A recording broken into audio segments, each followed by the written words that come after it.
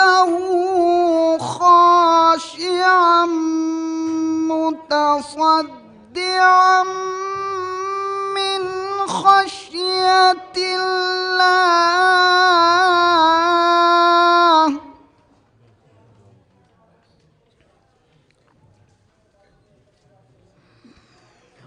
وتلك الأمثال نضربها للناس لعلهم يتفكرون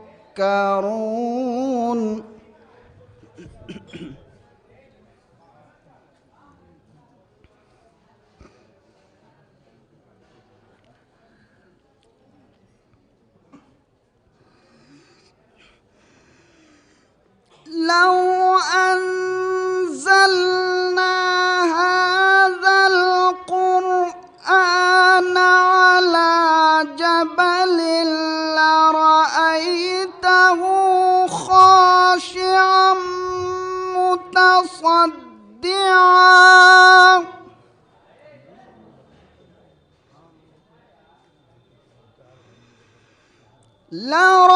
لرأيته خاشعا متصدعا من خشية الله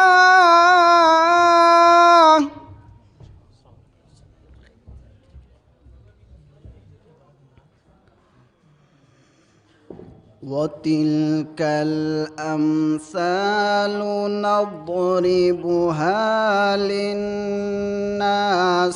لعلهم يتفكرون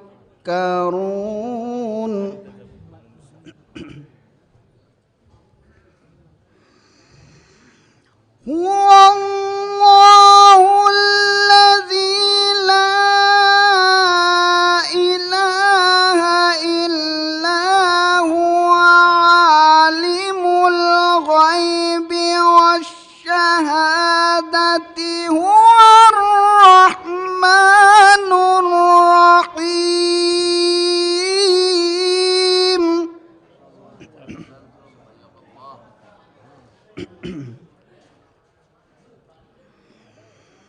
هو الله الذي لا إله إلا هو الملك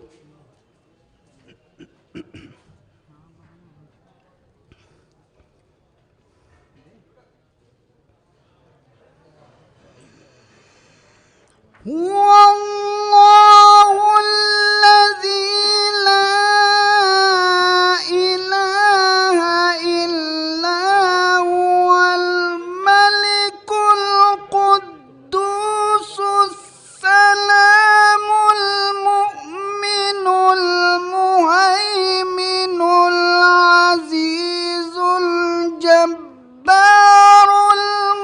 المتكبر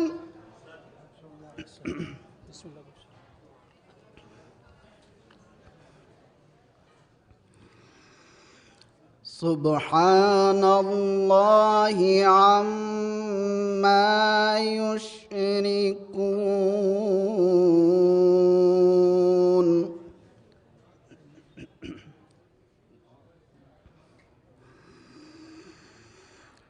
هو الله الخالق البارئ المصور له الأسماء الحسنى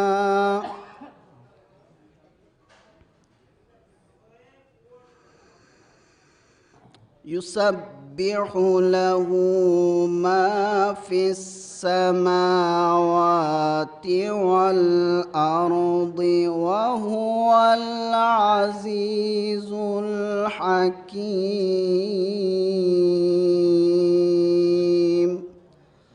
صدق الله العلي العظيم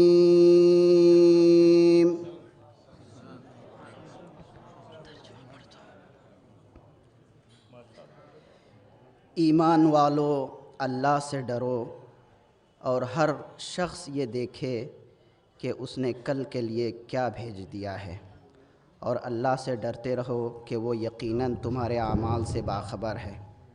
اور خبردار ان لوگوں کی طرح نہ ہو جانا جنہوں نے خدا کو بھلا دیا تو خدا نے خود ان کے نفس کو بھی بھلا دیا، اور وہ سب واقعی فاسق اور بدکار ہیں۔ اصحاب جنت اور اصحاب جہنم ایک جیسے نہیں ہو سکتے۔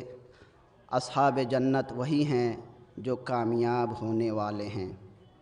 ہم اگر اس قرآن کو کسی پہاڑ پر نازل کر دیتے تو تم دیکھتے کہ پہاڑ خوف خدا سے لرزاں اور ٹکڑے ٹکڑے ہوا جا رہا ہے۔ اور ہم ان مثالوں کو انسانوں کے لیے اس لیے بیان کرتے ہیں کہ شاید وہ کچھ غور و فکر کر سکیں۔ وہ خدا وہ ہے جس کے علاوہ کوئی خدا نہیں ہے، اور وہ حاضر و غائب، سب کا جاننے والا، عظیم اور دائمی رحمتوں کا مالک ہے۔ وہ اللہ وہ ہے جس کے علاوہ کوئی خدا نہیں ہے۔ وہ بادشاہ، پاکیزہ صفات، بے عیب، امان دینے والا، نگرانی کرنے والا، صاحب عزت، زبردست اور کبریائی کا مالک ہے۔ وہ ان تمام باتوں سے پاک و پاکیزہ ہے جو مشرکین کیا کرتے ہیں۔ وہ ایسا خدا ہے جو پیدا کرنے والا، ایجاد کرنے والا اور صورتیں بنانے والا ہے۔ اس کے لیے بہترین نام ہیں۔ زمین و آسمان کا ہر ذرہ اسی کے لیے محض تسبیح ہے، اور وہ صاحب عزت و حکمت ہے۔ صدق اللہ العلی العظیم۔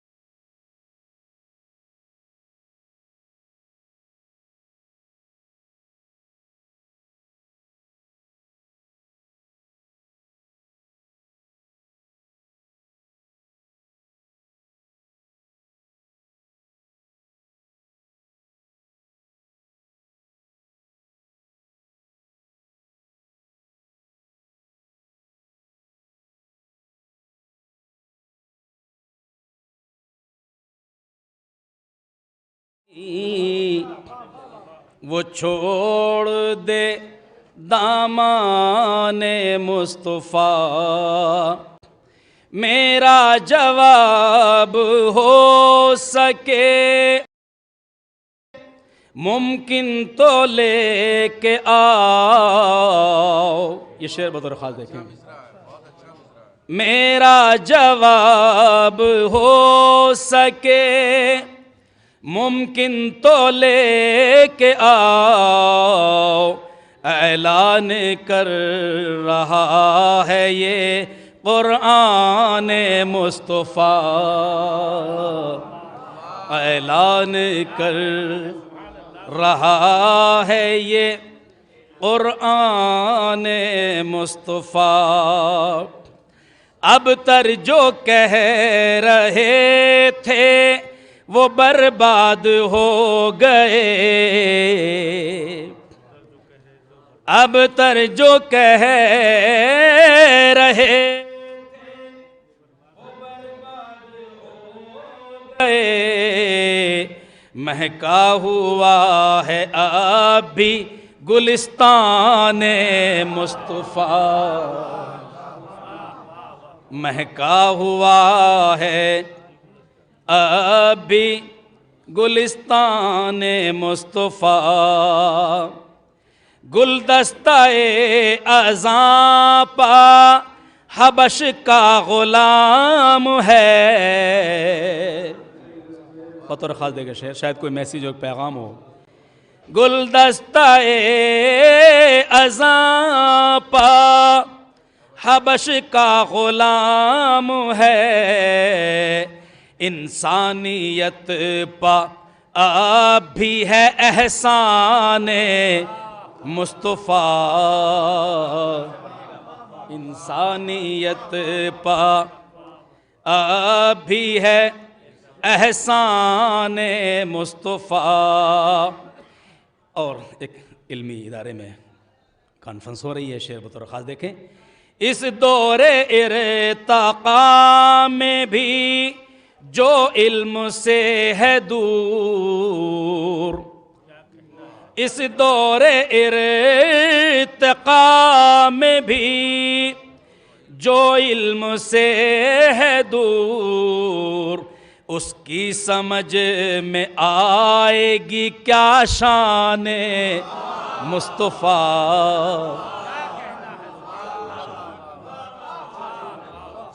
اس دور ارتقاء میں بھی جو علم سے ہے دور، اس کی سمجھ میں آئے گی کیا شان مصطفیٰ. یہ وہ ہیں جن سے مہکا ہے ایمان کا چمن، یہ وہ ہیں جن سے مہکا ہے ایمان کا چمن. عمار اور بوذر و سلمان مصطفیٰ، عمار اور بوذر و سلمان مصطفیٰ. ملت میں اتحاد قیامت تلک رہے، ملت میں اتحاد قیامت تلک رہے. کل بھی تھا آج بھی ہے یہ ارمان مصطفیٰ، کل بھی تھا اور آج بھی ارمان مصطفیٰ. ایک میسیج. کافر سے بھی ہو عہد تو اس کو وفا کرو، کافر سے بھی ہو عہد تو اس کو وفا کرو. یہ ہے جہان امن میں اعلان مصطفیٰ، یہ ہے جہان امن میں اعلان مصطفیٰ، صد فخر ہے جو ان کے غلاموں میں ہو شمار، صد فخر ہے جو ان کے غلاموں میں ہے ہو شمار، جبریل سا ملک بھی ہے دربان مصطفیٰ، جبریل سا ملک بھی ہے دربان مصطفیٰ، بیٹے نے کربلا میں بچایا انہی کا دین، صلوات محمد اور تشریف لائیں، ایک صلوات کا سہارا دیں تو یہ شعر آپ کی خدمت پیش کروں۔ آخری شعر ملاحظہ فرمائیں، شاید کسی سے لائق ہو۔ بیٹے نے کربلا میں بچایا انہی کا دین، اور باپ ہے علی کا نگہبان مصطفیٰ، اور باپ ہے علی کا نگہبان مصطفیٰ، صابر زباں پہ آ گئے مدحت کے یہ گلاب، صابر زباں پہ آ گئے مدحت کے یہ گلاب، جب فکر میری ہو گئی مہمان مصطفیٰ، جب فکر میری ہو گئی مہمان مصطفیٰ، میرا جواب ہو سکے ممکن تو لے کے آؤ، اعلان کر رہا ہے یہ قرآن مصطفیٰ، میرا جواب ہو سکے ممکن تو لے کے آؤ، اعلان کر رہا ہے یہ قرآن مصطفیٰ، اعلان کر رہا ہے یہ قرآن مصطفیٰ، صلوات بر محمد علیہ۔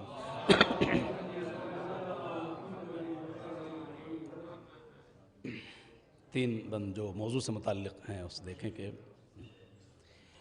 اہل عالم یہ صدا تم بصد اکرام سنو، اہل عالم یہ صدا تم بصد اکرام سنو، جو ہے قرآن و محمد کا وہ پیغام سنو، جو ہے قرآن و محمد کا وہ پیغام سنو، ایک معبود حقیقی کی عبادت کرنا، ایک معبود حقیقی کی عبادت کرنا، اور مخلوق خدا کی بھی ہو خدمت کرنا، اور مخلوق خدا کی بھی ہو خدمت کرنا، جو بھی مظلوم ملے اس کی حمایت کرنا، جو بھی مظلوم ملے اس کی حمایت کرنا، اہل عالم یہ صدا تم بصد اکرام سنو، جو ہے قرآن و محمد کا وہ پیغام سنو، خواہش نفس کے اے دوست و بندے نہ بنو، ظلم اور جور و تشدد کے مقابل اٹھو، جہاں ہٹنا ہے ہٹو اور جہاں بڑھنا ہے بڑھو، جہاں ہٹنا ہے ہٹو اور جہاں بڑھنا ہے بڑھو، اہل عالم یہ صدا تم بصد اکرام سنو، جو ہے قرآن و محمد کا وہ پیغام سنو، تم کو ناموس کی عزت کا بھی رکھنا ہے خیال، اور پڑوسی کو نہ پہنچاؤ کبھی رنج و ملال، تم کو اخلاق کے میدان میں حاصل ہو کمال، اہل عالم یہ صدا تم بصد اکرام سنو، جو ہے قرآن و محمد کا وہ پیغام سنو، ایک معبود حقیقی کی عبادت کرنا اور مخلوق خدا کی بھی ہو خدمت کرنا، جو بھی مظلوم ملے اس کی حمایت کرنا، اہل عالم یہ صدا تم بصد اکرام سنو، جو ہے قرآن و محمد کا وہ پیغام سنو۔ شکریہ۔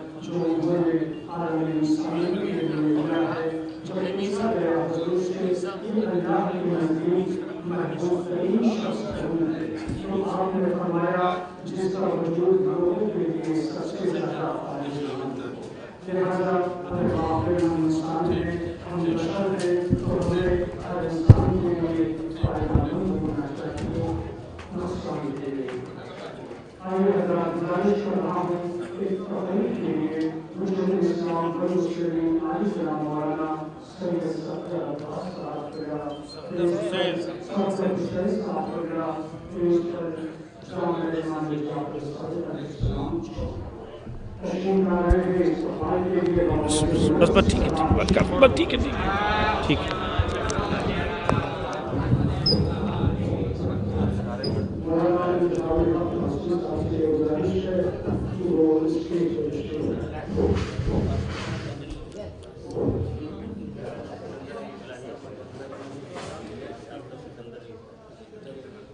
سکندر علی اصلاحی صاحب موجود ہیں اور آپ حضرات دیکھ رہے ہیں، اور اگر یہ ادھر چلے آئیں اسٹیج پہ تو سب دیکھ لیں گے.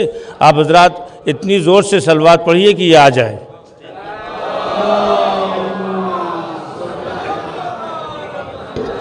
سکندر لڑنے کے لیے آیا تھا مگر یہ اصلاح کرنے کے لیے آئے ہیں. ہاں بالکل کوئی بات نہیں. السلام علیکم.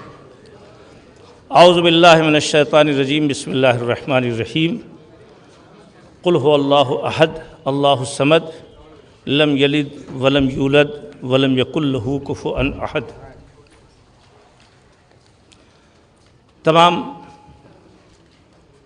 وہ افراد چھوٹے سے لے کے بڑے تک جنہوں نے اس پروگرام کو آرگنائز کیا ہے اور دن رات کی انتھک محنت کر کے اس کو شکل دیا ہے، یقیناً ہر چھوٹے سے بڑا شخص قابل مبارکباد ہے اور اس کی جتنی بھی ستائش کی جائے وہ کم ہے.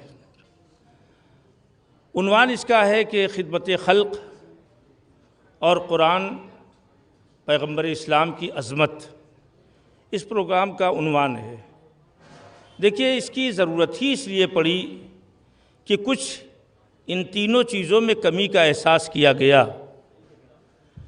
کہ یا تو خدمت خلق کی کمی ہماری طرف سے ہو رہی ہے، یا تو قرآن فہمی یعنی قرآن کا سمجھنا اور قرآن کا دوسروں تک سمجھانا، اس میں ہم تھوڑا سا پیچھے ہیں. اور اس عظیم ذات کہ جس کے ذریعے نبوت پہچانی گئی ہے، توجہ فرمائیں آپ، جس کے لیے نبوت پہچانی گئی ہے، اس ذات کی معرفت اور اس ذات کی تبلیغ اور توصیف اور ستائش جس عنوان سے ہمیں اپنے عمل کے ذریعے پیش کرنا چاہیے تھا وہ نہیں ہوئی. اس وجہ سے یہ ضرورت محسوس ہوئی. ہمارے درمیان یہ مزاج بنا ہوا ہے کہ ہم اپنا دین سنبھال لیں، اگرچہ اس میں بھی بڑا سخت مرحلہ ہے، لیکن ہر مسلمان کی یہ ذمہ داری ہے کہ وہ خود بھی مسلمان ہو اور دوسروں کو بھی اسلام کی عظمت اور اس کی باتوں سے آشنا کرے. ہم نے صرف ایک محاذ پہ کام کیا اور کرتے آ رہے ہیں کہ ہم مسلمان ہیں اور مسلمان بنے رہ جائیں. بڑے بڑے پروگرام، بڑے بڑے اجتماع، بڑی بڑی کانفرنسیں ہر فرقوں میں ہوتی رہتی ہیں، لیکن کم دیکھنے میں آتا ہے کہ کوئی کھڑا ہو کے کہے کہ ہاں ہم آج اسلام کو قبول کرتے ہیں، اسلام موضوع ہے اور اس کے اسباب کیا ہیں وہ بھی ایک الگ مرحلہ ہے. لیکن ابھی یہ دیکھنا پڑے گا کہ کیا ہم نے اس محاذ پہ کام کیا کہ ہم خدمت خلق میں جسے سب سے آگے ہونا چاہیے اس قوم میں سے ہم ہیں یا نہیں ہیں. ماضی نہیں، اس وقت جسے سب سے آگے ہونا چاہیے ہم اس قوم میں شامل ہیں یا نہیں. قرآن کو سمجھنے میں جسے سب سے آگے ہونا چاہیے اس میں ہم آگے ہیں یا نہیں ہیں. رسول کی سیرت اور رسول کے صفات کو سمجھنے میں جسے سب سے آگے ہونا چاہیے، نقطوں کی شکل میں نہیں، واقعی شکل میں، اس میں ہمارا شمار ہے یا نہیں ہے۔ تو عزیزان گرامی، تو جب ہم پہلے ہی محاذ پر یعنی خود مسلمان رہنا، خود خدمت خلق کرنا، خود قرآن مجید کے پیام کو عام کرنا، خود پیغمبر اکرم صلی اللہ علیہ وآلہ وسلم کی سیرت کو عام کرنا، دیکھیں شور شرابے کا نام مذہب نہیں ہے کہ شور ہو رہا ہے، تمام مذاہب چلاتے رہتے ہیں، شور کرتے رہتے ہیں، کہیں جے شری رام ہے، کہیں نعرہ تکبیر ہے، کہیں نعرہ حیدری ہے، مگر یاد رکھیں اس کا نام مذہب نہیں ہے، چاہے جو مذہب ہو۔ میں ایک شعر آپ کے سامنے عرض کرنا چاہتا ہوں کہ شور اتنا ہے کہ سونے نہیں دیتے مذہب، شور اتنا ہے کہ سونے نہیں دیتے مذہب، نیند ایسی ہے کہ انسان کوئی بیدار نہیں۔ ہمارے درمیان بیداری نہیں ہے، شور دن و رات مذہب کا ہے، ہر آدمی مذہب کا شور مچا رہا ہے، ہر آدمی، خدا کی قسم جو ہمارے درمیان جو کچھ مذہب کی شکل و صورت دکھائی دے رہی ہے وہ بھی انہی مدارس اور ان مکاتب کی جسے مرحوم جناب مولانا غلام عسکری صاحب قبلہ اور ان کے رفقا نے قائم کیا، اور آج گلی گلی کوچوں میں روز افزو ترقی کی منزلوں کو طے کر رہا ہے، جس میں چھوٹے سے لے کے بڑے تک تمام تنظیم کے افراد لگے ہوئے ہیں۔ اس کے باوجود ابھی گویا 5-7% ہی کام ہوا ہے اس مرحلے پہ، اور کام ابھی باقی ہے۔ اور فرما رہے ہیں آپ، تو ہمارے درمیان مذہب کا شور زیادہ ہے لیکن مذہب کا کام کم ہے۔ تقریریں بھی ہوں گی، اور ظاہر ہے کہ میں بھی آپ کے سامنے 2-4 باتیں اپنے ٹوٹے پھوٹے الفاظ میں عرض کر رہا ہوں۔ حضور، تو سب سے پہلے لازم ہے کہ ہم اسلام کو پھیلانے کی کوشش کریں، اپنا صحیح اسلام، اپنے صحیح طریقہ اسلامی کو، تہذیب اسلامی، تمدن اسلامی، ثقافت اسلامی کو اپنے گھر، اپنے آنگن، اپنے محلے، اپنے معاشرے، اپنے انجمن، اپنی مجلس، اپنے جلسوں، ان تمام جگہوں پر اسے پیش کرنے کی کوشش کریں تاکہ سمجھ میں آئے کہ ہاں یہ کیا چیز ہے۔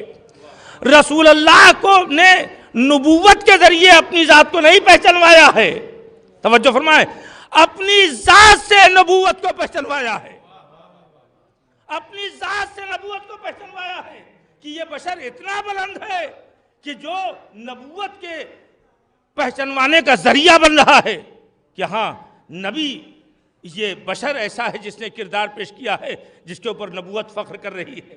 تو عزیزان گرامی، کیا کیا ہے پیغمبر اسلام نے؟ بس 2-3 جملوں میں آپ اسے سماعت فرما لیں، موضوع کا حق ادا بھی کرنا ہے۔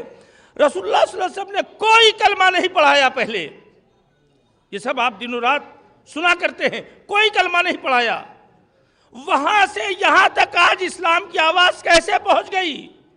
اخلاق کا کام کیا، کردار کا کام کیا، اور اس کے بعد سارا مرحلہ، اور ان تمام مشرکین کے سامنے اتنے مضبوط ہو کے سامنے آئے کہ انہوں نے کہا کہ اگر ہم کہیں کہ اس پہاڑ کے پیچھے ایک لشکر چھپا ہوا ہے جو تمہارے اوپر حملہ کرے، اب آپ سوچیں پہاڑ کے پیچھے اگر کوئی لشکر رہے گا تو کچھ نہ کچھ اس کے ہم ہمیں کی، اس کے شور کی، اس کی بات کچھ تو دکھائی دے گی۔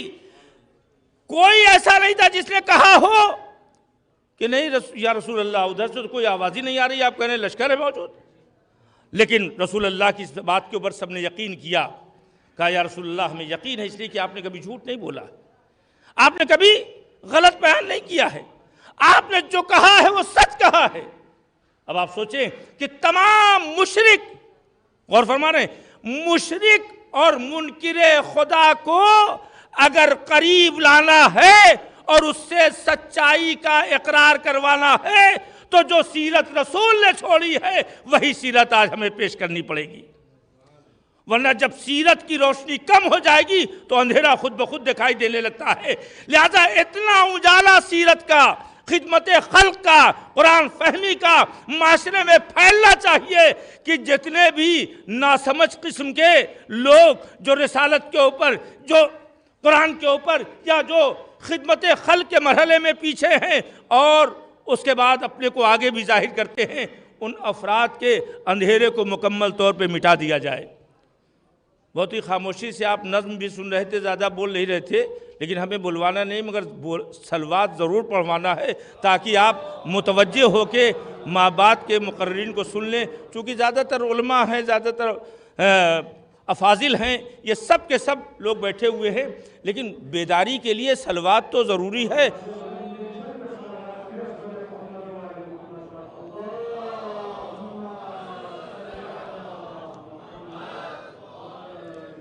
اچھا یہ بتائیے، سب کے سب مسلمان اس دنیا میں یہاں ہندوستان میں تھے گلیوں کوچوں میں؟ کیا یہ خاندانی مسلمان ہیں؟ کیا یہ سب کے سب رسول اللہ لے کر کے یہاں چلے آئے تھے؟ کہا نہیں صاحب، وہاں سے کچھ لوگ آئے اور اسلام دے کے گئے۔ کیسے آئے؟ اسلام کی تبلیغ کرنے کے لیے آئے۔ اب تو اسلام کی تبلیغ کے لیے بھی لوگ نکلتے ہیں، تب بھی لوگ اسلام کے قریب نہیں آنا چاہتے۔ وہ پیسہ ویسا اگر نہ دیا جائے تو چاہے جتنا ٹولہ چلے مگر وہ کوئی فائدہ نہیں ہوتا ہے۔ تو اس ہندوستان میں اسلام کیسے آیا؟ سب سے پہلے تو اگر آپ غور کریں گے تو تجارت کے ذریعے سے، بیاپار کے ذریعے سے، بزنس کے ذریعے سے وہاں کے تاجر آتے تھے، یہاں اپنی امانتداری، اپنی نیکی بہتر انداز میں تجارت کو پیش کر کے یہاں سے جاتے تھے واپس، اور ان کی ایمانداری اور دیانتداری کو دیکھ کر لوگ ان سے قریب ہوتے تھے۔ بڑا سخت سفر تھا، سمندر کا سفر، 6 مہینے کا سفر، اور طے کر کے آتے تھے، دریا خشک تمام سفر کو طے کر کے آتے تھے اور اپنا مال تجارت بیچ کر کے لوگوں کے دلوں کے اوپر چھا جاتے تھے، اور نتیجہ یہ ہوا کہ لوگ ان کی باتوں کو سن کر کے اسلام اور قرآن سے گرویدہ ہو گئے۔ لوگ کوئی منطقی بات نہیں، کوئی فلسفی بات نہیں، کوئی بہت گہری بات نہیں کہ فلاں فلاں شاہ صاحب نے یہ کہا اور فلاں صاحب نے یہ کہا، نہیں، سیدھا سادہ عملی انداز یہ تھا کہ لین دین میں بہتری اور ایمانداری کے ساتھ اور قول و قرار میں پختگی کے ساتھ وہ آتے گئے تو لوگ ان کے مذہب سے قریب آتے گئے۔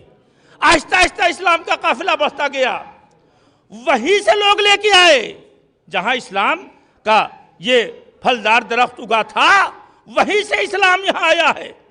اچھا اب آپ دیکھیں، کل بھی وہیں سے لوگ آتے تھے، آج بھی وہیں سے لوگ آتے ہیں۔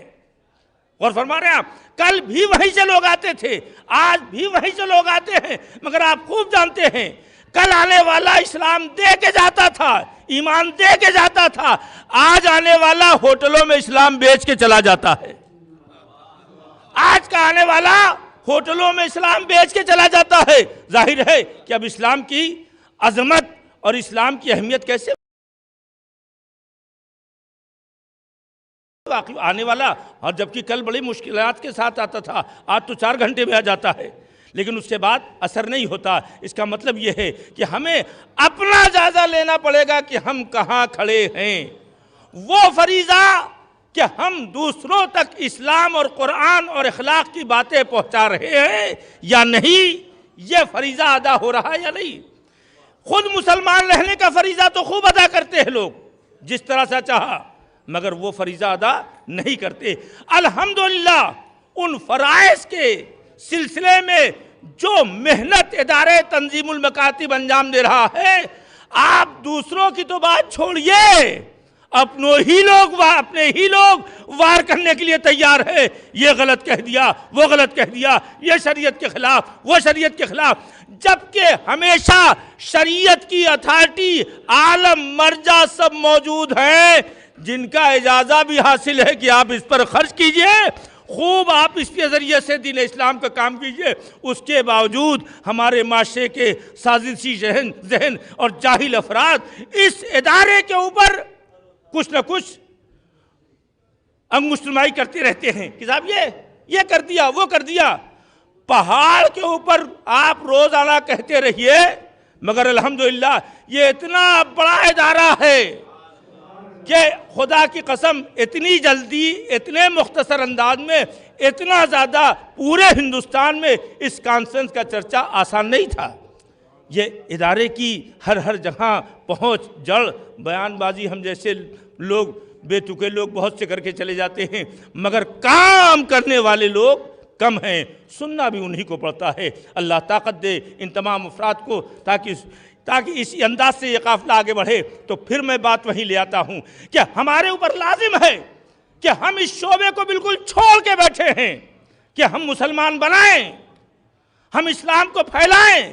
اس پر کانفرنس ہو کہ کیا وجہ ہے کہ لوگ اب اسلام کے پاس باقاعدہ اس انداز میں نہیں آ رہے جیسے پہلے آتے تھے، جبکہ جتنا زیادہ علم کی روشنی بڑھتی جائے گی اتنا ہی زیادہ اسلام کی عظمتیں سامنے آتی جائیں گی۔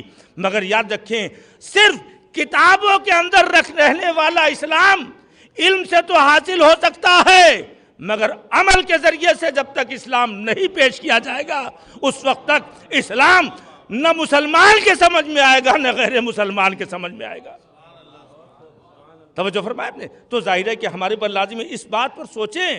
کہاں کوئی سوچتا آسانی سے کہ صاحب مسلمان بنانا ہے، بڑے بڑے ادارے ہیں، کہاں یہ کوئی شعبہ ہے کہ اسلام یعنی مسلمان بنانے کا مطلب امن کے ساتھ رہنا اور دوسروں کے لیے امن کا پیغمبر بن جانا، ایسا اسلام۔ یہ نہیں وہ لوگ یہ تو سیاسی زبانیں ہیں، دھرم پریورتن اور مذہب بدلنا، یہ سب تو اصل میں اسلام نام ہی ہے امن کا۔ اور جہاں جہاں بھی خوریزی اور فساد دکھائی دیتا ہے وہاں کسی کی خاص شخصیت ہوگی، اسلام نہیں ہے وہاں، اسلام نہیں ہے وہاں، شریعت نہیں ہے وہاں، دین نہیں ہے۔ لہٰذا اس رخ پر ہمیں کام کرنے کی ضرورت ہے، اور ہمیں مسلمان بنے رہنے کے لیے سب سے زیادہ ضروری ہے کہ ہمارا عمل، ہمارا کردار، ہمارا یقین توحید کے اوپر مستحکم ہو، وحدانیت کے اوپر مستحکم ہو۔ اگر ہمارے گھروں میں وحدانیت کو سمجھایا جاتا تو چاہے جتنے بھی حکومت کی نوازشیں ہوتی دنیا کی، لیکن کوئی بھی موحد اپنا گھر چھوڑ کے جا نہیں سکتا۔ ابھی ہمارے صابر بھائی نے جناب بلال کا، یا آپ نے کسی نے جناب بلال کا تذکرہ کیا تھا، کتنی سختیاں ان کے اوپر ہوئیں، کتنی سختیاں۔ ایسا نہیں کہ مال روک دیا گیا، مقدمہ قائم ہو گیا، یہ نہیں، مارے گئے، پتھر ڈھایا گیا، لیکن جب عقیدہ توحید پورے وجود میں راسخ ہو جاتا ہے تو دنیا کی کوئی بھی طاقت وہ شکست کھا سکتی ہے، مگر خود اس کا ماننے والا شکست کھا کے ہراساں نہیں ہو سکتا ہے۔ صلوات پڑھتے محمد والے محمد پر۔ ارے بھئی آپ حضرات اپنی ہی حفاظت کے لیے بآواز بلند صلوات پڑھ دیجئے۔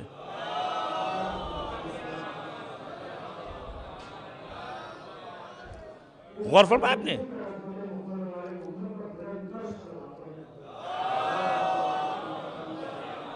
بس میں ختم کرنے والا ہوں، میں نے صرف ایک رخ پیش کیا ہے کہ مسلمان رہنا اور مسلمان بنانا، یعنی امن کے ساتھ رہنا اور امن کا مرحلہ دوسروں تک پہنچانا۔ کیا لوٹ کا نام امن ہے؟ کیا دوسرے کے حقوق کے اوپر کو غصب کرنے کا نام امن ہے؟ کیا ظلم کا نام امن ہے؟ اگر ظلم کا نام امن ہوتا تو یہ نہ کہا جاتا کہ ملک کفر کے ساتھ تو باقی رہ سکتا ہے مگر ظلم کے ساتھ باقی نہیں رہ سکتا ہے۔ اس کا مطلب کردار اور ہماری سیرت اس پیغمبر سے ملنی چاہیے کہ جہاں ہم ظالموں کے ساتھ ہی نہیں بلکہ ہم مظلوم کے ساتھ ہی دکھائی دیں، جہاں ہمارے ساتھ ایسا لگے کہ ہاں ان کے کردار سے امن کا پیغام جا رہا ہے۔ بہت ہی اکثر بیشتر چھوٹی چھوٹی مثالیں دی جاتی ہیں۔ بیچارے روزانہ پڑوسی اتنا خطرناک کہ اپنے گھر کا کوڑا لے جا کے دوسرے کے دروازے پر رکھ دیتا تھا۔ ہم لوگ ہوتے تو نکلتے ہی پہلے اس کو، اب آج کل یہی زبان ہی کہا جاتا ہے، پہلے ماریے مولانا بعد میں سمجھیے گا، اسی کا اب آج کل بڑے خراب ہو گئے لوگ۔ حالانکہ یہ بھول گئے کہ رسول اللہ کے زمانے سے زیادہ خراب لوگ نہیں ہیں، رسول اللہ کے زمانے سے زیادہ خراب نہیں ہے۔ کہا تھا اب روزانہ دروازے پہ کوڑا لے جا کے رکھ دیتے۔ تو اس نے بھی کیا کیا، دیکھا کوڑا رکھا گیا ہے تو وہ اس نے لے جا کے پھینک دیا۔ اس کے بعد ایک بہترین ڈولچی خرید کے لایا اور اس میں بڑی سی بالٹی میں سارے پھل بھر کے لے جا کے ان کے دروازے پہ رکھ دیا۔ اب جب ان کا دروازہ کھلا صبح تو دیکھا کہ یہ پھل رکھا ہوا ہے۔ اب بڑے پریشان ہوئے، تو یہ کہاں سے آیا؟ کسی نے پوچھا کہ یہ کہاں سے آیا، تو کہا وہ پڑوس والے رکھ کے گئے تھے۔ اب ان کا دروازہ کھٹکھٹایا، وہی رسول کی سیرت۔ توجہ فرمائیں، ان کا دروازہ کھٹکھٹایا، یہ کیا آپ نے رکھا ہے؟ کہا صاحب آپ یہ چاہتے تھے جو آپ کے پاس تھا وہ آپ لا کے رکھتے تھے، اور جو میرے پاس تھا میں نے لا کے رکھ دیا، تو اس میں کیا پریشانی ہے؟ تو عزیزان گرامی اس کی ضرورت ہے، آپ کتنا بھی اصول، دلیل، منطق، فلسفہ، انگلش بولیے، عربی بولیے، اردو بولیے، کچھ بھی بول جائیے، اب کسی کی صحت پہ کوئی اثر پڑنے والا نہیں ہے۔ اسی کی سب ایک جملے میں کہتے تھے، یہ سب دکھاوا ہے، ایک جملے میں ساری آپ کی اچھائی کو مٹا دیں گے، اور خاص طور سے ہم جیسے لوگوں کے لیے تو اور دکھاوے کا الزام فوراً لگ جاتا ہے۔ تو صاحب یہ دکھاوا ہے تو کر کے دکھانا پڑے گا، ہاں، کہ رسول کی سیرت اور قرآن مجید، تاکہ ہر زمانے میں ایسے ظالموں کو جو یزید صفت ظالم ہیں، جس نے کہا تھا کل کہ نہ کوئی قرآن آیا تھا، نہ کوئی وحی نازل ہوئی تھی، نہ پیغمبر آیا تھا، یہ تو صرف بنی ہاشم کا ایک ڈھونگ تھا، تو یہ جملہ منکران الوہیت کے لیے، خدا کا انکار کرنے والوں کے لیے، اسلام مخالفین کے لیے ایسا تھوڑی یہ جملہ بھولا ہوا ہے، یہ جملہ سب کو یاد ہے۔ تو آج بھی یہ رخ اپنایا جا رہا ہے، تو جتنے لوگ سماعت فرما رہے ہیں اس حقیر کے جو ٹوٹے پھوٹے جملے ہیں، ان جملوں سے خلاصے کے طور پر یہ عرض کرنا چاہتا ہوں کہ ہم توحید کو مانیں، رسالت کو تسلیم کریں، اور توحید کو بچپنے سے بچہ کچھ بھی کرے اللہ سے ڈرائیے، اللہ کی طرف متوجہ کرائیے، اللہ کی طرف۔ اب پھر وہی بات ہوگی، جب اللہ کو بتانا ہوگا تو تنظیم کی طرف آنا پڑے گا۔ بھائی اللہ کو بتانا پڑے گا تو تنظیم کا وہ مکتب والا وہ کتاب اب تو گھر میں بھی پہنچا دیا، بھائی گھر ہی میں پڑھ ڈالو، کہیں تو پڑھ ڈالو، کہیں تو سیکھ ڈالو۔ یعنی جسے کہیے کہ بالکل لا کے منہ پہ لقمہ رکھ دیا ہے، اب بھی نہ کھائے، تو پھر سوائے اس کے کہ وما علینا الا البلاغ، اس کے علاوہ کوئی مرحلہ نہیں ہے۔ تو ہمارے اس وقت چیلنجز زیادہ ہیں، اس وقت دنیا ہماری طرف دیکھ رہی ہے۔ اسلام کی بلندی کو جب سے مراجع کرام نے اور ایران نے عملی شکل میں جب سے اسلام کی عظمت کو پیش کر دیا، اور تھوڑے سے مختصر وقت میں صحیح طریقے پر اسلامی فکر پیدا کر کے بڑی طاقتوں کو چیلنج کر دیا ہے، تب سے اسلام کے خلاف مسلمان سے زیادہ معلومات حاصل کرنے کے لیے اسلام کے خلاف اور اسلام کے سلسلے سے دوسرے لوگ سامنے آ گئے ہیں کہ زیادہ سے زیادہ ہم اسلام کی کمیاں نکال کے پیش کریں، حالانکہ اسلام میں کوئی کمی نہیں ہے۔ اس نے تو کہا کوئی جبر ہی نہیں ہے، آپ سکون سے رہیے، جیئے اور جینے دیجئے، سیدھا سیدھا مرحلہ ہے، لکم دینکم ولی دین، آپ کا دین آپ کے لیے ہے، ہمارا دین ہمارے لیے ہے۔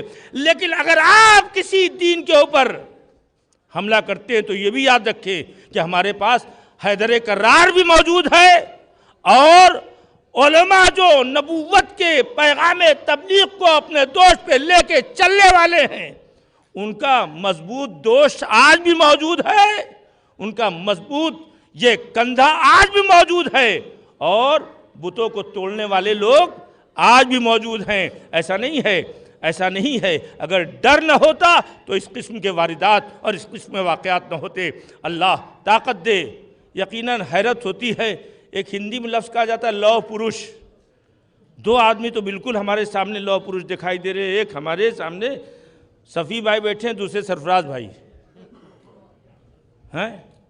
کچھ لوگ سوچ رہے ہوں سرفراز بھائی کو کہہ رہے ہیں، ان کو پتہ ہی نہیں ہے، بہت سے لوگ جو ان کے سامنے پیدا ہوئے ہیں تو وہ بیچارے کیا جانے سرفراز بھائی نے کتنی محنت کی۔ سرفراز بھائی اور ہمارے جی حیات کی انشاءاللہ آپ نے فاتحہ کہا، ان کی عمر بڑھ گئی۔ صلوات پڑھتے محمد والے محمد پر۔ اچھا تو یہ آپ یہ سمجھ لیں کہ ہمارے درمیان یہ شخصیتیں واقعاً چراغ لے کے پھر رہی ہیں، کوئی تو روشنی لے لے، کوئی تو روشنی لے لے۔ پھونکنے کے لیے لوگ بڑھتے ہیں، اپنا چراغ جلانے کے لیے نہیں بڑھتے کہ اس چراغ سے اور روشنی لے لیں، جبکہ نہ کوئی کسی کو۔ اب آپ سوچیں کہ یہ لوگ کبھی کسی کو برا بھلا کہتے ہیں؟ البتہ ان کو برا بھلا ضرور کہا جاتا ہے، صرف اس لیے کہ صحیح راستہ اور صحیح اسلام بتانے کی کوشش کر رہے ہیں۔ کتنا خطرناک ماحول، کتنا خطرناک مرحلہ.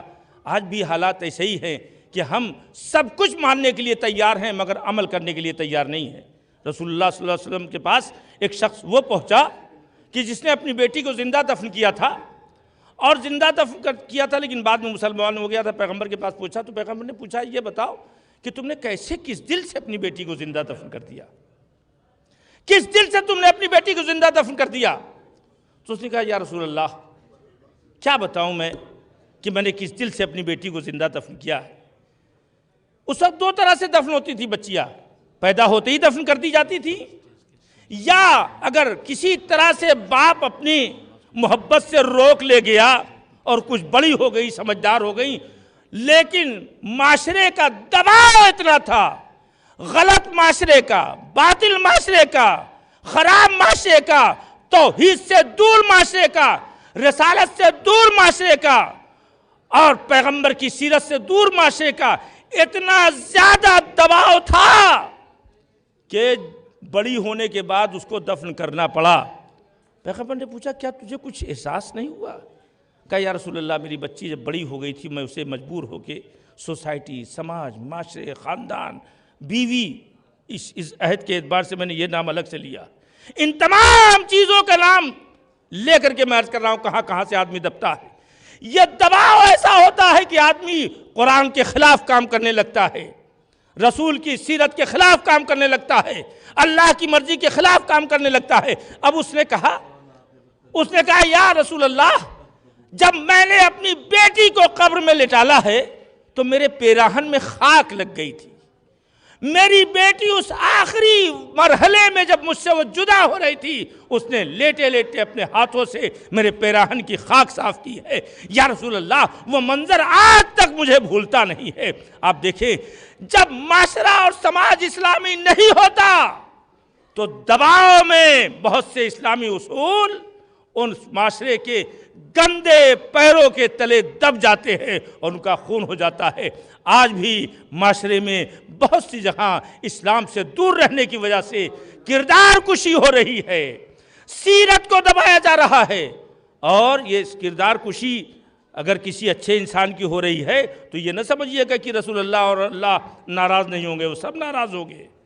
یہ سارا جو کام آج ہو رہا ہے مزاج بدلا ہوا ہے مگر کیفیت وہی سامنے آتی ہے. ہمیں چاہیے کہ ہم جاگ جائیں قبل اس کے کہ موت کا فرشتہ آ کر کے ہمیں لے جانے کے لیے تیار ہو جائے. پھر ہمارے پاس کوئی گنجائش نہ رہ جائے گی دل کے بہلانے کے لیے، چاہے جو آپ کہہ لیں، چاہے جو بات کر لیں. آج تو زمانہ ایسا آ گیا ہے کہ جس کو ذرا سا تیز دوڑتے ہوئے دیکھا اس کے ساتھ بھاگنے لگے، پھر دوسرے کو دیکھا ادھر چلے گئے، پھر تیسرے کو دیکھا ادھر چلے گئے. کہاں چلے گئے ہو؟ توحید کا راستہ، یکتا پرستی کا راستہ، رسالت کا راستہ، قرآن کا راستہ، امامت کا راستہ، نبوت کا راستہ، عدالت کا راستہ، یہ راستہ ایک ہی راستہ ہے، یہ ایک ہی راستہ ہے. مرزا غالب کا وہ شعر یاد آتا ہے، چلتا ہوں تھوڑی دور یا تھوڑی دیر ہر ایک تیز رو کے ساتھ. ان کو بھاگتے دیکھا ان کے ساتھ چلے گئے، ان کو بھاگتے دیکھا ان کے ساتھ چلے گئے. ارے آپ کے پاس اسلام جیسا اور قرآن جیسا تیز ترین مذہب، بہترین سیرت والا مذہب، بہترین اصولوں والا مذہب، بہترین کردار پیش کرنے والا مذہب آپ کے پاس موجود ہے. آپ کیوں کسی کو تیز رو سمجھ رہے ہیں؟ لہذا ہم اپنے اس بات کی طرف متوجہ ہو جائیں کہ ہمیں وہاں جواب دینا ہے، ہمیں اللہ کی بارگاہ میں جانا ہے. اللہ کے جب مولا علی جیسا شخص جب شب ضربت جب ٹہل رہا تھا بیت الشرف میں تو بیٹی نے پوچھا بابا آپ آج بہت مضطرب دکھائی دیتے ہیں. تو مولا علی نے کیا کہا؟ سب مولا علی کے چاہنے والے ہیں اور سب کے ساتھ مولا علی صرف قبر کے بعد سے آئیں گے، موت کے وقت سے لے کے محشر تک رہیں گے. زندگی میں مولا علی سے کوئی کام نہیں ہے ہمارا، بس نعرہ حیدری لگائیں، زندہ باد لگائیں، جو کچھ بھی کریں یہ سارا کام کرتے رہیں. یقیناً نعرہ حیدری، نعرہ صلوات سب کا ثواب ہے، مگر صرف زبان سے نہیں، دل کی گہرائیوں سے ہو. ایک مومن اتنا مضبوط ہوتا ہے. یہ سب کردار پیش کیے گئے ہیں. محمد اپنے بیٹے محمد ابن حنفیہ کو بھیجا تھا جب لڑنے کے لیے تو کیا کہا تھا؟ لشکر اپنی جہاں چھوڑ دے مگر تم نے جگہ چھوڑنا، اپنے جبلوں پہ جبلے کو رکھ کر کے کس کے دبا کے تم حملہ کرنا اور آخری جہاں پہ نگاہ رکھنا۔ یہ سب کہنے کے بعد کیا کہا کہ یاد رکھنا تمہارے ساتھ خدا ہے، یاد رکھنا فتح تمہاری ہے، اس لیے کہ تم حق پہ ہو، تم خدا کے ساتھ ہو، تو اللہ بہرحال حق پرست کے پاس ساتھ رہتا ہے۔ میں آپ کے وقت کو زیادہ نہیں اپنے ان چھوٹے اور چھوٹی چھوٹی فکروں اور چھوٹے چھوٹے جملوں کے ذریعے برباد کرنا چاہتا۔ جو بات تھی وہ میں نے آپ کے سامنے عرض کر دیا، کوئی کمی ہو تو معاف کیجیے گا۔ وقت جتنا انہوں نے دیا تھا اتنا میں نے پورا کیا ہے، اس سے زیادہ کی اجازت بھی نہیں ہے اور نہ اس سے کم کی اجازت تھی۔ باواز بلند صلوات پڑھتے محمد والے محمد پر۔ آخر میں دعا ہے کہ تمام یہ ہمارے مہمان جو دور دور دوسرے صوبوں سے تشریف لائے ہیں، یہ سب بہت ہی سکون اور عزت آبرو کے ساتھ الوہیت کا پیغام لے کے اس مرکز علمی سے اور اس تمام بھرپور سجے ہوئے ادارے کے ذریعے سے لے کے جائیں اور اخلاق اور سیرت پیغمبر اسلام اور قرآن مجید کے درس کو عام کریں، اس کے ذریعے سے حیات حاصل کریں، حیات بانٹیں، حیات دیں۔ وصلی اللہ علی محمد علی آلہ الطیبین الطاہرین۔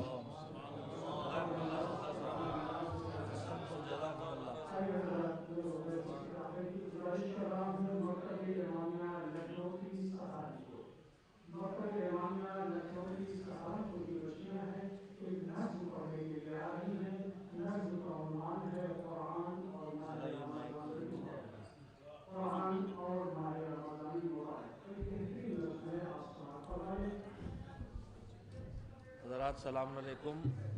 یہ پروگرام جو کانفرنس کے نام سے ہے، ہو سکتا ہے آپ کو کانفرنس سے کچھ الگ لگے، علماء اور مقررین کی تقریریں ہیں، کچھ حضرات کے مقالات ہیں۔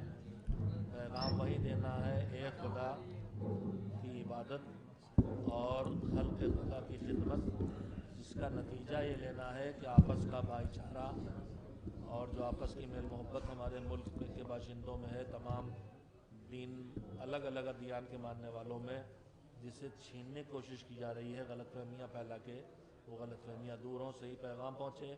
اس کے لیے تقریروں کا سہارا لیا گیا ہے، مقالے کا سہارا لیا گیا ہے، شعراء کرام کی خدمت میں گزارش کی گئی ہے، نظمیں پڑھیں گے وہ بھی انشاءاللہ انہی موضوعات پر ہوں گی، اور مکاتب امامیہ جو 1200 مکتب ہیں اس وقت الحمدللہ تقریباً پورے ہندوستان کے 18 اسٹیٹس میں 50,000 تقریباً بچے زیر تعلیم ہیں۔ ضروری دینی تعلیم اسکول جانے کے ساتھ ساتھ ان کو بھی یہی موضوع دیا گیا ہے تاکہ اسی موضوع پر بچوں کی زبان سے بھی بات پہنچے، اس کی زبان سے بھی بات تسلیت کے طریقے اپنائے جا سکتے تھے، وہ اپنائے گئے ہیں۔ بچوں کی سلامتی کے لیے صلوات۔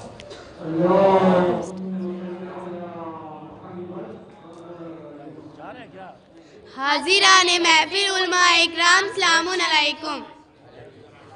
اعوذ باللہ من الشیطان الرجیم، بسم اللہ الرحمن الرحیم۔ اسلام کا غرور ہے قرآن کی بدولت، اسلام کی دنیا میں ہے قرآن سے عزت، یہ دین کا سرمایہ ہے اور ہے اس سے نہیں بڑھ کے کوئی دین کی دولت۔ قرآن نہ ہوتا تو بھٹک جاتا مسلمان، قرآن ہے مسلمان کے لیے حاصل ایمان۔ سنت کی نگاہ اور ہے رحمت کی نگاہ اور، نفرت کی نگاہ اور ہے الفت کی نگاہ اور، عالم کی نگاہ اور ہے جاہل کی نگاہ اور، ذلت کی نگاہ اور ہے عزت کی نگاہ اور۔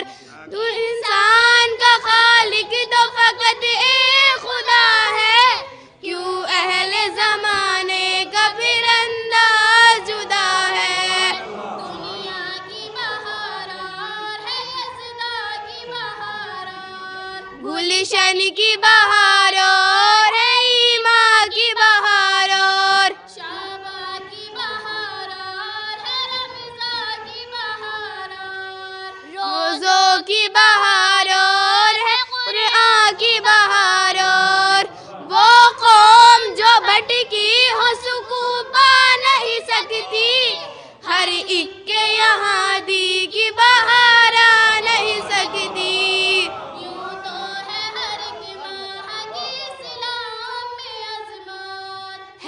سب سے زیادہ ماہ رمضان کی فضیلت، اس ماہ میں چھا جاتی ہے اللہ کی رحمت، مسجد میں جماعت ہو تو مٹ جاتی ہے نفرت، جس طرح سے قرآن میں یاسین آیا ہے، اس طرح مہینوں میں یہ ماہ رمضان ہے، جو حکم خدا ہے وہی فرمان نبی ہے، فرمان نبی جو ہے وہی حکم علی ہے، شامل انہی احکام میں ہم سب کی خوشی ہے، دیدار کی تقدیر اسی در سے بنی ہے، حق گوئی سے انکار کوئی کر نہیں سکتا، جو سچا مسلمان ہے وہ ڈر نہیں سکتا، ہر ایک مسلمان ہے پابند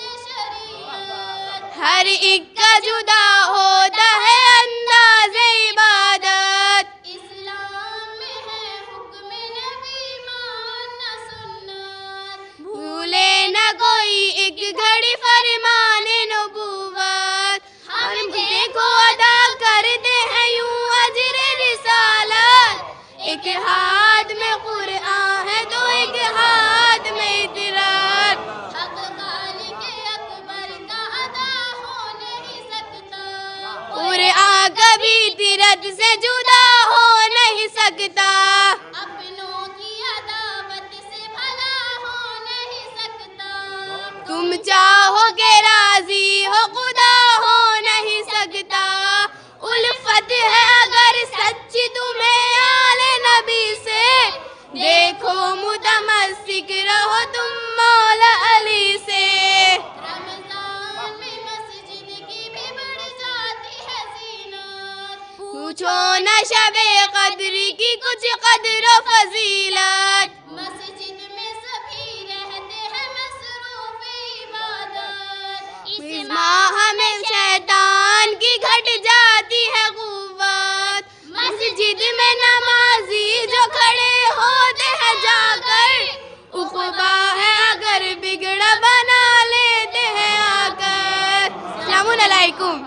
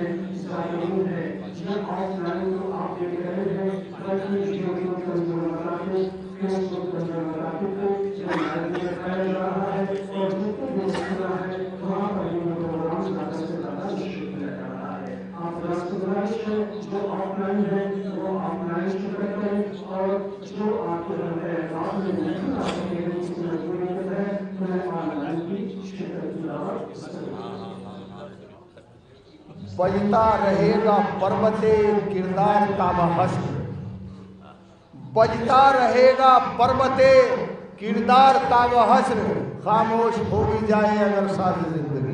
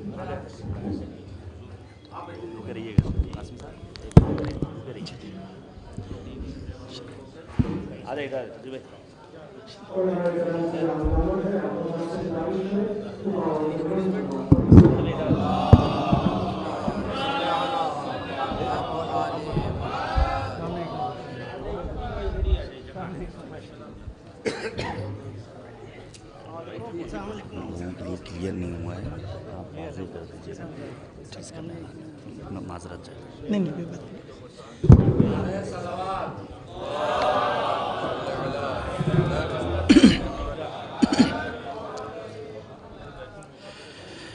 بسم اللہ الرحمن الرحیم، السلام علیکم ورحمۃ اللہ وبرکاتہ۔ الحمد للہ رب العالمین والصلاة والسلام على رسوله الكريم، أما بعد فأعوذ بالله من الشيطان الرجيم، بسم الله الرحمن الرحيم، وما خلقت الجن والإنس إلا ليعبدون، صدق الله العظيم۔ معزز حاضرین گرامی، آپ حضرات کے سامنے اور ان علماء کرام کی موجودگی میں کچھ گفتگو کرنا بہرحال گستاخی ہے۔ میں اس لائق اپنے آپ کو نہیں سمجھتا کہ ان معزز علماء کرام کے سامنے کچھ گفتگو کروں۔ دراصل آپ کے اس اجلاس کے اندر دارالعلوم وقف دیوبند کے محتمم حکیم الاسلام حضرت مولانا قاری محمد طیب صاحب علیہ الرحمہ کے نبیر محترم اور حجت الاسلام حضرت مولانا محمد قاسم نانوتوی علیہ الرحمہ کی نشان اور ان کے وارث حضرت مولانا محمد سفیان قاسمی صاحب مدد اللہ کو آنا تھا۔ اپنے گوناگو مصروفیات کی بنا پر، اسفار کی بنا پر وہ تشریف نہیں لا سکے۔ انہوں نے اپنا پیغام دے کر کے مجھے آپ کی خدمت میں بھیجا ہے۔ مجھے تو دراصل وہ پیغام آپ حضرات کی خدمت میں پیش کرنا تھا، لیکن آپ کے سیکریٹری صاحب اور آپ کے خصوصی داعی جناب مولانا سعید صاحب جن کے خصوصی اصرار پر حاضری ہوئی، ان حضرات کا یہ تقاضا ہے کہ میں بھی آپ کے سامنے کچھ لب کشائی کی جرات کروں۔ اسی تعلق سے میں نے ایک آیت آپ کے سامنے پیش کی ہے، اسی کا تقاضا بھی ہے اور عنوان کی مناسبت سے بھی اسی تعلق سے چند باتیں عرض کرنا چاہتا ہوں۔ جو آیت میں نے آپ کے سامنے تلاوت کی، اللہ تبارک و تعالیٰ اس کے اندر ارشاد فرماتے ہیں وَمَا خَلَقْتُ الْجِنَّ وَالْإِنسَ إِلَّا لِيَعْبُدُونَ، کہ ہم نے انسانوں کو اور جناتوں کو محض عبادت کے لیے پیدا کیا۔ یعنی اللہ تبارک و تعالیٰ نے جب انسانوں کی اور جناتوں کی تخلیق کی تو وہ تخلیق بے مقصد اور بغیر کسی غایت کے نہیں تھی، بلکہ اس تخلیق کا مقصد یہ تھا کہ اللہ کی عبادت کی جائے، اس کی بندگی کی جائے، اس کے سامنے سر تسلیم خم کیا جائے۔ اور پھر اللہ تعالیٰ نے یوں ہی انسان کو پیدا نہیں کیا۔ جب اللہ تعالیٰ نے انسانوں کو پیدا کیا، جس طرح اس کے لیے تمام انتظامات اس دنیا کے اندر کیے، اسی طریقے کے اوپر اللہ تعالیٰ نے اس کی روحانی غذا کے لیے بھی انتظام فرمایا، اور اس کے لیے اللہ تعالیٰ نے انبیاء کرام کا ایک تسلسل، ایک سلسلہ جاری فرمایا، اپنی ہدایتیں جاری فرمائی، اور اپنی ہدایتیں اللہ تبارک و تعالیٰ نے مسلسل انبیاء کے ذریعے آپ تک بھیجی۔ پھر ان میں سے کچھ لوگ وہ ہوئے جنہوں نے اس ہدایت نامے کو اختیار کیا، اور کچھ لوگ وہ ہوئے جنہوں نے اس ہدایت نامے سے انحراف کیا، اور جس کی بنا پر وہ لوگ دردناک عذاب کے اندر بھی مبتلا ہوئے۔ ایک لمبی اور طویل داستان ہے، اس داستان کے اندر جانے کا موقع نہیں ہے۔ میں آپ کے اس پروگرام کا عنوان ہے قرآن اور سیرت کا پیغام۔ دراصل میں اس تعلق سے چند باتیں عرض کرنا چاہتا ہوں۔ جب اللہ تبارک و تعالیٰ نے انبیاء کا یہ سلسلہ جاری فرمایا تو آخر کے اندر سید الاولین، خاتم الانبیاء، سرور کونین محمد عربی صلی اللہ علیہ وسلم کو مبعوث فرمایا۔ وہ ذات صرف اس کائنات کے لیے نہیں بلکہ قیامت تک کے لیے ان کو نبی بنا کر کے مبعوث فرمایا گیا۔ پھر ان کے پاس جو ہدایت نامہ دیا گیا، جو پیغام دیا گیا، وہ پیغام ایک انقلابی اور ایک آفاقی پیغام تھا۔ وہ پیغام صرف مکہ کے لیے نہیں تھا، وہ پیغام صرف مدینہ کے لیے نہیں تھا، وہ پیغام صرف عرب کے لیے نہیں تھا، بلکہ وہ پیغام پوری کائنات اور قیامت تک آنے والے ہر انسان کے لیے پیغام تھا۔ اگر ہم اس ہدایت نامے کو دیکھیں، اگر ہم اس پیغام پر غور کریں تو اس پیغام پر غور کر کے ہی ہماری دنیا اور آخرت کی فلاح اور اس کی کامیابی کا پورا راز اس کے اندر رکھ دیا گیا ہے، پورا نچوڑ اس کے اندر رکھ دیا گیا ہے۔ انسان کے لیے، ایک مسلمان کے لیے یہ کافی ہے کہ وہ اس ہدایت نامے پر غور کر کے اپنی آخرت سنواریں۔ لیکن ہمارا حال یہ ہے کہ جب اللہ تعالیٰ نے اس دنیا کے اندر بھیجا تو ہم بھول گئے کہ اللہ تعالیٰ نے ہمیں کس مقصد کے لیے بھیجا تھا۔ ہم بھول گئے کہ اللہ تعالیٰ کا اس کائنات کو بنانے کا مقصد کیا تھا، انسان کی تخلیق کا مقصد کیا تھا۔ اور جب ہم بھولے تو پھر اس کے بعد شیطان ہمارے اوپر حملہ آور ہوا، اسی طریقے کے اوپر جس طریقے کے اوپر اس نے بارگاہ ایزدی کے اندر اپنا وعدہ کیا تھا۔ دراصل قرآن کریم کے اندر اگر ہم غور کریں، قرآن کریم کی ہم بغور تلاوت کریں تو ہمیں اندازہ ہوگا کہ اللہ تعالیٰ نے قرآن کریم کے اندر دو کردار مسلمانوں کے لیے پیش کیے ہیں۔ ایک کردار ہے آدم علیہ السلام کا، ایک کردار ہے شیطان کا۔ آپ دونوں کے اندر غور کیجئے تو ہدایت نامہ آپ کے سامنے موجود ہے۔ شیطان، ابلیس، جو اللہ تعالیٰ کی عبادت کے اندر مصروف تھا، اللہ کی طاعت کے اندر مصروف تھا، جب اللہ تعالیٰ نے حضرت آدم علیہ السلام کو پیدا فرمایا تو شیطان سے یہ کہا گیا کہ تم ان کو سجدہ کرو۔ اس نے سجدہ کرنے سے انکار کر دیا، اور جب اس نے سجدہ کرنے سے انکار کیا تو اس کو فوراً راندہ درگاہ کیا گیا، اور درگاہ سے، اللہ کی بارگاہ سے اس کو باہر کر دیا گیا۔ اور جب اللہ کی بارگاہ سے اس کو باہر کیا گیا تو اس نے اس ٹائم یہ عہد لیا اور یہ پیمان لیا اور یہ وعدہ کیا کہ میں آپ کے بندے کو مسلسل آپ کی بندگی سے بہکاتا رہوں گا، ہدایت کے راہ سے گمراہ کرتا رہوں گا۔ ایک طرف تو یہ کردار ہے شیطان کا، دوسری طرف آدم علیہ السلام کی ذات ہے، وہ عظیم الشان ذات جن کو نبوت سے سرفراز فرمایا گیا، جنت کے اندر موجود ہیں، تمام طرح کی آسائشیں موجود ہیں، تمام طرح کی آرائشیں وہاں پر موجود ہیں، تمام طرح کی نعمتیں موجود ہیں۔ اللہ تعالیٰ نے فرمایا کہ تمام نعمتوں سے، تمام آسائشوں سے لطف اندوز ہونا، لیکن دیکھو یہ ایک درخت ہے، اس درخت کے قریب مت جانا۔ وہ شیطان جو انسان کا ازلی دشمن بن چکا تھا، اس کی وجہ سے یا جس وجہ سے بھی خواہشات نفسانی کے زیر اثر حضرت آدم علیہ السلام سے جہاں وہ چوک ہوتی ہے اور جہاں ان کو جنت سے باہر کیا جاتا ہے، تو دیکھیے جنت سے باہر آنے کے بعد مسلسل اللہ کی بارگاہ کے اندر گڑ گڑا رہے ہیں، رو رہے ہیں، اللہ سے معافی کے طلبگار ہیں، مسلسل دعائیں کر رہے ہیں، اور یہ کہہ رہے ہیں ربنا ظلمنا انفسنا وان لم تغفر لنا وترحمنا لنکونن من الخاسرین، کہ اے ہمارے پروردگار، ہم نے اپنے نفس پر ظلم کیا، ہماری مغفرت فرمائیے۔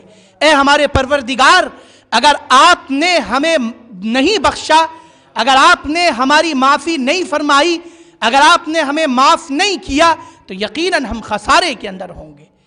یہ صبح شام کا ان کا ورد ہے، صبح شام بارگاہ رب العزت کے اندر گڑ گڑا رہے ہیں اور رو رہے ہیں۔ بالآخر اللہ تبارک و تعالیٰ کی جانب سے ان کی بخشش کا، ان کی مغفرت کا پروانہ ان کو ملتا ہے۔ کہنے کا مقصد یہ ہے کہ یہ دو کردار قرآن کریم کے ذریعے، اللہ تعالیٰ کے ہدایت نامے کے ذریعے آپ تک آ چکے ہیں۔ دونوں چیزیں آپ کے سامنے ہیں، آپ کو یہ غور کرنا ہے کہ کیا آپ شیطان کے کردار کو اختیار کرتے ہیں یا آپ انبیاء کے کردار کو اختیار کرتے ہیں؟ کیا آپ شیطان کے طریقے کو اختیار کر رہے ہیں یا انبیاء کے ہدایت نامے پر غور کر رہے ہیں؟ کیا آپ سرکشی کے راستے کو اختیار کر رہے ہیں یا آپ اطاعت و فرما برداری کے راستے کو اختیار کر رہے ہیں؟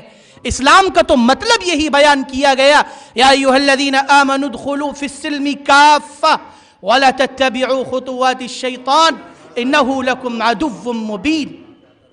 اے ایمان والو، تم مکمل کے مکمل اسلام میں داخل ہو جاؤ، ولا تتبعوا خطوات الشیطان، اور شیطان کے نقش قدم کی پیروی مت کرو۔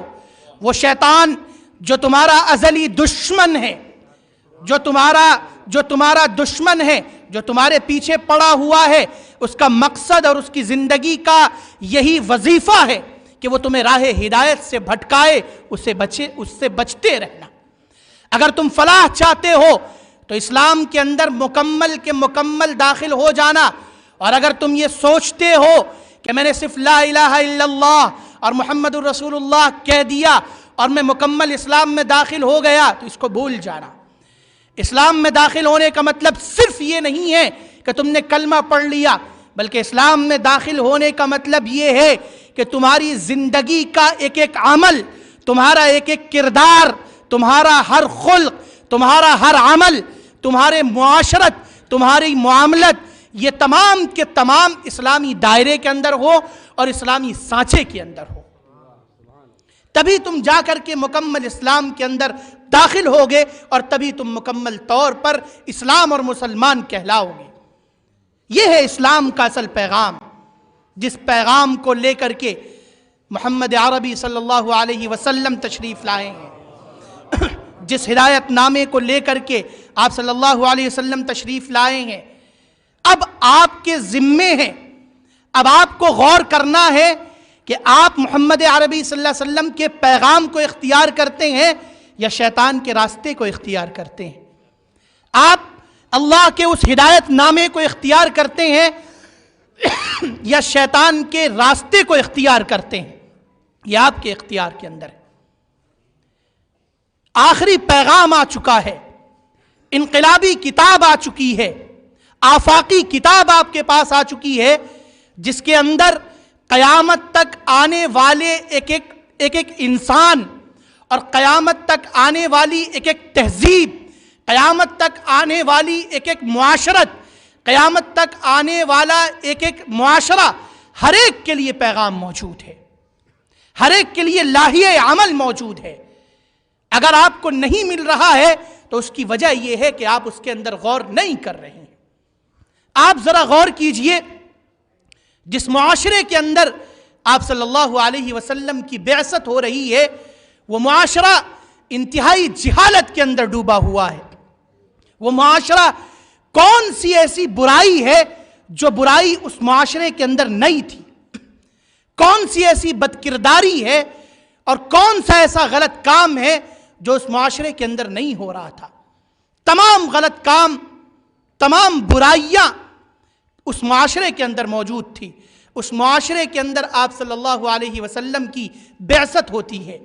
آپ صلی اللہ علیہ وسلم دین کا پیغام ان کے سامنے پیش فرماتے ہیں۔ آپ صلی اللہ علیہ وسلم کی پوری زندگی ان لوگوں کے سامنے ہے، پوری معاشرت ان کے سامنے ہے، لیکن اس کے باوجود جب آپ صلی اللہ علیہ وسلم سب سے عہد و پیمان لے رہے ہیں، سب سے یہ کہہ رہے ہیں کہ کیا تم نے میرے اخلاق کو کیسا پایا، تمام کے تمام یک زبان ہو کر کے کہہ رہے ہیں کہ یا رسول اللہ، ہم نے آپ کو صادق پایا ہے، ہم نے آپ کو امین پایا ہے۔ لیکن وہی معاشرہ اور وہی لوگوں کا پیغام پیش کیا جاتا ہے تو وہ تمام کے تمام مخالف ہو جاتے ہیں، وہ تمام کے تمام آپ صلی اللہ علیہ وسلم کے جانی دشمن بن جاتے ہیں۔ اور پھر اس کے بعد آئیے دیکھیے، آپ صلی اللہ علیہ وسلم کی پوری زندگی، آپ صلی اللہ علیہ وسلم مکہ کے اندر ہیں، کون سا ایسا ظلم ہے جو آپ پر روا نہیں رکھا گیا؟ آپ کے اوپر اوجھڑیاں ڈالی گئی، آپ کے اوپر پتھر برسائے گئے، اور کون کون سے مظالم وہاں پر آپ صلی اللہ علیہ وسلم پر ہوئے، ان کو ایک عام انسان برداشت بھی نہیں کر سکتا۔ شعب ابی طالب کی قید و بند ہیں تو دوسری طرف اپنوں کی دشمنیاں ہیں، تمام کے تمام جھیل کر کے۔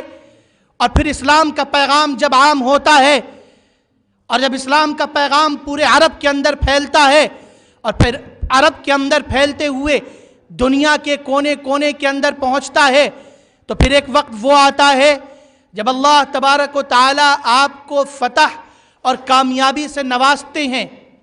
فتح مکہ کا موقع ہے، آپ صلی اللہ علیہ وسلم خانہ کعبہ کے دروازے پر ہیں۔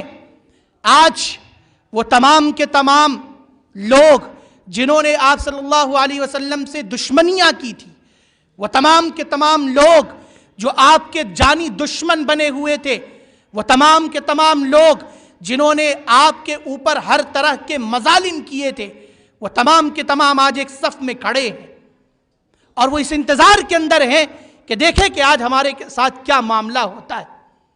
آپ نے دیکھا دنیا کی تہذیبوں کے اندر کہ اگر کوئی فاتح کسی ملک کے اندر داخل ہوتا ہے تو اس ملک کی معیشت کو تباہ و برباد کر دیتا ہے، اس ملک کے لوگوں کو قتل کرتا ہے اور وہاں پر خون کی ندیاں بہہ جاتی ہے۔ لیکن قربان جائیے اس رحمت للعالمین کی ذات پر، قربان جائیے اس ذات رحمت للعالمین پر کہ وہ آج کھلے عام یہ اعلان فرما رہے ہیں، لا تثریب علیکم اليوم اذهبوا وانتم الطلقاء، آج تم سے کوئی مواخذہ نہیں ہوگا، جاؤ آج کے دن تم سب کے سب آزاد ہو۔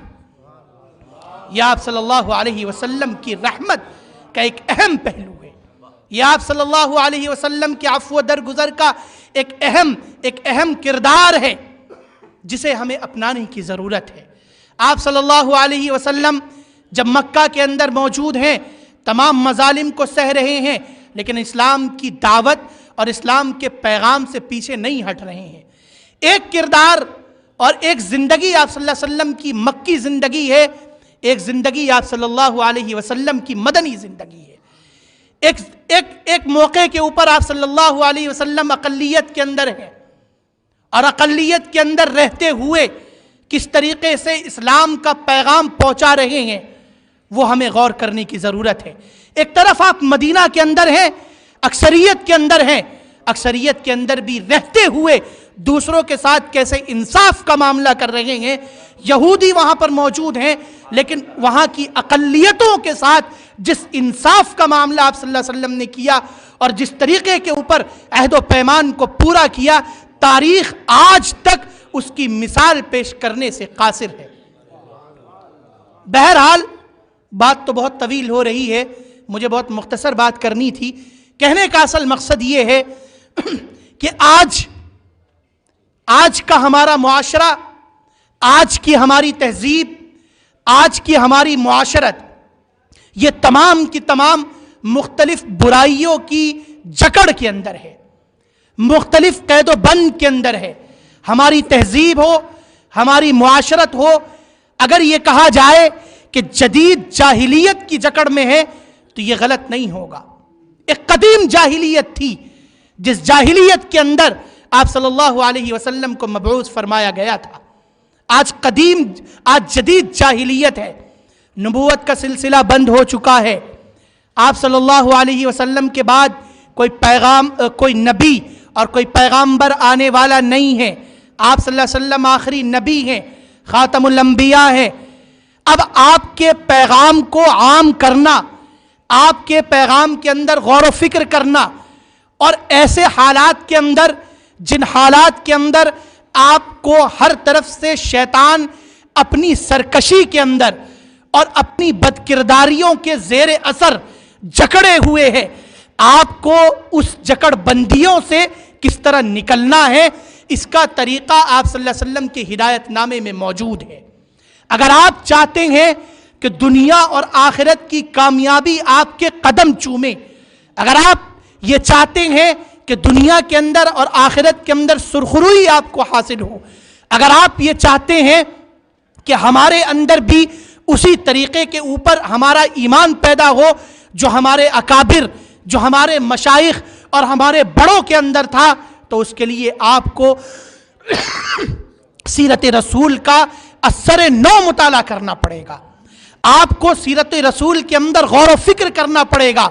آپ کو اپنی زندگی کا لائحہ عمل ان کے تعلیمات کے اندر اور ان کے لائے ہوئے ہدایت نامے کے اندر غور کر کے طے کرنا پڑے گا۔ جتنی بھی جدید ٹیکنک آ جائے، جتنی بھی جدید وسائل آ جائیں اور جتنے بھی جدید ذرائع آ جائیں، اگر دنیا کامیابی چاہتی ہے، دنیا اگر فلاح چاہتی ہے اور دنیا یہ چاہتی ہے کہ دنیا اور آخرت کی سرخروئی اسے حاصل ہو، تو یاد رکھیے کہ آپ صلی اللہ علیہ وسلم کی سیرت، قرآن کریم کی تعلیمات کے آگے اپنے قدموں کو، اپنے سروں کو جھکانا پڑے گا۔ اگر آپ یہ چاہتے ہیں کہ دنیا اور آخرت کی فلاح آپ کو حاصل ہو، تو اسی کے آگے آپ کو اپنے سر کو سر تسلیم خم کرنا پڑے گا۔ یہی پیغام ہے ادخلوا فی السلم کافہ کا، کہ تم اسلام کے اندر مکمل کے مکمل داخل ہو جاؤ اور شیطان کے نقش قدم کی پیروی مت کرو، اس لیے کہ وہ تمہارا کھلا ہوا دشمن ہے۔ اگر آپ ادخلوا فی السلم کافہ پر عمل کرتے ہیں تو یاد رکھیے جو آپ کا مقصد تخلیق ہے کہ وَمَا خَلَقْتُ الْجِنَّ وَالْإِنسَ إِلَّا لِيَعْبُدُونَ، آپ اس سے پھر دور نہیں ہوتے ہیں۔ اگر آپ کی معاشرت اسلامی طریقے کے اوپر ہے، آپ کی معاملات، آپ کا کردار، آپ کے اخلاق، یہ تمام کے تمام اسلامی دائرے کے اندر ہیں، تو یاد رکھیے پھر آپ کی زندگی بھی اور آپ کی آخرت بھی یہ تمام کی تمام وَمَا خَلَقْتُ الْجِنَّ وَالْإِنسَ إِلَّا لِيَعْبُدُونَ کا آئینہ دار ہے۔ بہرحال گفتگو بہت طویل ہو گئی. اللہ تبارک و تعالی ہمیں قرآنی ہدایات پر اور اسلامی تعلیمات پر عمل کی توفیق عطا فرمائے اور ہماری دنیا اور آخرت کو کامیاب فرمائے اور ہمیں اسلامی تعلیمات پر عمل کرنے والا بنائے اور اسلام کے پیغام پر عمل کرنے کی توفیق عطا فرمائے. والسلام علیکم ورحمۃ اللہ وبرکاتہ. اصل مقصد جس کے لیے میرا یہاں آنا ہوا، یہ تو 2-4 باتیں میں نے ویسے ہی عرض کر دی. حضرت مولانا محمد سفیان قاسمی صاحب دامت برکاتہم العالیہ محتمم دارالعلوم وقف دیوبند کا پیغام آپ کی خدمت میں پہنچانا تھا، میں وہ آپ کی خدمت میں پہنچا دیتا ہوں. برادر مکرم و محترم جناب سید صفی حیدر زیدی صاحب، سیکریٹری تنظیم المکاتب گولہ گنج لکھنؤ. السلام علیکم ورحمۃ اللہ وبرکاتہ. امن و اخوت کے قیام کی مساعی کے اعلیٰ مقاصد کو بروئے عمل لانے اور قیام امن کے فطری تقاضوں اور اس میں پوشیدہ حکمت الہیہ کے علل و حکم اور اصول و ضوابط سے عامت المسلمین اور بالخصوص امت کی نوجوان نسل کو مطلع کرنے کی غرض و غایت کے زیر اثر تنظیم المکاتب کی جانب سے منعقد کیے جانے والی اس سہ روزہ کانفرنس کا انعقاد اپنی اہمیت و افادیت کے نقطہ نظر سے نہ صرف ایک مستحسن اور لائق ستائش اقدام ہی ہے، بلکہ مختلف جہات سے ملکی و عالمی منظرنامے کو مد نظر رکھتے ہوئے عہد رواں کی ایک انتہائی اہم ترین ضرورت بھی ہے. تاریخ کی امثال اس حقیقت واقعہ پر شاہد عدل ہیں کہ تعصبات کی دبیز پردوں سے باہر دنیا کی قابل ذکر اقوام کے سنجیدہ افراد اور علمی دوائر درون خانہ اس حقیقت واقعہ کے معترف نظر آتے ہیں کہ اسلام ایک امن دوست، امن پرور اور امن آفری دین ہے، جس کے ایک ایک امر و نہی، حکم و حکمت اور علت و مصالح یعنی امن و محبت اور اخوت و مودت اسلام کی دینی اور اخلاقی تعلیمات میں اسی طرح پیوست ہیں جیسے کہ گلاب کی پنکھڑیوں میں خوشبو یا ایک عمدہ پھل میں اس کا بہترین ذائقہ رچا بسا ہوتا ہے. بدامنی اور انتشار پسندی دین اسلام سے اسی طرح منقطع ہے جس طرح سورج سے ظلمت یا چمکتے ہوئے دن سے رات کی تاریکی دور رہتی ہے. البتہ یہ دوسری بات ہے کہ اس حقیقت کا برملا اظہار ان کی داخلی مذہبی، قومی یا سیاسی مسالے کے منافی ہونے کے سبب سد راہ ہے. دنیا کے مذاہب کے حوالے سے عموماً یہ جملہ بھی زبان زد عام ہے کہ دنیا کے کسی بھی مذہب نے بدامنی، انتشار اور فرقت باہمی کی حوصلہ افزائی نہیں کی ہے، بلکہ امن ہی کا پیغام دیا جس میں اسلام کی کوئی خصوصیت نہیں. اگر کسی حد تک اس جملے کو واقعہ بھی فرض کر لیا جائے تو اسلام کا یہ امتیاز تو بہرحال ممتاز ہی رہے گا کہ دیگر مذاہب نے اگر اپنی تعلیمات میں باہمی امن کا پیغام دیا بھی ہے تو اس کی نوعیت محض ایک پیغام سے آگے نہیں بڑھ سکی، جبکہ اسلام نے نہ صرف امن عالم کے قیام کا پیغام ہی دیا ہے بلکہ اسلام کی خلقی فطرت کو مد نظر رکھتے ہوئے امن و اخوت کا ایک مکمل اور قابل عمل پروگرام بھی دیا ہے. علاوہ ازیں یہ نکتہ بھی قابل غور ہے کہ دیگر مذاہب میں قیام امن کی اگر کوئی دعوت موجود بھی ہے تو وہ قومی یا مقامی یا وطنی اور طبقاتی حدود سے آگے نہیں ہے، جبکہ اس کے برخلاف اسلام کا پیام امن محض مقامی، وطنی، قومی اور ملکی حدود میں مقید ہو کر نہیں آیا ہے بلکہ عالمی اور آفاقی حد تک دنیائے انسانیت اور ساری اقوام و امم کو باہم شیر و شکر بنا کر ایک پلیٹ فارم پر جمع کر دینے کی ہمہ جہت وسعتوں کے ساتھ آیا ہے. اور اس نے نہ صرف اس حقیقت واقعہ کی نظریاتی تعلیم پر ہی اکتفا کیا ہے بلکہ اس کو قائم کر کے دکھلایا بھی ہے، حتیٰ کہ عالمی اخوت و مساوات اور عالمی امن کے نام پر اس نے حکومتوں تک کی شیرازہ بندی کی ہے جس پر متعدد ادوار کے تاریخی امثال و وقائع اس روشن ترین حقیقت کے ثبوت پر شاہد ہیں. یہاں اس موقع پر یہ سچائی بھی پیش نظر رہنا ضروری ہے کہ اقوام و ملل کی علمی اجتماعیات میں دین و مذاہب کی تعلیمات اور اس کے اصول و ضوابط کو ہی حجت کا درجہ حاصل ہوتا ہے. ذاتی یا قومی اغراض و ترجیحات اور اعمال و افعال کو دلائل کے طور پر پیش کیا جانا کہیں بھی اور کسی بھی سنجیدہ حلقۂ علم و عمل میں قابل قبول حجت قرار نہیں پایا جاتا ہے۔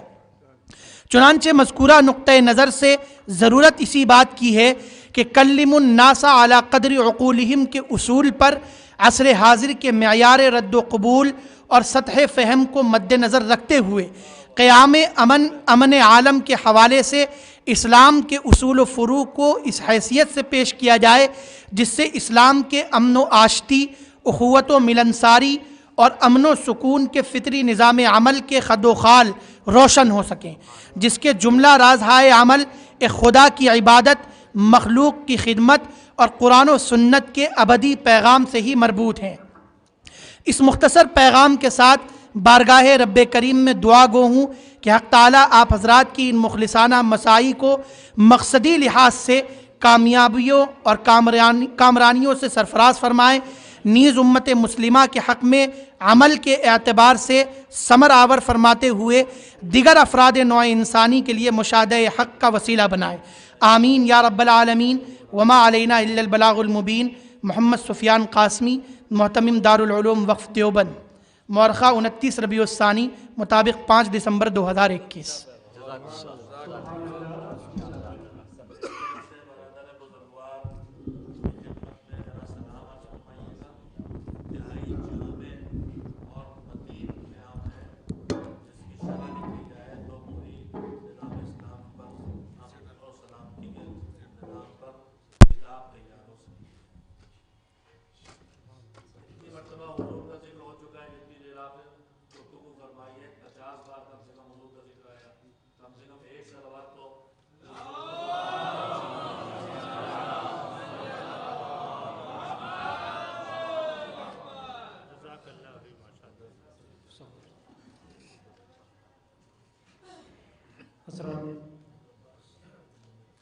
حجت الاسلام علی جناب مولانا ناظم علی صاحب قبلہ بانی جامع حیدریہ خیر آباد میں تشریف لا چکے ہیں۔ مجھ سے یہ گزارش ہے کہ اسٹیج پہ تشریف لائیں، اور اسی کے ساتھ میں گزارش کروں گا شاعر اہل بیت جناب وقار سلطان پوری صاحب کی خدمت میں کہ وہ تشریف لائے، بارگاہ رسالت میں منظور نذران عقیدت پیش کریں۔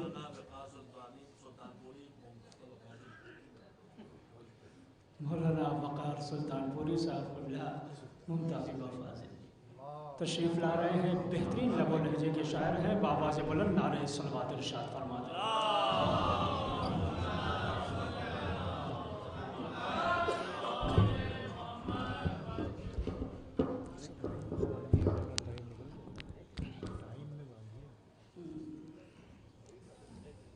ایک اور صلوات پڑھتے ہیں عظمت محمد و آل محمد پر۔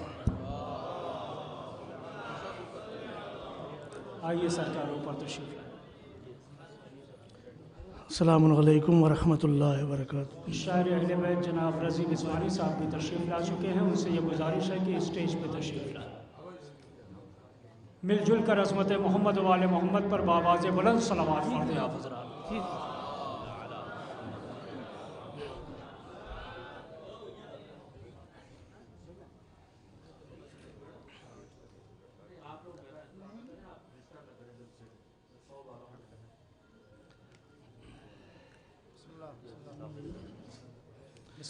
آپ حضرات سے گزارش ہے کہ ایک مرتبہ بآواز بلند صلوات ارشاد فرمائیں۔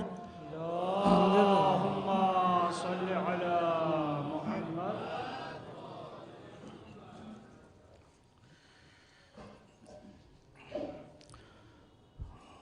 میں جس عنوان سے کانفرنس منعقد کی گئی ہے، جو حالات ہیں وہ آپ کے پیش نظر ہیں آج کے، میں اسی زاویے سے چند اشعار آپ حضرات کی خدمت میں 4 مصرے میں پیش کر رہا ہوں، ملاحظہ فرمائیے گا، خاص طور سے آپ کی حوصلہ افزائی چاہتے ہیں۔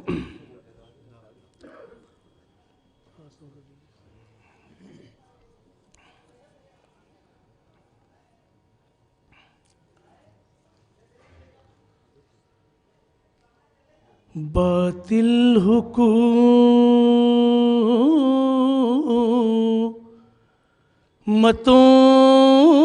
کا कलेजा दहिल गया,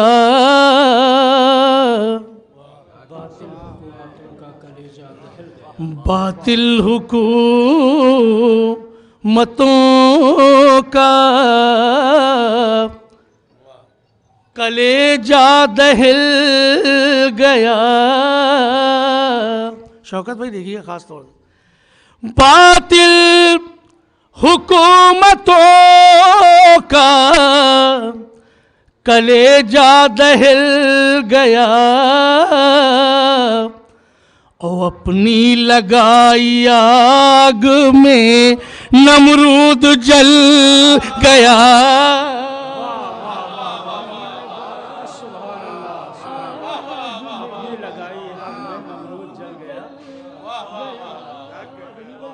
देखिएगा ये दो मिसरे पूरे मजमे की तवज्जो चाहता हूँ आखिरी फर तक, इंशाल्लाह आप तायीद फरमाएंगे।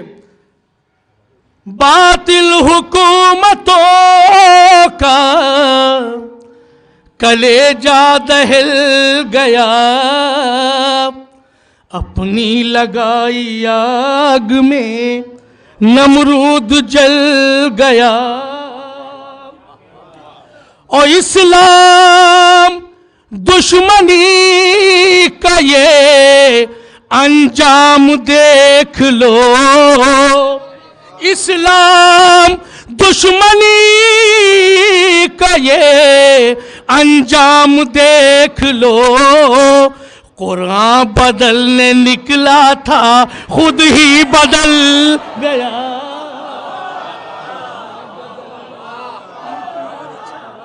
खुद ही बदल गया। इस्लाम दुश्मनी का ये अंजाम देख लो। कुरान बदलने निकला था खुद ही बदल गया।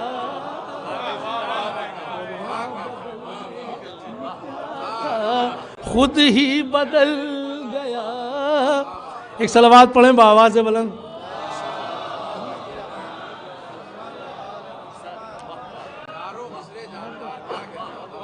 इस्लाम दुश्मनी का ये अंजाम देख लो। कुरान बदलने निकला था खुद ही बदल गया। कुरान बदलने निकला था खुद ही बदल गया। एक सलावत पढ़े आवाज़ से बुलंद। चार मिसरे और पेश करना।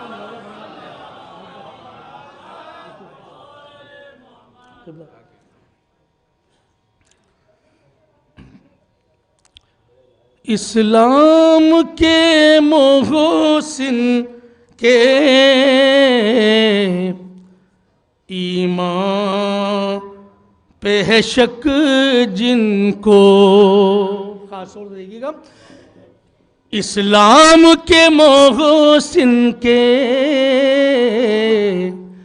ईमान पे है शक जिनको, दरअसल वही नस्लें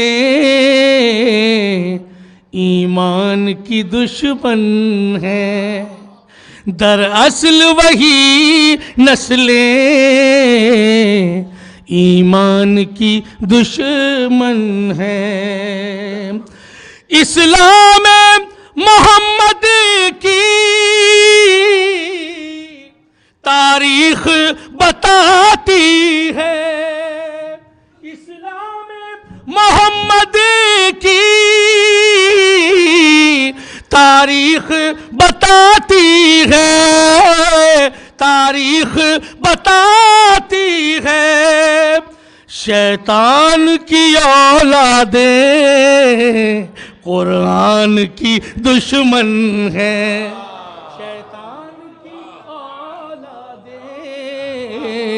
कुरान की दुश्मन है। शैतान की औलादें कुरान की दुश्मन है। सलवात पढ़े मोहम्मद वाले मोहम्मद।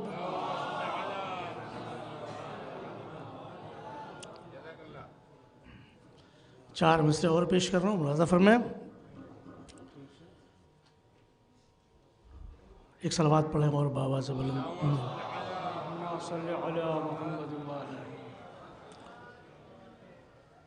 جن کے سجدے غم سرور سے بچھڑ جاتے ہیں،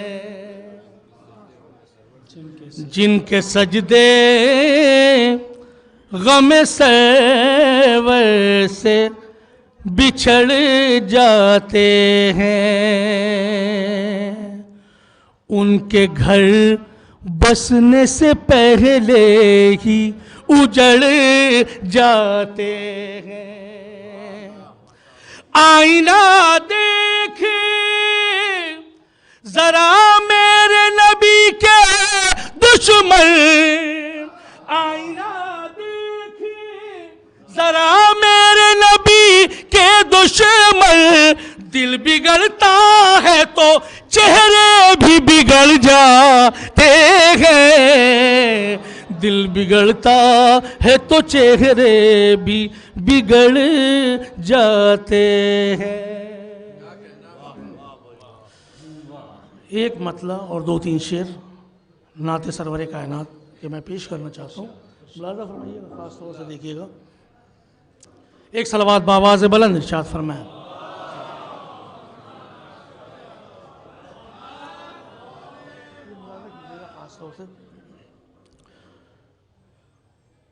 خوشبوؤں کی آہٹ ہے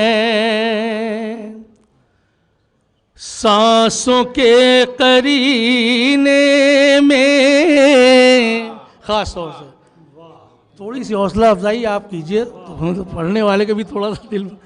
خوشبوؤں کی آہٹ ہے سانسوں کے قرینے میں، اس طرح شہ بطحا بس گئے ہیں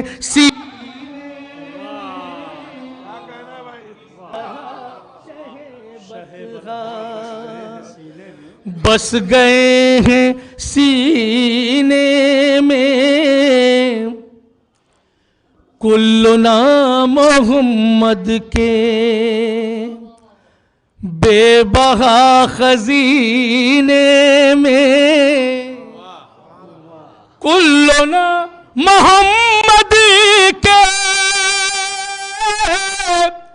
بے بہا خزینے میں، ان کی ہی شباہت ہے ان کے ہر نگینے میں، ان کی ہی شباہت ہے ان کے ہر نگینے میں، ان کی ہی شباہت ہے.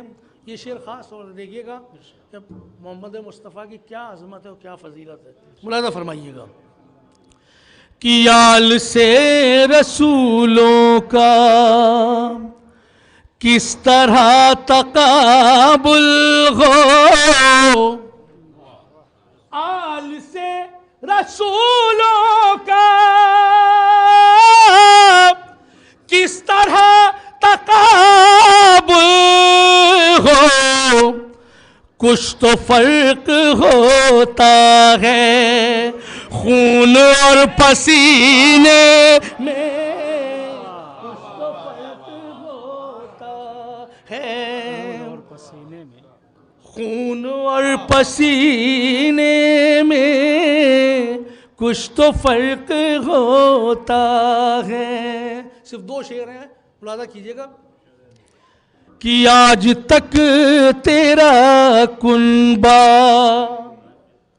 آج تک تیرا کنبہ بن کے دل دھڑکتا ہے، آج تک تیرا کنبہ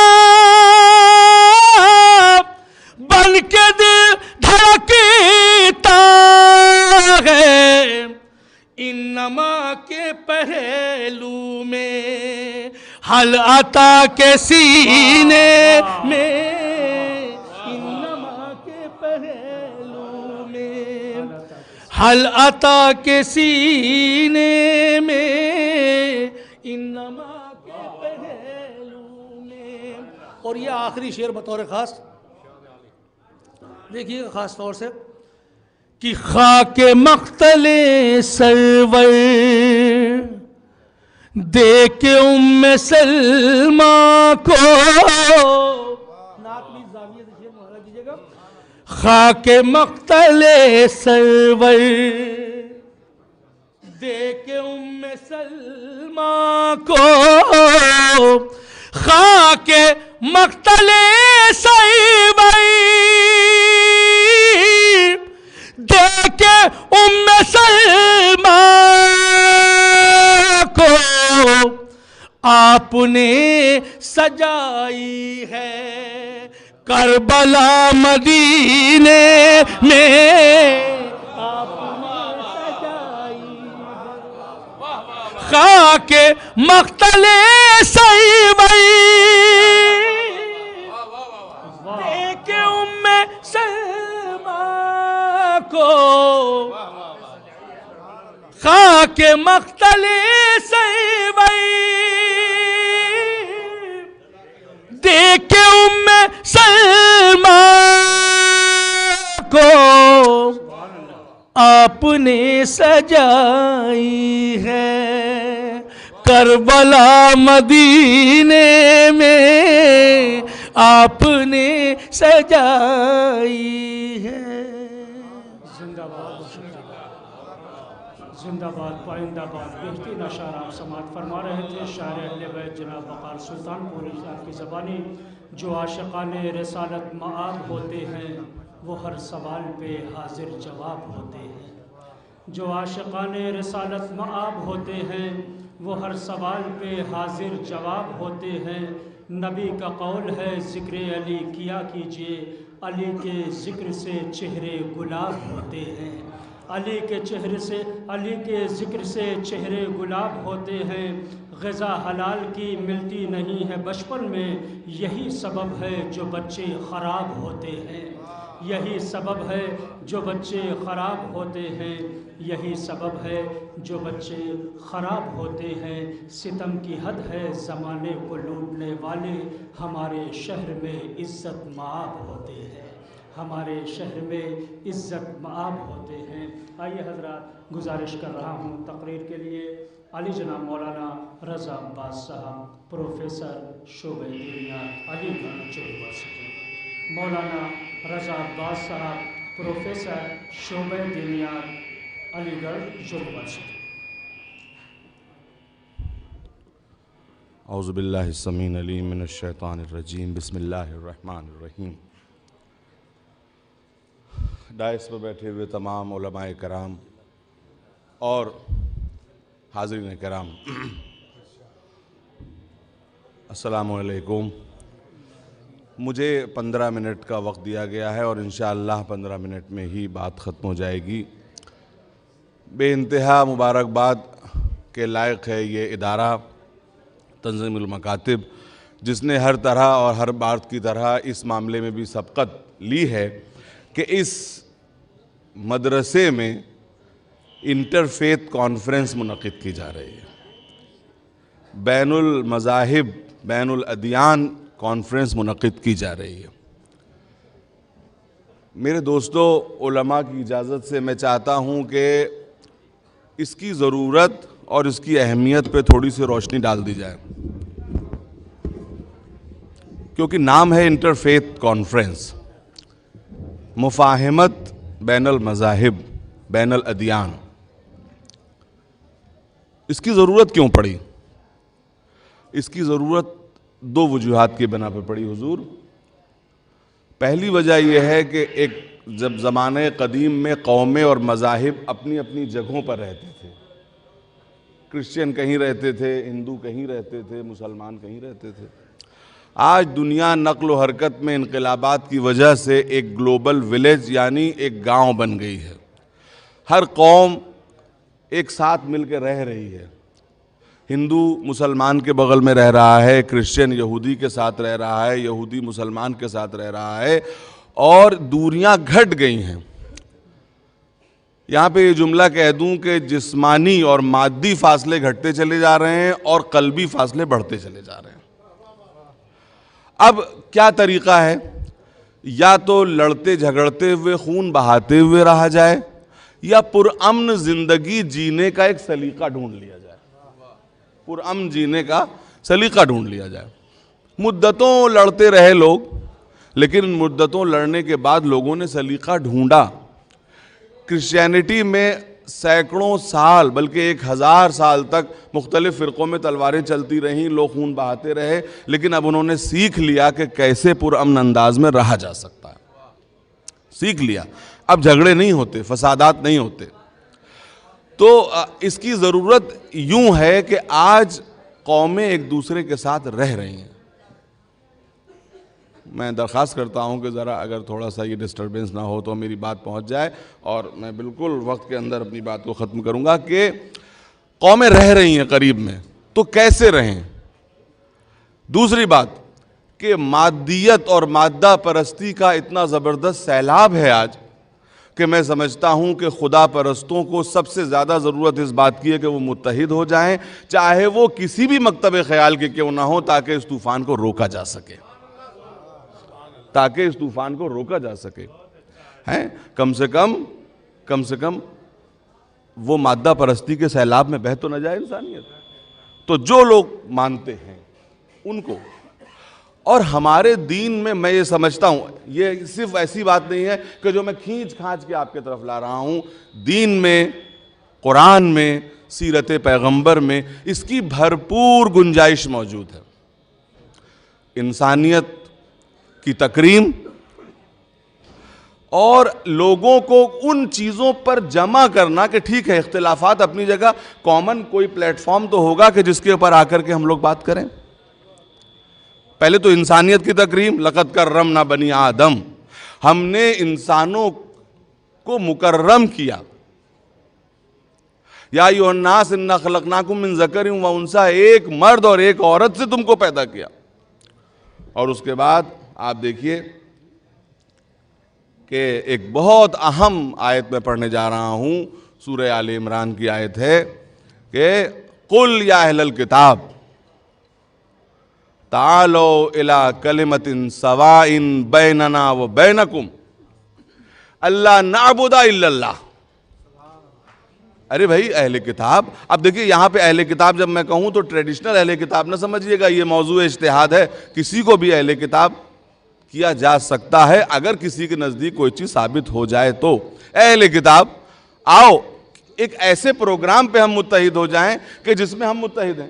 ٹھیک ہے بہت سی چیزیں ہیں جس میں ہمارا اختلاف تمہارا اختلاف ہے، لیکن ایک پروگرام تو یہ ہے کہ اللہ نعبد الا اللہ، کہ ہم اللہ ایک خدا کی عبادت کریں۔ چلو اسی پہ گفتگو کر لی جائے، اور چیزوں میں گفتگو ہو سکتی ہے، اور چیزوں میں اختلافات ہو سکتے ہیں، لیکن آؤ ہم تو ایک جگہ مل کے بیٹھیں۔ قرآن کریم نے کئی جگہوں پر، میں آیتیں پڑھوں گا تو ظاہر ہے کہ طول ہو جائے گا، کہ کئی مقامات پہ کہا ہے، یہودیوں کو مخاطب کیا ہے، عیسائیوں کو مخاطب کیا ہے، سابئین کو مخاطب کیا ہے۔ اب سابئین کا ترجمہ بہت سے لوگوں نے الگ الگ طریقے سے کیا ہے، اور کچھ لوگوں نے لامذہب بھی کیا ہے کہ آؤ انسانیت کے اوپر ہم بات کریں، آؤ توحید کے اوپر ہم بات کریں، عبادت کے اوپر ہم بات کریں۔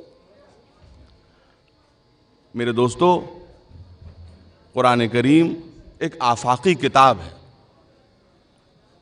انسانیت، اور میرا اپنا یہ ماننا ہے، یہ صرف کھینچنے کھانچنے کی بات نہیں ہے، میرا یہ ماننا ہے کہ یہ دنیا میں جو تشدد بڑھ رہا ہے یہ مذہب کی غلط تفسیر کی وجہ سے بڑھ رہا ہے۔ ہر مذہب اپنی اصل شکل میں محبت، صلح، آشتی اور امن کی دعوت دیتا ہے۔ ہمارا مذہب بھی دیتا ہے، اس کے وافر ثبوت ہے ہمارے پاس۔ دنیا الزامات لگاتی ہے تو لگاتی رہے، لیکن ہم جانتے ہیں جن آیتوں پہ اعتراض کیا جاتا ہے، حضور دنیا کا کوئی مذہب ایسا نہیں ہے کہ جو سیلف ڈیفنس کی اجازت نہ دیتا ہو۔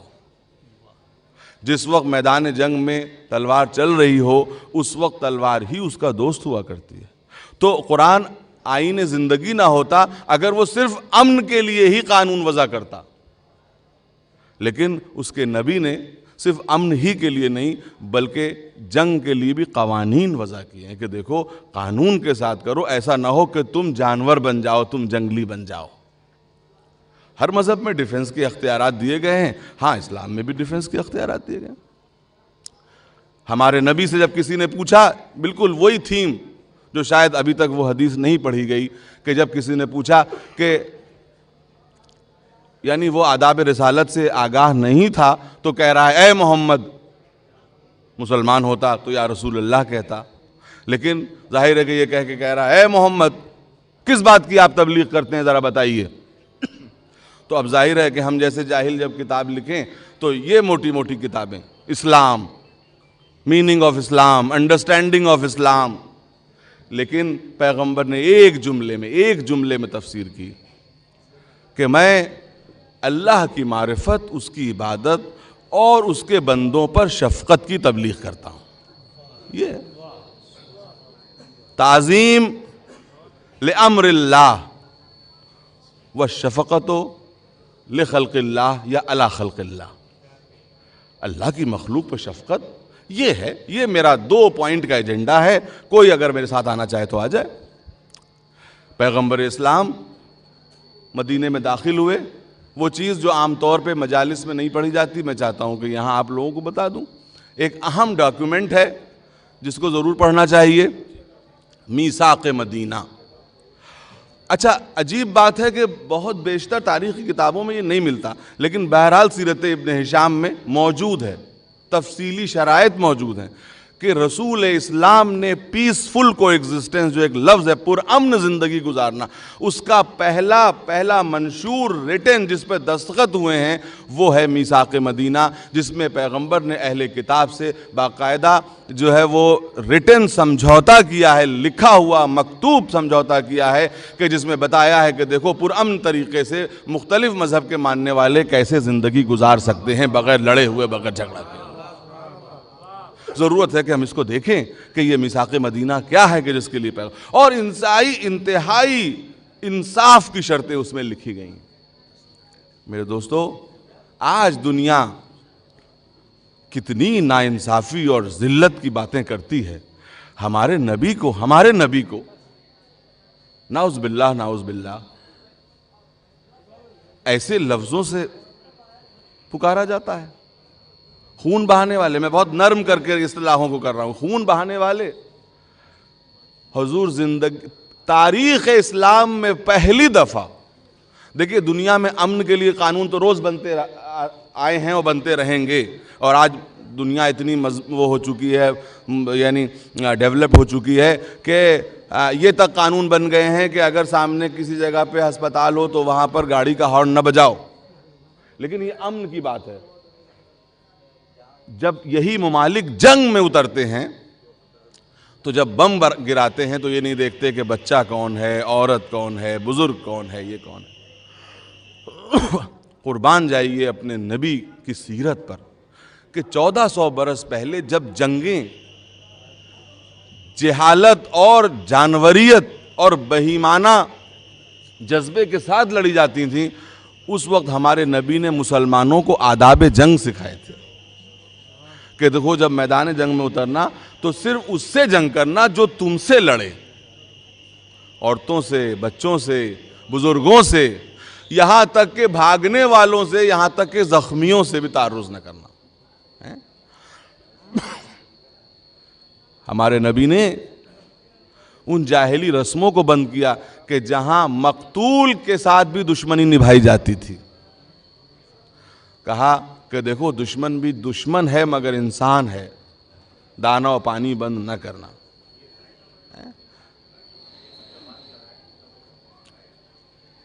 میرے دوستو، کچھ سسٹم بھی جو ہے وہ گڑبڑ کر رہا ہے، لیکن میں اپنی بات جلد از جلد 2-4 منٹ میں پوری کر دینا چاہتا ہوں کہ میرے نبی نے دشمن کے کشتوں کو بھی ایسے میدان میں نہیں چھوڑ دیا، بلکہ ان کو بھی دفن کیا۔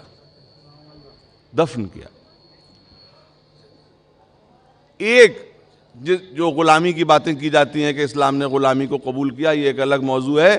صرف ایک راستہ تھا جنگ کے قیدیوں کا. متوجہ رہیے گا، جنگ کے قیدی، آج دنیا جن کو وار پرزنر، جنگی قیدی کہتی ہے، ذرا جا کر کے مہذب دنیا اپنی جیلوں میں دیکھے کہ جنگی قیدیوں کے ساتھ کیسا برتاؤ کیا جاتا ہے. ہمارے نبی نے جنگی قیدیوں کے لیے بھی اپنی زندگی میں مدینے میں کوئی قید خانہ تعمیر نہیں کیا، اس لیے کہ جو انسانیت کو حریت کا پیغام دینے آتا ہے وہ جنگ میں قید خانہ نہیں بنایا کرتا. کوئی بتا دے سیرت کی بڑی بڑی کتابیں، کوئی بتا دے کہ مدینے میں کوئی قید خانہ رسول اللہ نے تعمیر کیا ہو؟ کہیں نہیں. تو جنگ قیدیوں کا کیا کیا جاتا تھا؟ اپنے اصحاب میں بانٹ دیتے تھے کہ دیکھو تم جو کھانا وہ ان کو کھلانا، تم جو پہننا وہ ان کو پہنانا، جو تمہارا معیار زندگی ہو وہی ان کا معیار زندگی ہو. بات کو ختم کر رہا ہوں میرے دوستو اس لیے کہ وقت نہیں ہے، مگر ہمیں اس کانفرنس کی جو فریم ورک ہے، جو اس کی باؤنڈریز ہیں، اس کو ڈیفائن کرنے کی بہت ضرورت ہے. اور لوگ بھی آئیں انشاءاللہ تعالیٰ، کل آئیں گے، میں تو آج چلا جاؤں گا علی گڑھ، کہ دوسرے مذاہب کے لوگ بھی آئیں، اپنی بات رکھیں. مفاہمت کی ضرورت ہے، تشدد کی ضرورت نہیں ہے. اور جیسا کہ مولانا صفدر صاحب نے جو کچھ فرمایا، میں اس سے بھی اتفاق رکھتا ہوں کہ مذہب کا مطلب آج شور سمجھ لیا گیا، نعرے. ہر مذہب آج نعروں پہ چل رہا ہے، کہیں یہ نعرہ ہے، کہیں وہ نعرہ ہے، کہیں وہ نعرہ ہے، کہیں وہ نعرہ ہے. جہاں نعرے ہوتے ہیں وہاں صرف جذباتیت ہوتی ہے، وہاں تفاہم نہیں ہوتا، وہاں عقل نہیں ہوتی، وہاں بیٹھ کے گفتگو کرنے کی گنجائش نہیں ہوتی، وہاں صرف نعرے ہوتے ہیں. تو حضور نعروں کی دنیا سے بھی کبھی باہر نکلیے اور دیکھیے کہ دنیا کیسی ہے. 2-3 باتیں عرض کر رہا ہوں، بات ختم کرنے والا ہوں. کہ قرآن جس پر اعتراض کیا جاتا ہے، ہمارے نبی کی سیرت جس پر اعتراض کیا جاتا ہے، انسان کو انسانیت کے منزل کمال تک پہنچانے کے لیے دنیا میں آئے تھے. قرآن کے جو اخلاقی پیغامات ہیں، ظاہر ہے کہ وقت پھر ہو جائے گا، ورنہ میں چند باتیں آپ کے سامنے عرض کرتا. پیغمبر سے پوچھا گیا آپ کیوں مبعوث ہوئے؟ آپ نے فرمایا میں اس لیے مبعوث ہوا تاکہ میں اخلاق کو اس کے آخری سرحد تک پہنچا دوں. ایک آخری بات اور وہیں پہ ختم کر دوں گا کہ دنیا سیرت پیغمبر کو کتابوں سے دیکھتی ہے نا، کہیں الٹی سیدھی باتیں بھی آ جاتی ہیں جس کی وجہ سے کچھ لوگوں کو باتیں بنانے کا موقع مل جاتا ہے. لیکن آپ یہ بتائیے کہ جو پیغمبر کو جانتا تھا وہ پیغمبر کو کیسا سمجھتا تھا کہ جو لوگ جانتے تھے پیغمبر کو، جن کے سامنے پیغمبر نے زندگی گزاری تھی، ان سے پوچھئے کہ پیغمبر کیسے تھے. آج کے بکے ہوئے کسی انٹیلیکچول، کسی دانشور نے 2 جملے کہہ دیے ہوں گے، وہ جو ہے وہ چینلوں پہ کہتے پھر رہے ہیں لوگ. پیغمبر جب فاتح کی حیثیت سے مکے میں داخل ہوئے، بس متوجہ رہی، مولانا نے اس کا تذکرہ کیا تھا، داخل ہوئے اور خانہ کعبہ کے دروازے پر کھڑے ہو کر ان لوگوں سے سوال کیا. کن لوگوں سے؟ جنہوں نے پیغمبر کو گھر سے نکالا تھا، جنہوں نے پیغمبر کو ایذا دی تھی، صرف ذہنی نہیں بلکہ جسمانی ایذا دی تھی. یہ پوچھا، صرف یہ پوچھا. دیکھیے بس یہ بات ہے کہ آپ پیغمبر کے کردار کو طبری سے مت دیکھیے، سیرت کی کتابوں سے نہ دیکھیے، ابن ہشام سے نہ دیکھیے. آپ یہ دیکھیے کہ جو لوگ موجود تھے جنہوں نے پیغمبر کو دیکھا تھا 53 سال تک، وہ کیا کہہ رہے ہیں. پیغمبر نے کھڑے ہو کے یہ کہا، بہت سی کتابیں ابن اسیر اور یہ وہ البدایہ والنہایہ، کہ یہ بتاؤ کہ تم کو میرے بارے میں آج کیا خیال ہے، تمہارے ساتھ کیا معاملہ ہونے والا ہے. اب آپ بتائیے کہ وہاں کون کون کھڑا ہوا تھا اور کیسے کیسی نفرت کرنے والے کھڑے ہوئے تھے، کیسے کیسے دشمنی کرنے والے کھڑے ہوئے تھے. لیکن سب نے یہ کہا کہ ہم نے دشمنی تو بہت کی ہے لیکن ہم جانتے ہیں کہ آپ کے جیسا کریم ہم میں کوئی دوسرا نہیں تھا، ہم تو آپ سے سوائے بھلائی کے اور کوئی امید ہی نہیں کر سکتے. بس یہ سننا تھا کہ پیغمبر نے کہا اذهبوا انتم الطلقاء، کہ تم سب آج آزاد ہو، تم سب آزاد کیے جاتے ہو اور تم سے آج کوئی حساب نہیں لیا جائے گا، کوئی بدلہ نہیں لیا جائے گا. جو اپنے خون کے پیاسوں سے بدلہ نہ لے اس کی سیرت کے اوپر الزام لگایا جاتا ہے. خدا کی قسم بات صحیح ہے کہ جو بدلنے چلا تھا دنیا نے آج دیکھا کہ وہ خود ہی بدل گیا. پیغمبر کی سیرت پر الزام لگانے والے، اور دیکھیے یہ چیزیں تو یہ کوئی نئی بات ہے، سینکڑوں سالوں سے متعصب ذہن کرتے رہیں گے، لیکن عاشقان رسول آج ضرورت اس بات کی ہے ہم اپنی زبان سے، ہم اپنے قلم کی نوک سے عشق رسالت کا حق ادا کریں اور دنیا کو بتا دیں کہ ہمارا نبی کیسا تھا. اور دنیا کو جب ہم بتائیں تو دنیا کو غیر نہ سمجھیں، بلکہ اس طرح سمجھیں جیسا کہ قرآن کہہ رہا ہے کہ تم بھی اپنے ہو، تم بھی اپنے ہو، تم بھی اپنے ہو. آؤ ہم بتاتے ہیں کہ ہمارا نبی کیسا تھا. بس اگر ہم اپنے نبی کو بتا دیں گے نا تو ہمارے نبی کے کردار میں وہ جاذبیت ہے کہ ہر انسان یہ کہہ دے گا کہ یہ انسان اخلاق کی بالا ترین اور بلند ترین جو ہے وہ سرحدوں کے اوپر فائز تھا. بس میں انہی باتوں کے ساتھ اپنی بات کو ختم کرتا ہوں. وآخر دعوانا ان الحمدللہ رب العالمین. زندہ باد مولانا رضا عباس صاحب ابھی آپ کے سامنے تقریر فرما رہے تھے. آئیے حضرات، میں بغیر کسی تاخیر کے گزارش کروں گا مولانا رضی بسوانی صاحب شاعر اہل بیت مولانا رضی بسوانی صاحب، ان کے فوراً بعد مولانا قلب جواد صاحب قبلہ آفتاب شریعت تقریر کریں گے، اور اس کے بعد ابھی علماء کرام کی تقاریر باقی ہیں، بچوں کے مظاہرے ہیں. لہٰذا آپ حضرات سے گزارش یہ ہے کہ آپ حضرات یہاں موجود تو ہیں ہی، لیکن میں علماء اور شعراء کی خدمت میں یہ مؤدبانہ گزارش کروں گا کہ ہمیں 10 سے 10:15 کے درمیان 10 بجے ہمیں پروگرام ختم کرنا ہے قانوناً. لہٰذا اس اوقات کو پیش نظر رکھیں اور آپس میں اس کی تقسیم بندی بھی ہو سکتی ہے. فی الحال آپ کے روبرو ہیں شاعر اہل بیت جناب مولانا رضی بسوانی جون پوری صاحب. استقبال کے لیے بآواز بلند صلوات ارشاد فرمائیں. اللہم صلی علی محمد و آل محمد. مل جل کر عظمت محمد و آل محمد پر بلند تر صلوات. حضرات ایک بلند ترین صلوات ارشاد فرمائیں حضرت. اللہم صلی علی محمد و آل محمد. مومنین کرام سے بھی گزارش ہے جو حضرات اس طرف کھڑے ہوئے ہیں ان سے گزارش ہے کہ اس طرف کافی جگہ ہیں، تشریف لے آئیں. حضرات ایک اور صلوات پڑھیں عظمت محمد و آل محمد پر. اللہم صلی علی محمد و آل محمد. آ جائیے مولانا. حضور تشریف لائیں.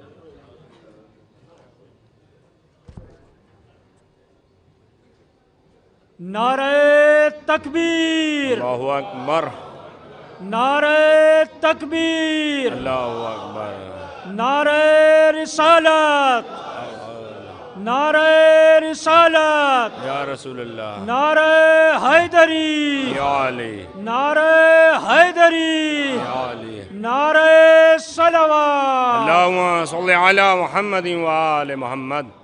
بسم اللہ. ملاحظہ فرمائے پیش کر رہا ہوں. اس رمز حقیقت کا ہدف اور ہی کچھ ہے. علماء سے دعائیں چاہتا ہوں، ملاحظہ فرمائیے گا. اس رمز حقیقت کا ہدف اور ہی کچھ ہے، ہیرا نہ کہو در نجف اور ہی کچھ ہے. علماء سے دعائیں چاہتا ہوں، آپ حضرات توجہ فرمائیں. اس رمز حقیقت کا ہدف اور ہی کچھ ہے، ہیرا نہ کہو در نجف اور ہی کچھ ہے. قرآن کی عظمت کوئی شبیر سے پوچھے، قرآن کی عظمت کوئی شبیر سے پوچھے، نیزے پہ تلاوت کا شرف اور ہی کچھ ہے. قرآن کی عظمت کوئی شبیر سے پوچھے، قرآن کی عظمت کوئی شبیر سے پوچھے، نیزے پر تلاوت کا شرف اور ہی کچھ ہے. نیزے پر تلاوت کا شرف اور ہی کچھ ہے. اس رمز حقیقت کا ہدف اور ہی کچھ ہے، ہیرا نہ کہو در نجف اور ہی کچھ ہے. نیزے پہ تلاوت کا شرف اور ہی کچھ ہے. قرآن کی عظمت کوئی شبیر سے پوچھے، نیزے پر تلاوت کا شرف اور ہی کچھ ہے. حضرات سرکار ختم مرتبت کی بارگاہ میں ایک نعت پیش کر رہا ہوں، چونکہ دامن وقت میں بالکل گنجائش نہیں ہے، اس لیے آپ توجہ فرمائیں. ملاحظہ فرمائیں کہ حضرات سے دعائیں چاہتا ہوں، ملاحظہ فرمائیے گا علماء کرام سے. اور مومنین سے دعائیں چاہتا ہوں. توجہ فرمائیں کہ شرف کچھ اتنا بڑا ہے ان کا کہ ذرہ ذرہ ہی مدح خاں ہے. توجہ فرمائیں, آپ میری طرف توجہ فرمائیں. شرف کچھ اتنا بڑا ہے ان کا کہ ذرہ ذرہ ہی مدح خاں ہے. صداقت مصطفیٰ کا چرچا گلی گلی ہے, مکان مکان ہے. توجہ فرمائیں, شرف کچھ اتنا بڑا ہے ان کا کہ ذرہ ذرہ ہی مدح خاں ہے. صداقت مصطفیٰ کا چرچا گلی گلی ہے, مکان مکان ہے. قلعہ ملاحظہ فرمائیے گا, نبی کی عظمت کا سلسلہ یوں ازل سے اب تک رواں دواں ہے.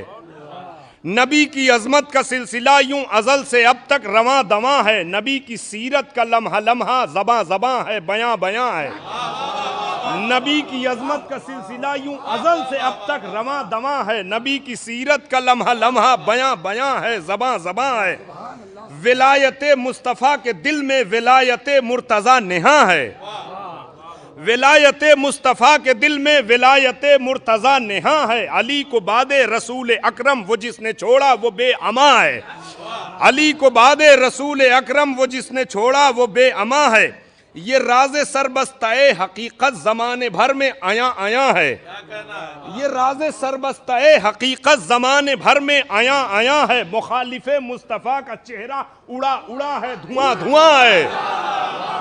یہ راز سربستہ حقیقت زمانے بھر میں آیا آیا ہے. یہ راز سربستہ حقیقت زمانے بھر میں آیا آیا ہے.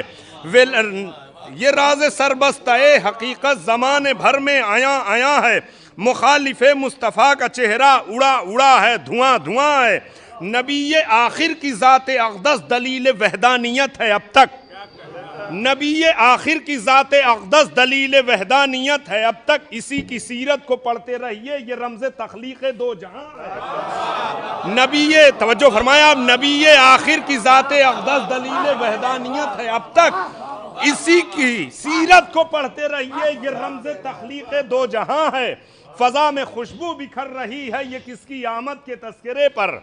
فضا میں خوشبو بکھر رہی ہے یہ کس کی آمد کے تذکرے پر. زمیں خزانے لٹا رہی ہے یہ کون مثل گوہر فشاں ہے. زمیں خزانے لٹا رہی ہے یہ کون مثل گوہر فشاں ہے. یہ چاند سورج ہوں یا کواکب یہ زحل و مریخ ہوں کی تارے.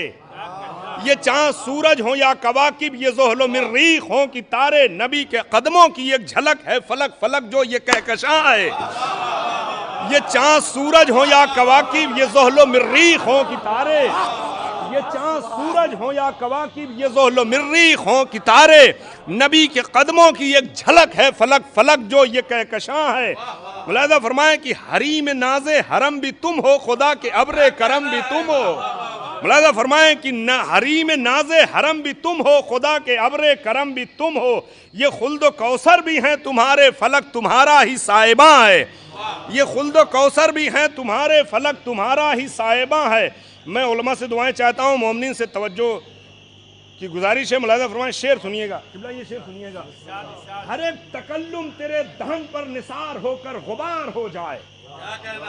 توجہ فرمائیں عظمت نبی. ہر ایک تکلم تیرے دہن پر نثار ہو کر غبار ہو جائے. تیرے فضائل کی آبشاری زبان موسیٰ پر ذو فشاں ہے. تیرے فضائل کی آبشاری زبان موسیٰ پر ذو فشاں ہے. ہر ایک تکلم تیرے دہن پر نثار ہو کر غبار ہو جائے. ہر ایک تکلم تیرے دہن پر نثار ہو کر غبار ہو جائے. تیرے فضائل کی آبشاری زبان موسیٰ پر ذو فشاں ہے.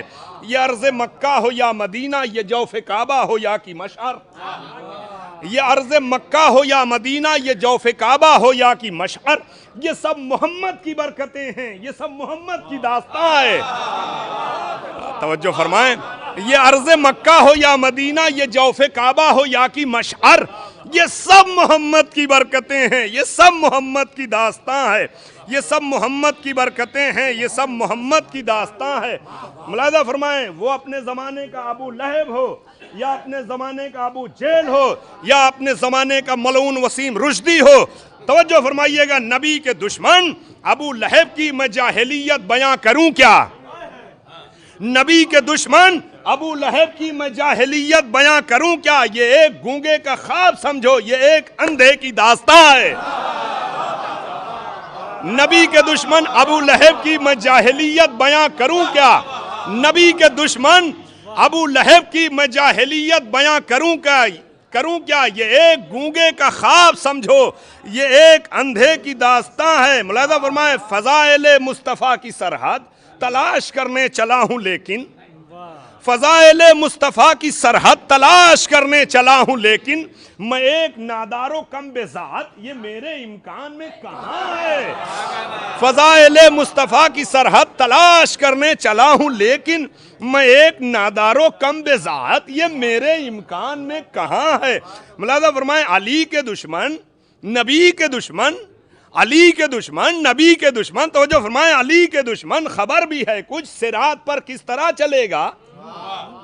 علی کے دشمن خبر بھی ہے کچھ صراط پر کس طرح چلے گا؟ تیری نمازیں ادھر پڑی ہیں، وہ تیرا روزہ بھی نیم جاں ہے۔ تیری نمازیں ادھر پڑی ہیں، یہ تیرا، زبان آپ ملاحظہ نہیں فرما رہے ہیں۔ علی کے دشمن، توجہ فرمائیں، جونپور کی زبان ملاحظہ فرمائیں، علی کے دشمن خبر بھی ہے کچھ صراط پر کس طرح چلے گا، تیری نمازیں ادھر پڑی ہیں، یہ تیرا روزہ بھی نیم جاں ہے۔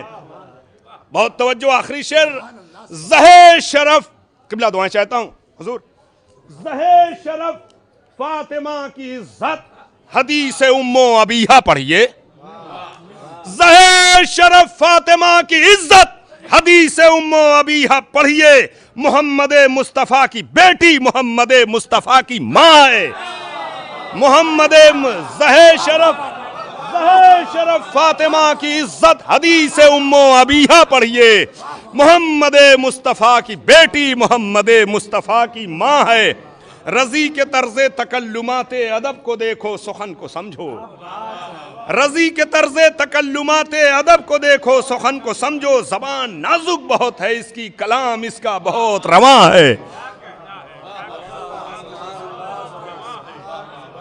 زندہ باد پرندہ باد، بہترین اشعار سماعت فرما رہے تھے آپ شاعر اہل بیت مولانا رسول بسوانی صاحب کی زبانی۔ آئیے حضرات، تقریر کے لیے گزارش کروں گا آفتاب شریعت حجت الاسلام والمسلمین علی جناب مولانا سید قلبی جواد نقوی صاحب قبلہ۔ حضرات، گزارش کر رہا ہوں تقریر کے لیے آفتاب شریعت حجت الاسلام والمسلمین علی جناب مولانا سید قلبی جواد نقوی صاحب قبلہ تشریف لا رہے ہیں، استقبال کے لیے بآواز بلند صلوات ارشاد فرما دیں۔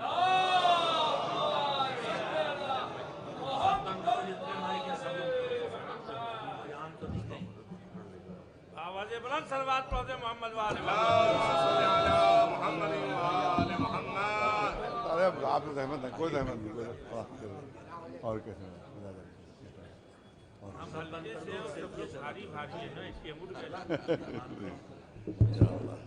آپ گھڑی لانا بھول گئے، لہٰذا موبائل لیے رہیں گے، کرسی آ جائے بہتر رہے گا، کرسی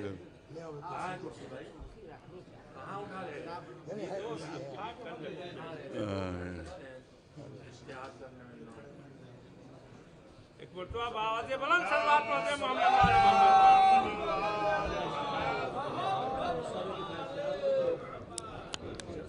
نعرہ تکبیر، سارے مل کر جواب دیں، نعرہ تکبیر، نعرہ رسالت، نعرہ حیدری، نعرہ صلوات۔ بہت بڑھیا۔ سے دوبارہ پڑھوانا جب ساؤنڈ سسٹم صحیح ہو جائے گا، چاہے مجھے کاٹ دیجیے گا، مطلب میں تو شاعری نہیں ہوں، مجھے کیا کاٹیں گے؟ میری جگہ ضمیر صاحب ذبح ہو جائے گا، بکرا اٹھنے کا ایک صلوات بھیجے پر محمد وآل محمد۔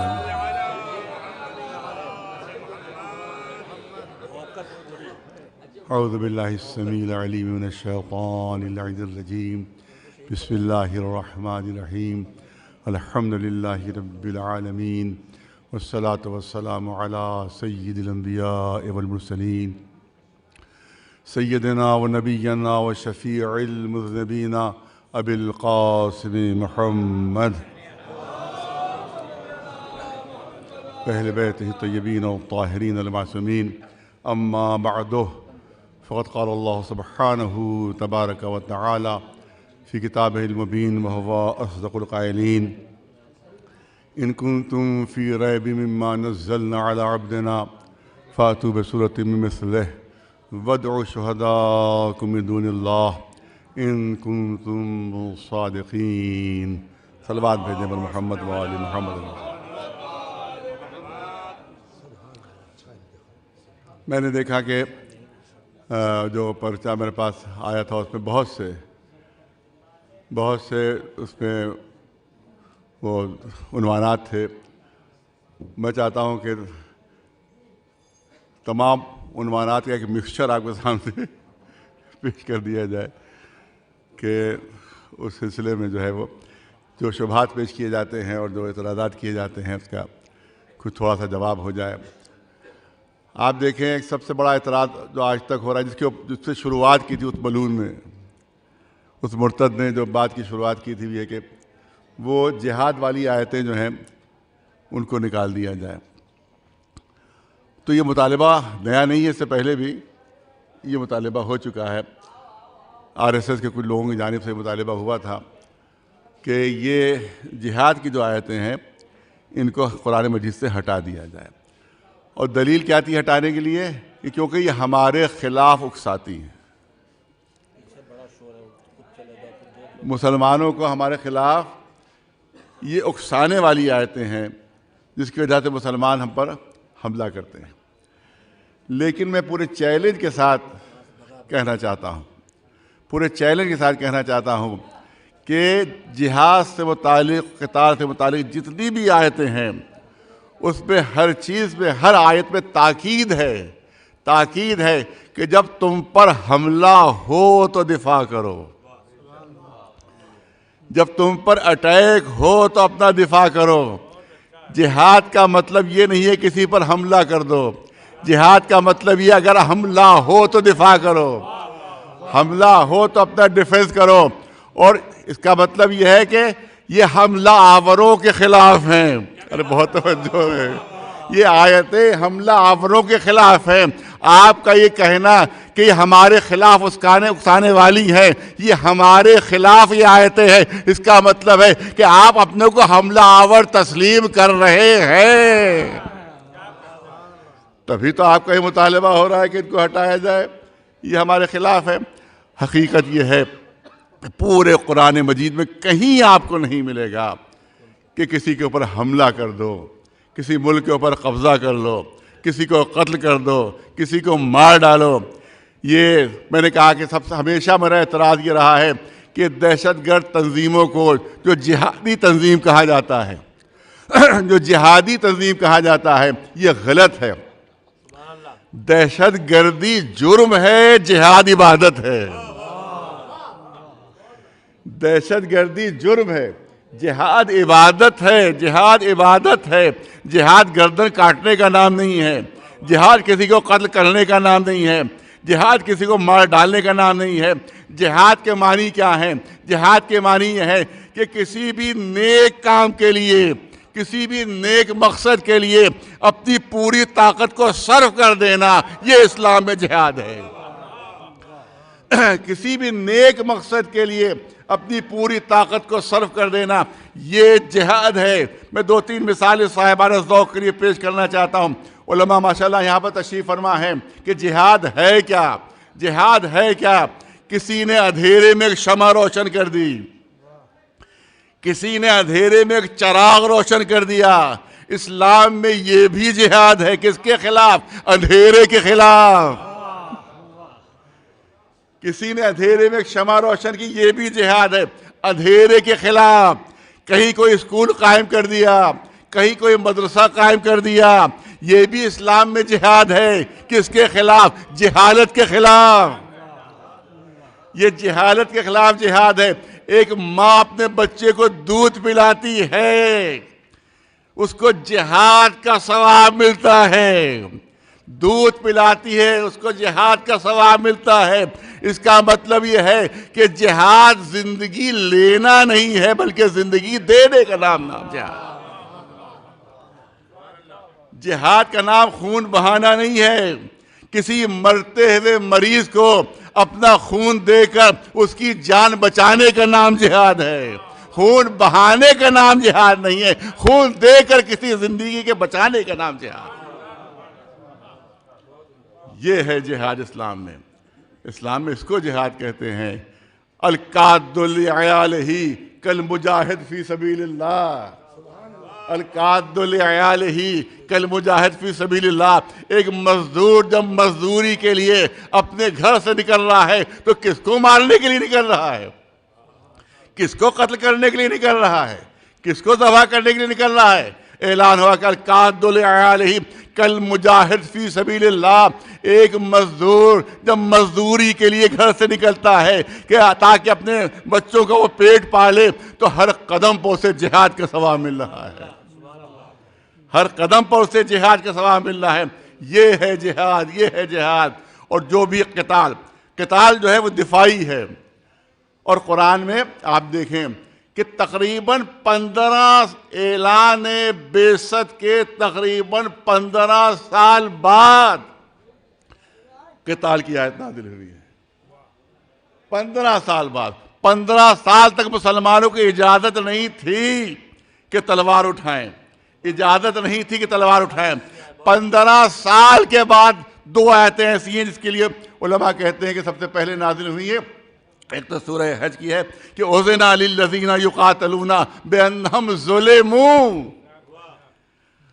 ارے جن کے ساتھ قتال کیا جا رہا ہے انہیں اجازت دی جا رہی ہے کہ وہ ان سے قتال کریں، کیونکہ ان پر مسلسل ظلم کیا جا رہا ہے۔ اس کا مطلب ہے کہ جہاد جو ہے وہ دفاعی ہے۔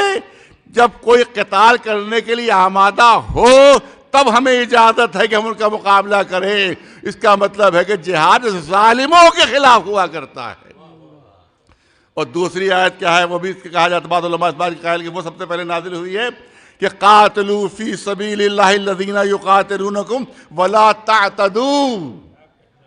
دیکھیے کتنی پابندیاں لگا دیا ہیں قتال میں بھی، اللہ نے پابندیاں لگا دی ہیں قتال میں بھی کہ دیکھو قاتلوا فی سبیل اللہ، اگر قتال کرنا ہے تو اللہ کی راہ میں قتال کرو، اللہ کی راہ میں قتال کرو۔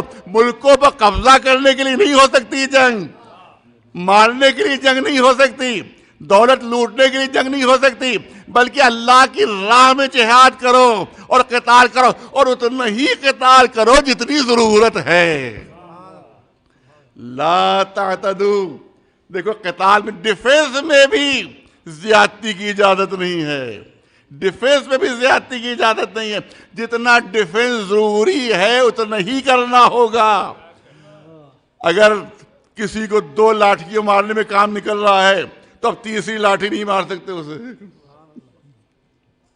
اس کے لیے دیت دینا پڑ جائے گی۔ اب یہ بھی لوگ سمجھے کہ شاید کوئی مزاح ہے، لیکن حقیقت ہے کہ اگر کوئی گھر میں چور ہمارے کودا اور وہ سامان لے کر جانے لگا، میں اس کو روک سکتا تھا کہ روک لوں، اس کو پکڑ سکتا تھا کہ پکڑ لوں، مگر میں نے کیا کیا کہ اس کی ایک ٹنگڑی لڑا دی۔ اب جو میں نے ٹنگڑی لڑائی تو گر پڑا، گرا تو اس کی پیر ٹوٹ گیا، پیر میں چوٹ لگ گئی۔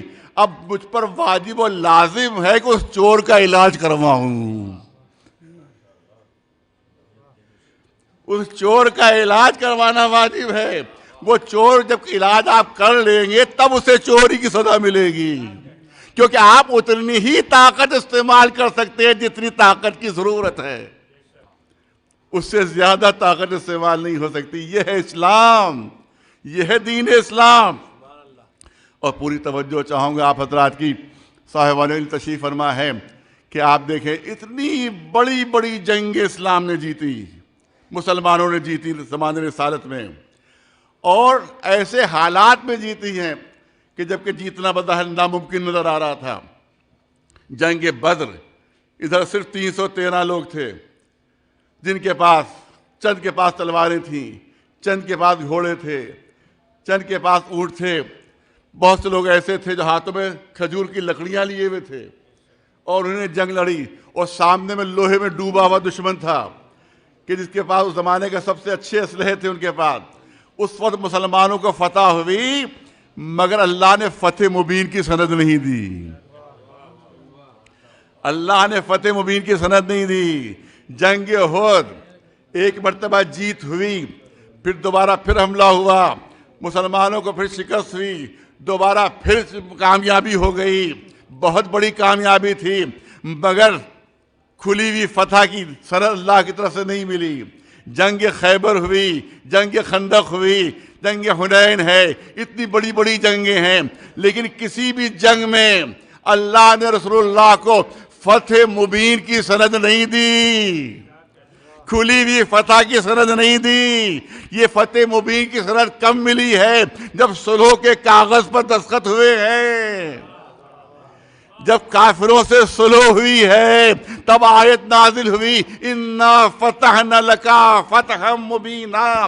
اس کا مطلب ہے کہ اسلام میں جنگیں جیتنا فتح نہیں ہے، دشمنوں کو زیر کرنا فتح نہیں ہے، ملکوں کے اوپر قبضہ کرنا فتح نہیں ہے، بلکہ اگر صلح قائم ہو جائے تو اسلام میں سب سے بڑی فتح یہی قرار پاتی ہے. ایک صلوات بھیجے مولانا عباس پر محمد وعلیہ. تو یہ ہے حقیقت جہاد. اب میں چاہتا ہوں کہ اس آیہ کریمہ کے ذیل میں بھی پتہ نہیں مجھے کتنی اجازت ہے، یہ نہیں معلوم مجھے کتنی دیر ہوئی ہے. خیال 12 منٹ 13 منٹ میں. کچھ لوگوں کے 10 منٹ 20 لگتے ہیں، کچھ لوگوں کے 20 منٹ 10 لگتے ہیں.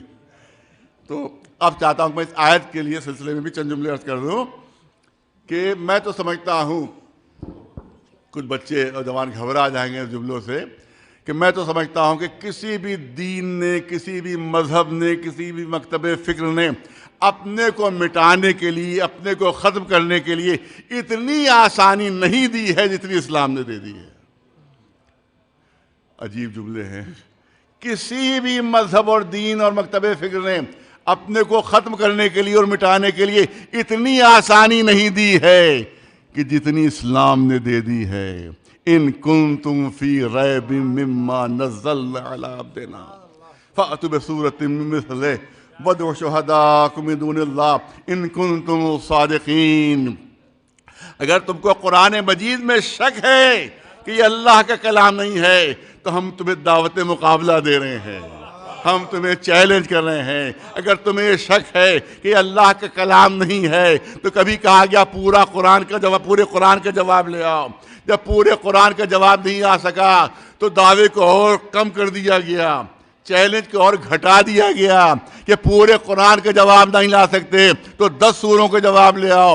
جب 10 سوروں کا جواب بھی نہ ہو سکا تب بھی قرآن نے فتح کا اعلان نہیں کیا، بلکہ چیلنج کو اور گھٹا دیا، چیلنج کو اور کم کر دیا کہ اگر 10 سوروں کا جواب نہیں لا سکتے تو ایک ہی سورے کا جواب لے آؤ. اور جب ایک سورے کا جواب بھی نہیں آ سکا تب بھی قرآن نے فتح کا اعلان نہیں کیا کہ دشمن ہار گیا ہم جیت گئے، بلکہ اور چیلنج کو کم کیا. فَلْيَأْتُوا بِحَدِيثٍ مِثْلِهِ. مفسر کہتے ہیں اس کے معنی ہے کہ اگر پورے سورے کا جواب نہیں لا سکتے تو قرآن کی ایک آیت ہی کا جواب لے کر آ جاؤ. یہ چیلنج آج بھی باقی ہے، یہ چیلنج آج بھی باقی ہے. یہ چیلنج قیامت تک کے لیے ہے. اس کا مطلب ہے آج بھی موقع ہے دشمنوں کو کہ قرآن کی ایک آیت کا جواب لے آئیں. قرآن کی صداقت ختم ہو جائے گی، رسول کی رسالت ختم ہو جائے گی، اسلام کی حقانیت ختم ہو جائے گی. مسلمانوں کو کوئی اور دین دھرم اختیار کرنا پڑے گا اگر قرآن کی ایک آیت کا بھی جواب آ جائے. اب سوال یہ ہوتا ہے کہ وہ عرب والے کہ جن کو اپنی فصاحت و بلاغت پر ناز تھا، جن کو اپنی فصاحت و بلاغت پر غرور تھا، علماء تشریف فرما ہیں اپنے کو عرب اور پوری دنیا کو عجم کہتے تھے. خود عرب، پوری دنیا عجم. عرب کے معنی ہے بہت بولنے والا، عرب کے معنی ہے بڑا فصیح و بلیغ، عرب کے معنی ہے بڑا زبان دار، اور عجم کے معنی ہے گونگا. صرف ایرانیوں کو عجم نہیں کہتے تھے، صرف ایرانیوں کو عجم نہیں کہتے تھے. عرب اپنے مقابلے میں پوری دنیا کو عجم کہتے تھے. پوری دنیا ان کے مقابلے میں گونگی تھی. اتنا ناز تھا اپنی فصاحت و بلاغت پر، اتنا ناز تھا اپنی زباندانی پر، اتنا غرور تھا کہ خود عرب تھے، پوری دنیا عجم، لیکن قرآن برابر چیلنج کر رہا ہے، ان کی غیرت کو جھنجھوڑ رہا ہے، ان کی حمیت کو للکار رہا ہے۔ پورے قرآن کا جواب نہیں لا سکتے تو 10 سوروں کا لے آؤ، 10 سوروں کا نہیں لا سکتے تو 1 سورے کا لے آؤ، 1 سورے کا نہیں لا سکتے تو 1 آیت کا جواب لے آؤ۔ تو پوری دنیا کو گونگا کہا کرتے تھے۔ یہ ہے قرآن کا اعجاز کہ جو پوری دنیا کو گونگا کہتے تھے وہ خود قرآن کے سامنے گونگے بن کر رہ گئے۔ ایک صلوات بھیج دیں محمد والے۔ دیکھیے، جب آسان راستہ ہوتا ہے تو مشکل راستہ اختیار نہیں کیا جاتا ہے، جب سہل راستہ ہوتا ہے تو دقت جس راستے میں وہ اختیار نہیں کی جاتی۔ مجھے دہلی جانا ہے، معلوم ہے کہ وہ سپر فاسٹ ایکسپریس ہے، اس کے اوپر میں جا رہا ہوں اور بہت اطمینان سے پہنچ گیا، لیکن فرض کیجئے جانا بہت ضروری جانا ہے، لیکن اس میں ریزرویشن نہیں مل سکا اور کوہرا شب میں بہت زیادہ ہوتا ہے، ایکسیڈنٹ کا خطرہ ہو جاتا ہے، مرنے کا خطرہ ہے، تو لیکن کیونکہ جانا ہی جانا ہے لہذا اب میں وہ خطرہ مول لوں گا کہ چاہے کچھ بھی ہو جائے مجھے تو جانا ہے۔ تو اس کا مطلب ہے کہ مجبوری کے عالم میں خطرناک راستہ اختیار کیا جاتا ہے، اور اگر اختیار ہو تو انسان آسان راستہ اختیار کرتا ہے۔ تو میں ان عربوں سے پوچھتا ہوں کہ جب اسلام نے تم کو اتنا آسان موقع دے دیا تھا، ارے بہت توجہ، اتنا آسان موقع دے دیا تھا کہ 1 آیت کا جواب لے آؤ، قرآن کی سچائی ختم ہو جائے گی، اسلام کی حقانیت ختم ہو جائے گی، رسول کی رسالت ختم ہو جائے گی۔ تو جب اتنا آسان موقع دے دیا تھا تو پھر تم اتنی جنگیں کیوں لڑ رہے ہو؟ یہ جنگیں کس مقصد سے ہو رہی تھیں؟ اسلام کو ختم کرنے کے لیے۔ یہ جنگ بدر کاہے کے لیے تھی؟ اسلام ختم ہو جائے۔ جنگ احد کاہے کے لیے تھی؟ اسلام ختم ہو جائے۔ جتنی بھی جنگیں ہیں وہ اسلام کو ختم کرنے کے لیے ہو رہی تھیں۔ تو جب اسلام نے موقع دے دیا تمہیں کہ 1 آیت کا جواب لے آؤ، 1 آیت کا جواب لے آتے، اتنی جنگیں لڑنا ہی نہ پڑتی، اتنی جنگیں لڑنا ہی نہ پڑتی۔ آپ کی مزاج کے مطابق اور ذوق کے مطابق جملہ نرد کروں کہ آخر علی کے ہاتھوں اپنے پہلوانوں کو کیوں کٹوا رہے ہو؟ 1 آیت کا جواب لے آؤ، کسی جنگ کی ضرورت نہیں۔ تو مشرکین مکہ کہیں گے اگر کسی 1 آیت کا جواب ہمارے لیے ممکن ہوتا تو ہم اتنی جنگیں لڑتے ہی کیوں؟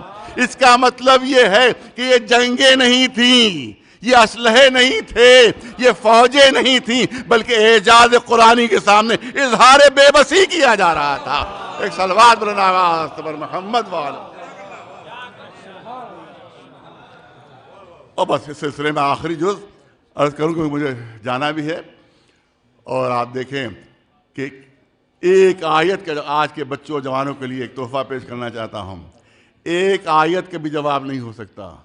ہو سکتا ہے بچے جوان تعجب کریں کہ بہت زیادہ مبالغہ ہے، اس میں ایگزیجریشن کر دیا۔ کیسے ممکن ہے کہ کوئی کتاب ایسی ہوگی جس کے کسی 1 جملے کا بھی جواب نہ ہو سکے، کہ کسی 1 آیت کا بھی جواب نہ ہو سکے؟ یہ قرآن نے کیا دعویٰ کر دیا کہ 1 آیت کا جواب نہیں ہو سکتا؟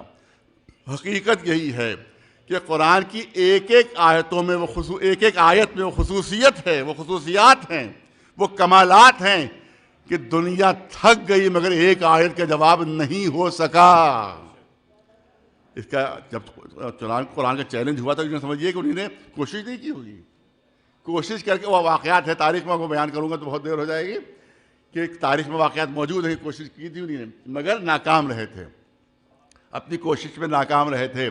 تو اب سوال یہاں پر یہ ہوتا ہے کہ آخر وہ کون سے کمالات ہیں قرآن کی ایک آیت میں کہ جس کی وجہ سے قرآن نے یہ دعویٰ کر دیا کہ 1 آیت کے بھی جواب ممکن نہیں ہے؟ تو آپ یاد رکھیں کہ قرآن کی کسی بھی ادیب کو، کسی بھی شاعر کو، کسی بھی بڑے سے بڑے زبانداں کو یہ خصوصیت حاصل نہیں ہے جو قرآن کو حاصل ہے، کیونکہ چاہے کسی بڑے سے بڑے شاعر کا شعر کیوں نہ ہو، کسی بڑے بڑے ادیب کی تحریر کیوں نہ ہو، یہ نہیں ہو سکتا کہ اس کے کسی لفظ کو بدلا نہ جا سکے، کسی لفظ کو اس کے تبدیل نہ کیا جا سکے. یہاں تک کہ جوش ملی آبادی بہت ہی زبردست اردو زبان کا ماہر شاعر ہیں، لیکن بعض نقاد ایسے ہیں کہ جنہیں جب تنقید کی تو کہا کہ اس سے بہتر لفظ اردو زبان میں موجود تھا جو جوش نے استعمال نہیں کیا. اگر استعمال کرتے تو شعر کا زور اور بڑھ جاتا. اس کا مطلب یہ ہے کہ جو جیسے باکمال شاعر کے لیے بھی نقاد کہہ رہے ہیں کہ انہوں نے کمزور لفظ استعمال کر دیا، اس سے بہتر لفظ زبان میں موجود تھا جو جوش نے چھوڑ دیا. لیکن صرف قرآن مجید کی خصوصیت یہ ہے، صرف قرآن کی خصوصیت یہ ہے، جبکہ عربی بہت وسیع زبان ہے، مترادفات اس میں بہت ہیں، سنونیمز اس میں بہت ہیں. اردو میں بہت کم ہے سنونیمز، اردو میں مترادفات بہت کم ہے. عربی میں ایک ایک شے کے لیے 100 نام ہیں، 100 لفظیں ہیں. اردو زبان کی مثال پیش کر دوں کہ اردو زبان میں اونٹ جو جانور ہے اس کے سوائے اونٹ کے اور کوئی خالص اردو میں آپ کو نام نہیں ملے گا، لیکن عربی زبان میں 100 سے زیادہ نام ہیں. اسی طرح سے تلوار خالص اردو میں صرف تلوار کا لفظ آپ کو ملے گا. دوسرا آپ نے نام لیا تو دوسری زبان کا لفظ ہوگا، اردو کا خالص کا نہیں ہوگا وہ. اور اگر کوئی اور نام لیا تو شکل بدل جائے گی، وہ تلوار نہیں ہوگی، وہ قرولی ہو جائے گی، وہ خنجر ہو جائے گا، وہ چاقو ہو جائے گا، وہ تلوار نہیں رہے گی. مگر عربی زبان میں بے شمار نام ہے تلوار کے. جنگل کا جانور شیر کے علاوہ کوئی اور نام اردو میں نہیں ہے. اگر آپ نے نام بدلا تو نسل بدل جائے گی. ارے توجہ، تیندوا کہہ دیا تو نسل بدل جائے گی، چیتا کہہ دیا تو نسل بدل جائے گی، یہ نسل بدل جائے گی. صرف ایک نام ہے شیر، اس کے علاوہ کوئی اور دوسرا خالص اردو میں نام نہیں ہے. لیکن عربی زبان میں کتنے مترادفات ہیں جو جنگل کے جانور کے لیے استعمال کیے گئے ہیں کہ ایک لفظ ہٹا کر دوسرا لفظ رکھ دیا جائے تو پڑھنے والے کو احساس بھی نہیں ہوگا کہ لفظ بدل گیا، پڑھنے والے کو احساس بھی نہیں ہوگا کہ لفظ تبدیل کر دیا گیا. تو لفظ نہیں بدل سکتا، جو قرآن نے لفظ استعمال کر دیا ہے اس لفظ کو بدلا نہیں جا سکتا، اس لفظ کو بدلا نہیں جا سکتا. اور دوسری صورت یہ ہے کہ لفظ وہی رہے، جگہ بدل دی جائے. جملے کے ابتدا میں آیا ہے ہم وسط میں لے آئیں، وسط میں آئے ہم آخر میں لے آئیں، پڑھنے والوں کو احساس نہیں ہوگا کہ لفظ کی جگہ بدل گئی. تو صرف و صرف قرآن مجید کی خصوصیت یہ ہے کہ نہ لفظ بدلا جا سکتا ہے، نہ لفظ کی جگہ بدلی جا سکتی ہے، نہ لفظ کی ترتیب بدلی جا سکتی ہے. نہ لفظ بدلا جا سکتا ہے، نہ لفظ کی جگہ. لاکھ ایک ملتا جلتا لفظ کیوں نہ ہو، لاکھ ملتا جلتا لفظ کیوں نہ ہو، لیکن ادھر قرآن کے استعمال شدہ لفظ کو بدلا تو فوراً نظم فصاحت بتا دے گا کہ یہ وہ لفظ نہیں جو قرآن میں استعمال ہوا تھا، بلکہ کسی نے یہ لفظ بدل دیا ہے. اگر ترتیب بدل دی کہ جو لفظ قرآن نے جس موقع پر استعمال کیا ہے اس کی ترتیب بدل دی تو فوراً صاحبان ذوق تشریف فرمایا، جملہ نظر کرنا چاہتا ہوں، ادھر ترتیب بدلی ادھر نظم فساد بگڑ کر بولے گا. ارے توجہ رہے، نظم فساد بگڑ کر بولے گا. یہ وہ جگہ نہیں ہے کہ جہاں قرآن نے اس لفظ کو استعمال کیا تھا. اس کا مطلب ہے کہ قرآن نے جس لفظ کو جہاں استعمال کر دیا نہ لفظ بدلا جا سکتا ہے، نہ لفظ کی جگہ بدلی جا سکتی ہے، نہ لفظ کی ترتیب بدلی جا سکتی ہے. ذرا لفظ بدل کر عرض کروں کہ جس لفظ کو دست قدرت نے جہاں بٹھا دیا، جس لفظ کو دست قدرت نے جہاں بٹھا دیا نہ لفظ بدلا جا سکتا ہے، نہ لفظ کی جگہ بدلی جا سکتی ہے، نہ لفظ کی ترتیب بدلی جا سکتی ہے. دست قدرت نے جس لفظ کو جہاں بٹھا دیا نہ لفظ بدلا جا سکتا ہے، نہ لفظ کی جگہ بدلی جا سکتی ہے، نہ لفظ کی ترتیب بدلی جا سکتی ہے. جو تصور کرو کہ اگر کسی لفظ کو کہیں پر دست قدرت بٹھا دے تو نہ لفظ بدلا جا سکتا ہے، نہ لفظ کی جگہ بدلی جا سکتی ہے، نہ ترتیب بدلی جا سکتی ہے. تو اگر اللہ کسی شخصیت کو کہیں پر بٹھا دے تو نہ شخصیت بدلی جا سکتی ہے، نہ شخصیت کی جگہ بدلی جا سکتی ہے، نہ شخصیت کی ترتیب بدلی جا سکتی ہے۔ اگر لفظ بدلو گے تو نظم فصاحت بگڑ جائے گا، اگر شخصیت بدلو گے تو نظم ہدایت بگڑ جائے گا۔ ایک سلوات بلند آواز تبر محمد و آل محمد۔ لہذا جو ملون کہتا ہے کہ اتنی آیتوں کا کہیں اور سے اضافہ ہو گیا، تو آپ یاد رکھیں کہ جو تحریف کے قائل ہیں وہ کمی کے تو قائل ہیں، اضافے کا کوئی قائل نہیں ہے، کیونکہ قرآن میں اضافہ ہو ہی نہیں سکتا، ناممکن ہے، کیونکہ اگر کوئی اضافے کی کوشش بھی کرے گا تو فوراً پتہ چل جائے گا کہ بخمل میں ٹاٹ کا پیوند لگ گیا ہے۔ بہرحال انشاءاللہ مجھ سے بہتر تقریر کرنے والے آپ کے سامنے آتے رہیں گے، اس موضوع پر گفتگو کرتے رہیں گے۔ دل تو بہت چاہتا ہے کہ مزید گفتگو ہو، لیکن مجھے ابھی روانہ ہونا اور سفر درپیش ہے، تو بہت مبارکباد دیتا ہوں میں مولانا صفی حضرت صاحب قبلہ اور تنظیم المخاطب کے جو یہاں کے اوپر ہم کاران ہیں کہ جنہوں نے بہت ہی بروقت اور برمحل اس جلسے کا جو انہوں نے انعقاد کیا ہے، اور آج کل جو سازشیں تیز تر ہو گئی ہیں اسلام کے خلاف، رسول اللہ صلی اللہ علیہ وسلم کی سیرت کے خلاف، قرآن مجید کے خلاف، لہٰذا انشاءاللہ یہاں کے اوپر بہتر سے بہتر تقریریں اور مقالات پیش کیے جائیں گے، اور گزارش یہ ہے کہ ان مقالات کو، ان تقریروں کو، اس کو شائع بھی کروایا جائے، اور صرف اردو زبان میں نہیں بلکہ انگلش اور ہندی زبانوں میں اس کو شائع کیا جائے، تاکہ اگر ہمارے بچے کسی شک میں، کسی شبہ میں مبتلا ہو گئے ہوں، کسی کوئی بچہ، ہمیں دوسروں کی فکر بعد میں ہے، اپنے بچوں کی فکر پہلے ہے، کہ وہ کسی شک و شبہ میں مبتلا نہ ہو جائیں، وہ نہ کہیں چیزوں سے بہک جائیں، ان کا ذہن تشویش میں مبتلا ہو جائے۔ لہذا یہ تمام تقریریں جو ہیں جس موضوعات پر ہوگی انشاءاللہ، جیسے کہ فرمایا کہ وہ شائع ہوں گی، تو انشاءاللہ بے انتہا مفید اس نسل کے لیے بھی اور آئندہ آنے والی نسلوں کے لیے میں مبارکباد دیتا ہوں، اور دعا بھی ہے کہ جلد سے جلد یہ تمام سازشیں جو ہیں اسلام کے خلاف ختم ہوں، اور یہ سازشیں تو خیر چلتی رہیں گی، صرف ایک ہی وقت آئے گا جب یہ سازشیں ختم ہوں گی، کہ جب ہمارے امام زمانہ کا ظہور ہوگا، پالنے والے جلد سے جلد ہمارے امام کا ظہور ہو، تاکہ ہر مشکل ختم ہو جائے، ہر سازش ختم ہو جائے، اور اس پورے دنیا میں اسلام ہی کا دور و دورہ ہو۔ وآخر دعوانا الحمدللہ رب العالمین۔ سبحان اللہ۔ تقریر سماعت فرما رہے تھے آپ آفتاب شریعت حجت الاسلام والمسلمین علی جناب مولانا سید قلب جواد نقوی صاحب قبلہ کی زبانی۔ آئیے حضرات، میں تقریر کے لیے پھر گزارش کروں گا علی جناب مولانا سید رضا حیدر ترمذی صاحب، مدیر حوزہ علمیہ غفران مآب لکھنؤ۔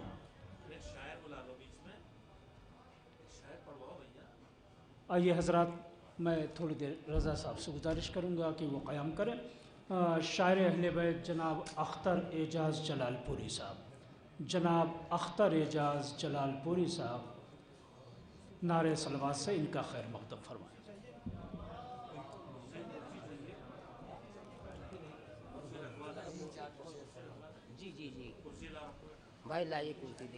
شاعر اہل بیت جناب اختر اعجاز جلال پوری صاحب قبلہ آپ کے روبرو ہیں، آپ حضرات ان کے اشعار سماعت فرمائیں۔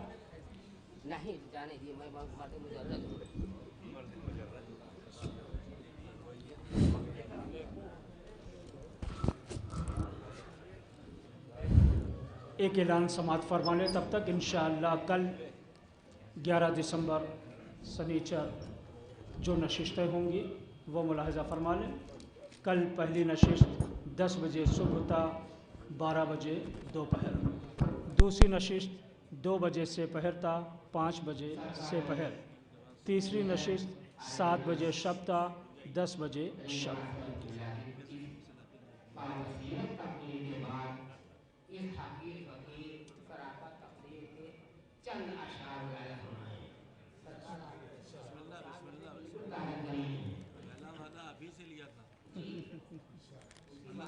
ٹائم آپ کو ملا کہنے کا، پڑھیے گا کم ابھی پھر پڑھو گا۔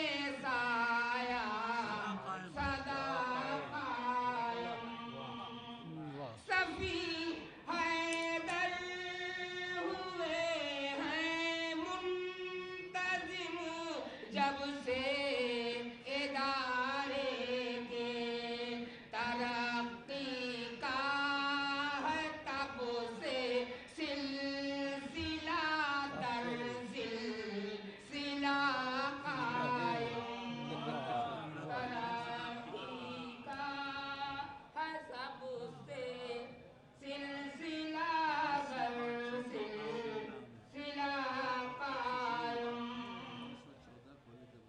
और आलिम दीन की क्या शान है, 4 मिनट कि आलिम दीन की क्या शान है, अल्लाह अल्लाह।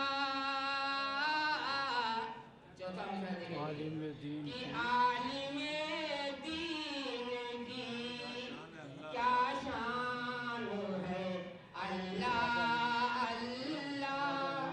आलिम दीन की क्या शान है, अल्लाह अल्लाह।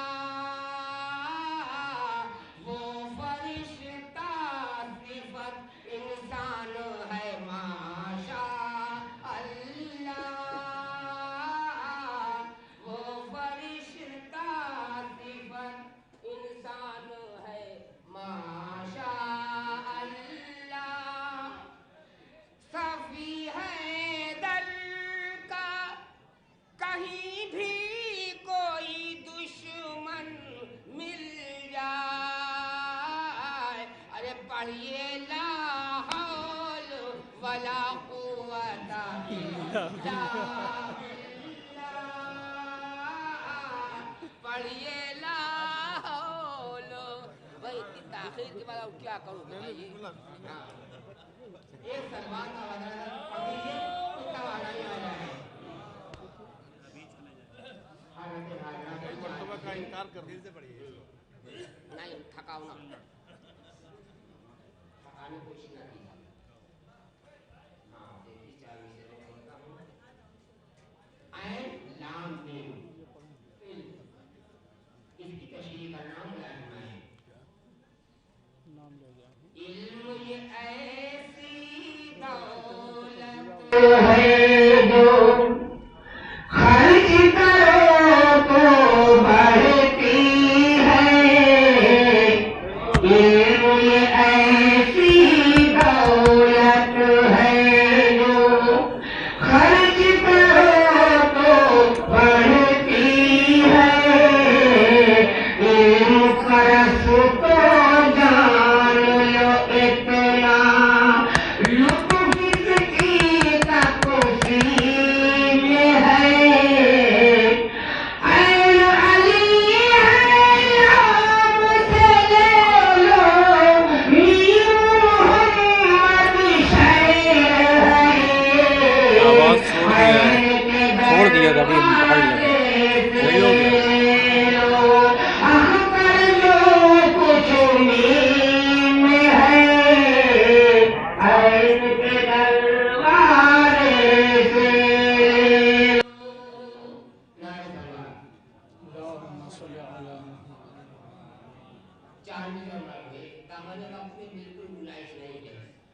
क्योंकि ये मैखाना है, जामे जम नहीं है, यहाँ कोई किसी से कम नहीं है। और भी हजरत आप सुनेंगे तकलीफ, चाहे कतार में बना लीजिए। क्या ज़बां खोलूं तो कुछ अफराद की तशहीर होती है। ज़बां खोलूं तो कुछ अफराद की तशहीर होती है। जो चुप बैठूं तो खामोशी गरेबागीर होती है।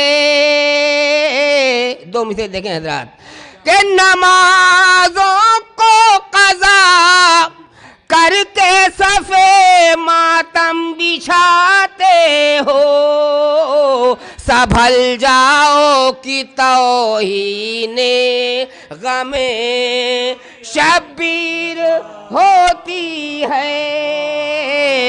संभल जाओ कि तौहीने गमे शबीर होती है जो चुप बैठूं तो खामोशी।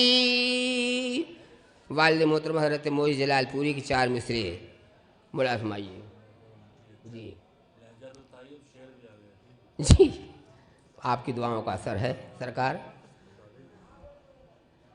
एक सलवात आप हजरा ज़रा पढ़ दिए, कुछ तवानाई आ जाए।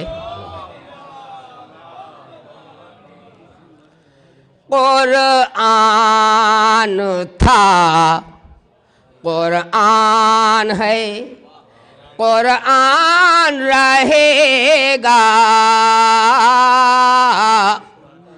कुरान था, कुरान है, कुरान रहेगा। ईकान था, ईकान है, ईकान रहेगा। इस्लाम की गर्दन पे हुसैन इब्ने अली का एहसान था, एहसान है, एहसान रहेगा।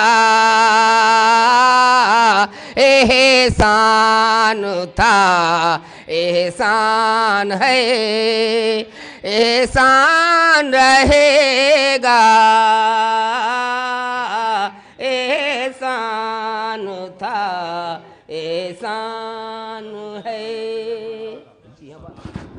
आइए हजरात, मैं सिर्फ एक जुमले की वजाहत कर दूं कि तंज़ीमुल मकातिब के जो ख़दमात हैं ये हकीकत है कि आज अज़हर मिन अश-शम्स हैं जो आप देख भी रहे हैं, ज़मीन पर बिखरे हुए हैं। और 5 मकातिब से शुरू होने वाला ये इदारा अल्हम्दुलिल्लाह इस वक्त 1200 मकातिब कायम कर चुका है। और सिर्फ मकातिब ही नहीं बल्कि नौजवान बच्चों के लिए मदरसे अबू तालिब, नौजवान बच्चियों के लिए मदरसे खदीजतुल कुबरा, और इसी के साथ ई कुरान क्लासेस, ई मदरसा, ई जामिअतुल ज़हरा, ई मकतब, इस तरह से सारी स्कीमें हैं। इंशाअल्लाह आप लिटरेचर लिफलेट में उसे देखेंगे, महसूस करेंगे और ख़ुद ही तंज़ीमुल मकातिब के ख़दमात का आपको अंदाज़ा होगा। आइए हज़रात, मैं तकरीर के लिए गुजारिश कर रहा हूँ आली जनाब मौलाना रज़ा हैदर तिरमिज़ी साहब से कि वो तशरीफ़ लाए। मौलाना रज़ा हैदर तिरमिज़ी साहब बावाज़ बुलंद नारे सलवात से इस्तक़बाल कर रहे हैं।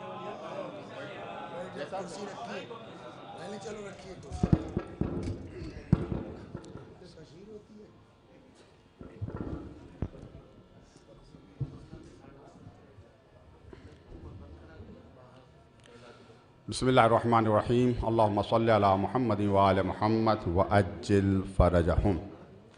मोहतरम सामीन और स्टेज पर बैठे हुए उलमाए इकराम और वो सामीन जिन्हें हम नहीं देख रहे हैं मगर वो हमें देख और सुन रहे हैं, अस्सलामु अलैकुम व रहमतुल्लाहि व बरकातुहू। देखिए, 2 मौके ऐसे होते हैं जहाँ बोलना बड़ा सख्त होता है। एक वो मौका जब पेट बिल्कुल खाली हो, एक वो मौका जब पेट बिल्कुल भरा हो। जी हाँ, थोड़ा सख्त है बोलने वाले के लिए भी, सुनने वाले के लिए। बेहतरीन तकारीर,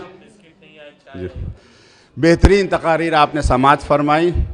अब वो ये मौका तो नहीं था कि कायदे मिल्लत आफ्ताब शरीयत मौलाना सैयद कल्ब जवाद नकवी साहब के बाद मैं पढ़ूँ। बहरहाल को कहीं ज़रूरी काम से जाना था। कुछ बातें मैं आपसे नहीं कहना चाह रहा हूँ। माशाअल्लाह से आपके पास बहुत मालूमात है। मुझे बताया गया कि 50 चैनलों पर लाइव ये प्रोग्राम चल रहा है, कम से कम 50 चैनलों, बहुत बड़ी बात है। तो जो सुन रहे हैं या देख रहे हैं चैनल पर, उनमें शिया भी हैं, सुन्नी भी है, मुस्लिम भी हैं, गैर मुस्लिम भी। 2-4 बातें मैं उन गैर मुस्लिम हजरात से करना चाह रहा हूँ जो हमें सुन रहे हैं। सबसे पहली बात यह है कि इस्लाम का जिस तरीक़े से आज तारुफ़ कराया जा रहा है, इंट्रोडक्शन कराया जा रहा है, اس میں بہت ہی خیانت سے کام لیا جا رہا ہے، بہت بڑی خیانت سے کام لیا جا رہا ہے، اور کہا جاتا ہے یہ مسلمان حملہ آور ہے، حملہ کر کے آئے وغیرہ وغیرہ جو پروپیگنڈا کیا جا رہا ہے۔ ہندوستانی کے ایک عالم دین ہیں اور انہوں نے بہت سی کتابیں لکھی ہیں۔ آپ کی ایک بہت ہی مشہور کتاب عربی میں ماذا خسر العالم بانحطاط المسلمین، علی حسن حسنی ندوی صاحب، ماذا خسر العالم، یعنی اس کا ترجمہ ہے اس عنوان کا کتاب کے کہ دنیا کو کیا نقصان ہو چکا، کیا نقصان ہوا، والعصر ان الانسان لفی خسر، انسان گھاٹے میں، کیا گھاٹا ہو چکا عالم کو، ورلڈ کو، کس بات سے؟ بانحطاط المسلمین، مسلمانوں کے زوال سے، مسلمانوں کے ڈاؤن فال سے عالم کو، ورلڈ کو کیا نقصان پہنچا۔ دیکھیے عنوان پر تھوڑا سا غور کریں، آپ نے جو عنوان دیا ہے کہ دنیا کو کیا نقصان پہنچا، مسلمانوں کے زوال سے، یہ نہیں کہا کہ دنیا کو کیا نقصان پہنچا اسلام کے زوال سے، مسلمانوں کے زوال سے۔ اسلام کو کبھی زوال ہو ہی نہیں سکتا، الاسلام یعلو ولا یعلی علیہ، اسلام کا پرچم ہمیشہ سے بلند تھا، بلند ہے، بلند رہے گا، سبحان اللہ سبحان اللہ، اسے کوئی نقصان نہیں پہنچا سکتا۔ ہاں مسلمانوں کا عروج و زوال لگا رہا ہے، کبھی عروج تھا آج زوال ہو گیا۔ اس کتاب میں 5 باب ہیں اور اس میں فصلیں بھی ہیں، اور پہلا جو باب ہے اس میں اسلام سے پہلے دنیا کے کیا حالات تھے اس کا انہوں نے جائزہ لیا ہے۔ اسلام آنے سے پہلے ہندوستان کے کیا حالات تھے، یورپ کے کیا حالات تھے، عرب کے کیا حالات تھے، تفصیل سے اس کا جائزہ لیا ہے۔ میں ایک جملہ کہنا چاہتا ہوں، اس زمانے میں جب اسلام آیا ہی نہیں تھا، اس وقت یہ ہندوستان ٹکڑوں میں بٹا ہوا تھا، کھنڈ کھنڈ تھا، ٹکڑے ٹکڑے تھا۔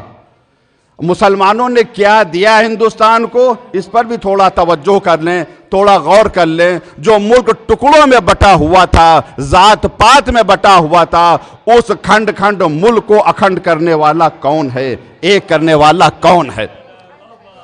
اگر نہ آتے تو کیا تاریخ ہوتی ہندوستان کی، تصور نہیں کیا جا سکتا ہے۔ بہرحال اور پھر اس کے بعد عرب کے کیا حالات تھے اس زمانے میں، کتنا انحطاط تھا عربوں میں، یہ تاریخ اسلام میں بھی آیا ہے کہ کس طریقے سے وہ بٹے ہوئے تھے ذات اور پات میں، کس طریقے سے اونچ اور نیچ کا شکار تھے، کس طریقے کا ظلم ہو رہا تھا وہاں کے اوپر، ہر طریقے کا ظلم تھا۔ انہوں نے ہیڈنگ ایک عنوان دیا، کیف حول الرسول، کس طریقے سے بدل دیا رسول اسلام صلی اللہ علیہ وسلم نے خامات الجاہلیہ الی عجائب الانسانیہ۔ یہ ایک عنوان ایک ہیڈنگ ہے کہ پیغمبر اسلام نے کس طرح سے جاہلیت کی رسومات کو، جاہلیت کے اصول کو، جاہلیت کی باتوں کو کس طریقے سے بدل دیا۔ اسلام نے کیا نہیں دیا دنیا کو۔ اسلام سے پہلے یورپ میں اندھیرا تھا، ہندوستان میں اندھیرا تھا، پوری دنیا میں اندھیرا تھا۔ علم کی شمع، عدالت کی شمع، انصاف کی شمع اگر کسی نے سب سے پہلے روشن کی اس دنیا میں تو اس دین کا نام دین اسلام ہے۔ سب کچھ دیا ہے اسلام نے، اور اسی اسلام کے اوپر حلمہ۔ ہاں یہ مسلمانوں کی بات ہے، اب مسلمان اور ہیں، اسلام اور ہے۔ مسلمان نے کہیں عدل سے کام لیا، کہیں ظلم سے کام لیا، مگر اسلام نے ہمیشہ عدل و انصاف سے کام لیا۔ دنیا بٹی ہوئی تھی، عیسائیوں کے ہاں ان کے عقائد کیا تھے، وہاں عورت کو چڑیل کا درجہ دیا جاتا تھا۔ ہندوستان میں عورت کا مقام یہ تھا، پتی مر گیا تو زندہ جلا دیا جاتا تھا چتا میں، ستی ہو جاتی۔ یہ سب توہمات میں، خرافات میں انسانیت گرفتار تھی۔ اسلام نے خرافات سے انسانیت کو نکالا ہے۔ ذات پات، یہ اونچا یہ نیچا، ہندوستان میں ذات پات کا راج تھا۔ اگر وہ کسی اشد کے کان میں پڑ گیا تو سیسا اس کے کان میں پگھلا کر ڈال دیا جاتا تھا، زبانیں کاٹ دی جاتی تھی۔ اسلام نے کیسا حسین تصور پیش کیا، اے انسانوں ہم نے تمہیں ایک مرد اور عورت سے پیدا کیا، وَجَعَلْنَاكُمْ شَعُوبًا وَقَبَائِلَ، قوم اور قبیلے میں ہم نے تمہیں تقسیم کر دیا، بانٹ دیا، کیوں؟ لِتَعْرَفُوا، تاکہ تمہارا انٹروڈکشن ہو جائے، اِنَّ أَكْرَمَكُمْ عِنْدَ اللَّهِ أَتْقَاكُمْ، مگر یاد رکھنا اللہ کے نزدیک صاحب عزت وہی ہے جو متقی و پرہیزگار ہے۔ دنیا ذات و پات میں بٹی تھی، اسلام نے کہا نہ کوئی ذات ہے نہ کوئی پات ہے، صرف کردار ہے۔ اگر رشتہ دار ہے، کردار کا خراب ہے تو تبت یدا ابی لہب کا تماچا پڑتا ہے، اور اگر کردار صحیح ہے، اس زمانے میں غلاموں کی کیا حیثیت تھی؟ سب کی آواز پر لبیک کہتے تھے، دوڑے چلے جاتے تھے، مگر اسلام نے اس غلام کو جو سب کی آواز پر دوڑتا تھا، کردار اچھا تھا تو اتنا بلند کر دیا کہ اس کی آواز پر سب دوڑ کر مسجد آ رہے ہیں، اس کو مؤذن بنا دیا، بلال حبشی کو مؤذن بنا دیا۔ کیا نہیں دیا ہے؟ ہاں، اسلام اور ہے اور مسلمان اور ہے۔ بہرحال یہ کتاب بہت ہی اچھی کتاب ہے اور اس کا فارسی میں بھی ترجمہ ہوا، مجھے نہیں پتا اردو میں ترجمہ ہوا ہے یا نہیں، انگریزی میں ترجمہ مولانا آپ بتا رہے ہیں ہو چکا ہے۔ بہترین کتاب ہے، لیکن یاد رکھیں ہر کتاب میں ہر بات صحیح نہیں ہوتی ہے۔ اس کا مقصد میں نے کہہ دیا بہترین کتاب تو آپ یہ کہہ دیں پوری کتاب کی تائید ہو گئی، نہیں، کچھ باتیں بہت اچھی ہیں۔ قرآن مجید کے علاوہ دنیا میں کون سی ایسی کتاب ہے جس کی ہر بات صحیح ہو؟ کوئی نہیں۔ دوبارہ کہیں تو اس میں جو ایک چیز کتاب انہوں نے اشارہ کیا ہے وہ میں آپ کو عرض کرنا چاہتا ہوں کہ دنیا میں مسلمانوں نے حکومت کی، خلفاء گزرے، کچھ بنی امیہ کے، کچھ بنی عباس کے، اس کے علاوہ بھی یہ سلسلہ چلا ہے۔ اب وقت نہیں ہے اور میں نے یہ طے کیا تھا کہ 10 منٹ کے اندر گفتگو کو تمام کر دینا۔ اگر مجھے لکھنؤ میں رہنا ہوتا کل تو میں کل اور پرسوں دونوں دن شرکت کرتا، لیکن افسوس کہ مجھے سفر پہ جانا ہے۔ جن لوگوں نے حکومت کی ہے مسلمانوں پر، خلفائے بنی امیہ و بنی عباس، ان کے بارے میں جو انہوں نے کہا ہے، میں چھوڑ کے پڑھ رہا ہوں، وَلَمْ يَكُنْ عِنْدَهُمْ مِنْ رُوحِ الْجِهَادِ فِي سَبِيلِ الْإِسْلام، روح جہاد تو ان کے اندر تھی ہی نہیں، فی سبیل الاسلام، نہ اسلام کے راہ میں جو جہاد کر رہے تھے وہ مردہ جہاد تھا، روح جہاد نہیں تھی۔ دیکھیے اگر مردہ چھوڑ دیا جائے کچھ دن تک تو بدبو آنے لگتی ہے۔ آج کلمہ جہاد ہے، روح جہاد نہیں ہے، تبھی تنفر، نفرت کی آوازیں آ رہی ہیں۔ یہ کہہ رہے ہیں آپ ماذا خسر العالم، دنیا کو کتنا نقصان پہنچا بانحطاط المسلمین، مسلمانوں کے زوال سے۔ یہ بنی امیہ و بنی عباس کے خلفاء نے جو حکومت کی اور جو انہوں نے جنگیں کی، روح جہاد ان کے اندر نہیں تھی۔ اس کے بعد کہتے ہیں وَحَاذَا الْحُكْمُ عام، میں چھوڑ کے پڑھ رہا ہوں کہ ان کی صحیح تربیت نہیں ہو پائی تھی، وہ وجوہات انہوں نے بیان کیے۔ کہہ رہے ہیں وَحَاذَا الْحُكْمُ عام يَشْمَلُ خُلَفَاءِ بنی امیہ و بنی عباس، یہ حکم جو ہم نے بیان کیا ہے کہ ان کی صحیح تربیت نہیں ہو پائی تھی اور روح جہاد نہیں، یہ حکم عام ہے بنی امیہ کے بھی خلفاء اور بنی عباس کے لیے۔ ہاں حاشا جنہوں نے استثناء کیا ہے کچھ کو، جیسے عمر بن عبدالعزیز، خلافت راشدہ، ان سب کا استثناء کیا۔ تو کہنے کا مقصد یہ ہے کہ خود ہی تسلیم کر لیا اور ظاہر سی بات ہے حقیقت بیان کر دی کہ اسلام کا حاکم اور ہے، مسلمانوں کا حاکم اور ہے۔ اسلام کا، اب اسلام کے حاکم کو کوئی کہے کہ یہ اسلام کا نمائندہ ہے تو نہیں، اسلام نے کبھی ظلم نہیں کیا۔ بہت اچھی کتاب ہے کسی حد تک، لیکن میں اس کے آگے ایک قدم جاننا چاہتا ہوں۔ بہترین عنوان ہے، میں پھر علماء اکرام تشریف فرما ہے اور بہترین تقریر آپ ان سے سنیں گے، سماعت فرمائیں گے۔ میں پھر اس عنوان کی تکرار کر رہا ہوں، ماذا خسر العالم، دنیا کو کیا نقصان ہوا بانحطاط المسلمین، مسلمانوں کے زوال سے۔ ہمارے ملک کو کتنا نقصان ہوا مسلمانوں کے زوال سے، دنیا کو کتنا نقصان ہوا مسلمانوں کے زوال سے۔ میں اس عنوان کو تھوڑا سا بدل دینا چاہتا ہوں، ماذا خسر المسلمون، مسلمان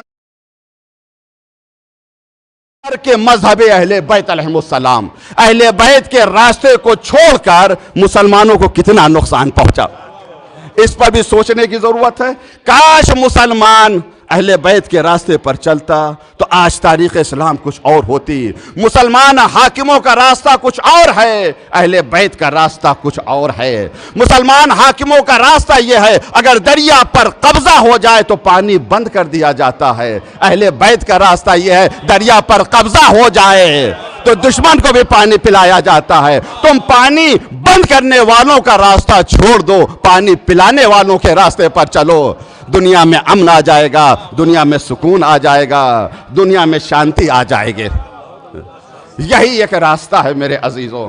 اس کے بہترین عنوان اس کانفرنس کا دیا گیا، بہت ہی خوبصورت عنوان دیا گیا ہے اس کانفرنس کا، ایک خدا کی عبادت اور مخلوق خدا کی خدمت۔ یہی قرآن مجید کا پیغام ہے، مگر ہم اس پیغام کو کیسے پہنچائیں؟ ہماری زبان میں جو کہا جاتا ہے کہ بلی کے گلے میں گھنٹی کون باندھے، عنوان تو بہت اچھا ہے، بہت خوبصورت جاذب عنوان ہے، کشش ہے اس عنوان، ایک خدا کی عبادت اور مخلوق خدا کی خدمت، یہی اسلام کہہ رہا ہے۔ ہم کیسے اسے پہنچائیں؟ ایک مفکر نے اپنی زندگی کا خلاصہ بہت ہی حسین انداز سے کیا کہ جب میں جوان تھا تو میں نے یہ طے کر لیا کہ پوری دنیا کو میں بدلوں گا۔ کچھ دن کے بعد میں اس نتیجے پر پہنچا کہ بھیا پوری دنیا کو میں نہیں بدل سکتا، میرے اندر اتنی طاقت نہیں ہے۔ پھر میں نے کہا کہ نہیں، پورے ملک کو بدلوں گا۔ کچھ سال کام کیا، اس نتیجے پر پہنچا کہ ملک کو نہیں بدل سکتا۔ پھر میں نے کہا نہیں، اپنے شہر کو بدلوں گا۔ کچھ سال کام کیا، اس نتیجے پر پہنچا میں اپنے شہر کو بھی نہیں بدل سکتا۔ پھر میں نے کہا نہیں، میں اپنے محلے والوں کو بدلوں گا، اس پر کام کیا۔ کچھ سال تک کام کیا مگر نتیجے پر پہنچا کہ میں اپنے محلے والوں کو نہیں بدل سکتا۔ تو میں نے اس نتیجے پر پہنچا کہ اپنی فیملی والوں کو بدلوں گا، گھر والوں کو بدلوں گا۔ کچھ سال کے بعد اس نتیجے پر پہنچا کہ گھر والوں کو نہیں بدل سکتا۔ ارے اپنی بیوی کو تو بدل نہیں سکتا تو دوسروں کو کیا بدلے گا؟ پھر میں آخر میں اس نتیجے پر پہنچا، میں سب کو تو نہیں بدل سکتا مگر خود ضرور بدل سکتا ہوں۔ اور جب میں اس نتیجے پر پہنچا تو 80 سال کا بڈھا ہو گیا تھا۔ کاش یہ بات پہلے دن میری سمجھ میں آ جاتی، جوانی میں یہ بات میری سمجھ میں آ جاتی۔ مجھے خود کو بدلنا ہے، تو اگر میں خود بدل جاتا تو شاید محلہ بھی بدل جاتا، شاید شہر بھی بدل جاتا، شاید ملک بھی بدل جاتا، شاید دنیا بھی بدل جاتی۔ یہی بات ہے اگر ہماری سمجھ میں آ جائے۔ میں زمانے میں یورپ میں تھا، لندن میں، تو ایک ذاکرہ نے مجھے یہ واقعہ سنایا، سچا واقعہ ہے، ثقہ معتبر۔ ہمیں کیا کرنا ہے اس پیغام کو پہنچانے کے لیے؟ ایک خدا کی عبادت، مخلوق خدا کی خدمت۔ کس طریقے سے؟ انہوں نے کہا کہ کہیں کے اوپر پڑوسی کے حقوق بیان کیے، بس 2 منٹ، پڑوسی کے حقوق بیان کیے بہت زیادہ۔ ایک صاحب مجلس میں بیٹھے ہوئے تو ان کی سمجھ میں پڑوسی کے حقوق آ گئے۔ جب ان کی تو گئے گھر کے اوپر، ان کے لان میں ایک درخت لگا ہوا تھا کہ جو سورج کی روشنی روکتا تھا کہ پڑوسی کے یہاں نہ پہنچنے پائے۔ وہاں ان سب باتوں کا بڑا خیال ہے، ہمارے کیا تو نہیں خیال ہے، وہاں بڑا۔ تو انہوں نے کہا بھائی یہ تو پڑوسی کا حق ہم غصب کر رہے ہیں، سورج کی روشنی روک رہے ہیں۔ وہاں سورج کی روشنی کی، دھوپ کی بہت زیادہ ویلیو ہے یورپ میں، خاص کر لندن میں۔ تو انہوں نے درخت کو کٹوا دیا۔ جب درخت کو کٹوا، دوسرے دن وہ پڑوسی عورت، ایک بوڑھی عورت تھی، وہ آئی شکریہ ادا کرنے کے لیے۔ برسوں سے مجھے تکلیف تھی، دھوپ میرے لعان میں نہیں آتی تھی، یہ آپ کا درخت روکے ہوئے تھا، میں نے کبھی شکوہ نہیں کیا، کٹوا دیا، تمہارا بہت بہت شکریہ۔ کیوں کٹوایا؟ کہا میرے مولانا نے یہ کہا ہے، اسلام کا پیغام ایسے پہنچتا ہے، دین کا پیغام ایسے پہنچتا ہے، اس طریقے سے اسلام اور دین کا پیغام پہنچتا، میرے مولانا نے کہا ہے اور میرے دین نے یہ کہا ہے۔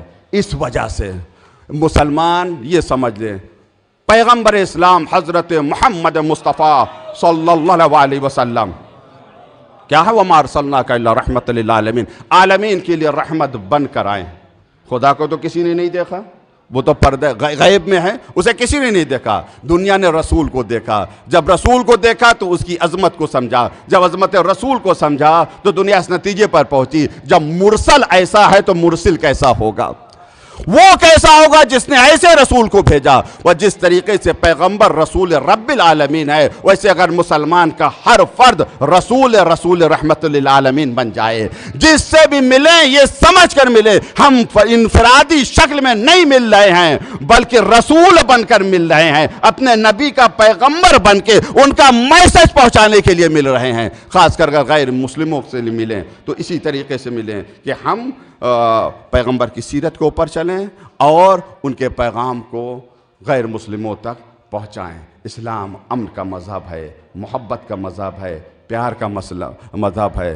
ہماری غیر مسلموں سے یہی درخواست ہے، اس تاریخ اسلام کو ضرور پڑھیں جو قید خانوں میں لکھی گئی، اس تاریخ اسلام پر یقین نہ کریں جو درباروں نے لکھوائی۔ وآخر دعوانا ان الحمدللہ رب العالمین، والسلام علیکم ورحمۃ اللہ وبرکاتہ۔ جزاک اللہ، سبحان اللہ۔ مولانا رضا حیدر تنویر صاحب قبلہ تقریر فرما رہے تھے۔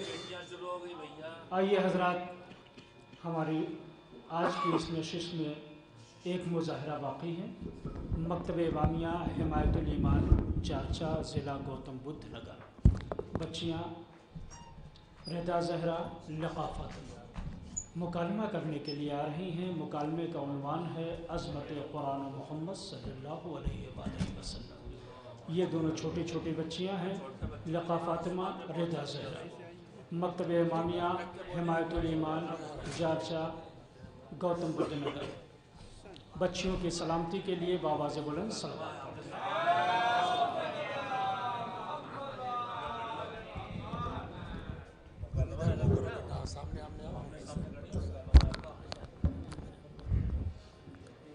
بچیوں کی سلامتی کے لیے بآواز بلند صلوات ارشاد۔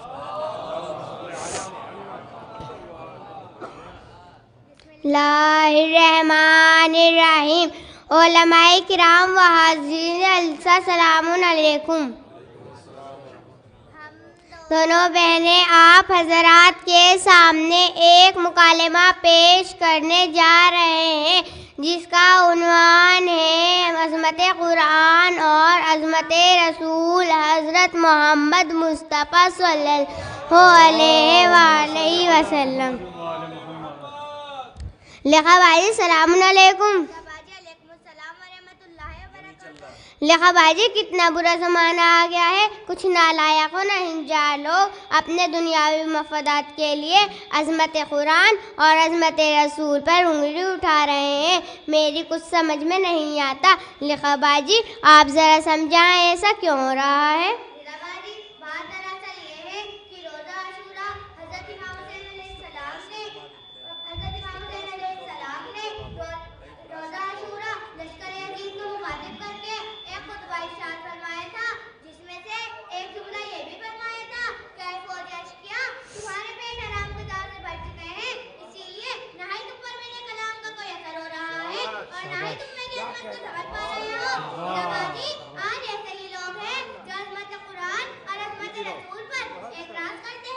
تعجب کی بات تو یہ ہے کہ کوئی غیر اعتراض نہیں کر رہا، بلکہ نام نہاد مسلمان وسیم مردود جو اپنے کو شیعہ اور رضوی کہلاتا تھا، اس نے بھی قرآن پاک کی آیتوں اور ذات رسالت مآب پر اعتراض کیا ہے۔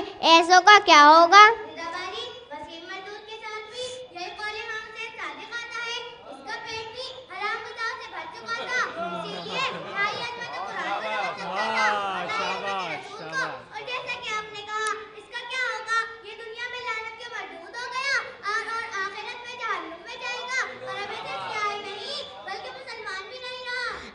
لکھا باجی، قرآن تو اللہ کا کلام ہے، یہ تو سب کی سمجھ میں آنا چاہیے۔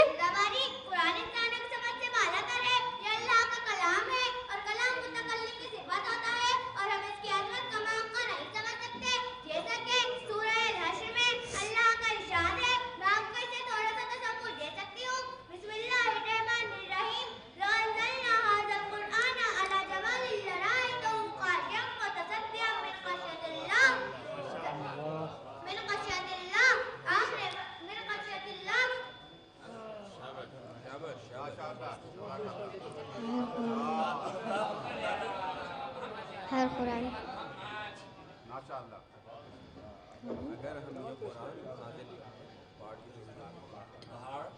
اگر یہ قرآن کو کسی پہاڑ پر اتار دیا ہوتا تو ہم دیکھتے وہ دب جاتا اور پھٹ جاتا۔ اللہ کی خشیت یعنی قوم سے، اور ہم یہ مثالیں بیان کرتے ہیں لوگوں کے لیے تاکہ وہ غور و فکر کریں۔ رضا بانی، اب آپ ہی بتائیے کہ وسیم مردود کی کیا حیثیت تھی کہ وہ عظمت قرآن اور عظمت رسول کو سمجھ سکے؟ جیسا کہ آپ نے فرمایا، خدا کا ارشاد ہے کہ قرآن کی عظمت سے پہاڑ پھٹ جاتا، تو کیا ایسا کوئی واقعہ پیش آیا ہے کہ پہاڑ پھٹ گیا ہو؟ ہاں کیوں نہیں، حضرت موسیٰ علیہ السلام کے ساتھ یہی واقعہ پیش آیا ہے۔ آپ کے ساتھ مکالمہ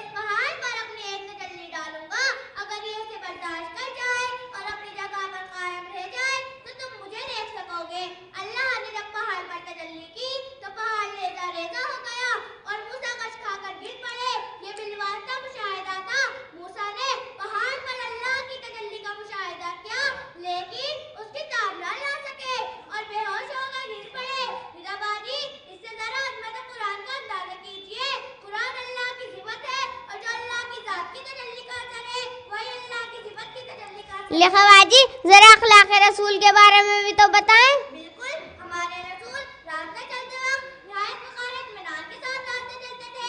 आप ज़मीन पर पैर घसीट कर नहीं चलते थे। आप जब किसी को देखते तो उसे सलाम करने में पहल करते थे। आप मुसाफिहा में अपना हाथ फैला के नहीं खींचते थे। आप नशिस्त में अपने लिए कोई खास जगह नहीं लेते थे और दूसरों को भी ऐसा करने से मना फरमाते थे। आप किसी की भी दरख्वास्त को रद्द नहीं करते थे। आप बूढ़ों का बहुत एहतराम करते थे और बच्चों के साथ निहायत मेहरबान थे। जैसा कि कुरान मजीद में अल्लाह रब्बुल इज्जत का बयान है, व इन्नका लअला खुल्क़िन अज़ीम, यकीनन तुम अखलाक के अजीम मर्तबे पर फाइज हो। और खुद हमारे नबी हज़रत मोहम्मद मुस्तफ़ा सल्लल्लाहु अलैहि वसल्लम का इरशाद गिरामी है, इन्नमा बअसना लतम्मा मुकारिमुल अखलाक। आपने फरमाया मुझे मुकारिमुल अखलाक को आया करने के लिए मबूस किया गया है। शुक्र है लिखवाजी, आपने आज मुझे बहुत अच्छी दीनी मालूमात बताई हैं। आपको ये दीनी मालूमात कहाँ से हासिल हुई?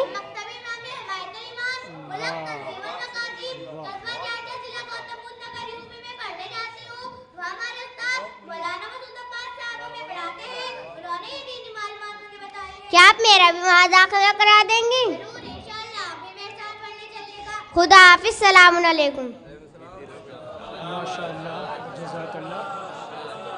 मकतब इमामिया हिमायतुल ईमान जारचा ज़िला गौतम बुद्ध नगर की ये बच्चियाँ थीं जो बेहतरीन मुकालमा अज़मत कुरान व अज़मत रसूल सल्लल्लाहु अलैहि वसल्लम के सिलसिले से पेश कर रही थी। आइए हज़रात, हमारी फहरिस्त में आज की इस नशिस्त में एक मुक़र्रर और मौजूद है। हुज्जतुल इस्लाम वल मुस्लिमीन आली जनाब मौलाना सैयद ज़मीरुल हसन साहब, उस्ताद जामे जवादिया बनारस। हुज्जतुल इस्लाम वल मुस्लिमीन आली जनाब मौलाना सैयद ज़मीरुल हसन साहब, उस्ताद जामे जवादिया बनारस। बावाज़े बुलंद नारे सलवात से खैर मक़दम फरमाए। अल्लाहुम्मा सल्लि अला मुहम्मद व आलि मुहम्मद।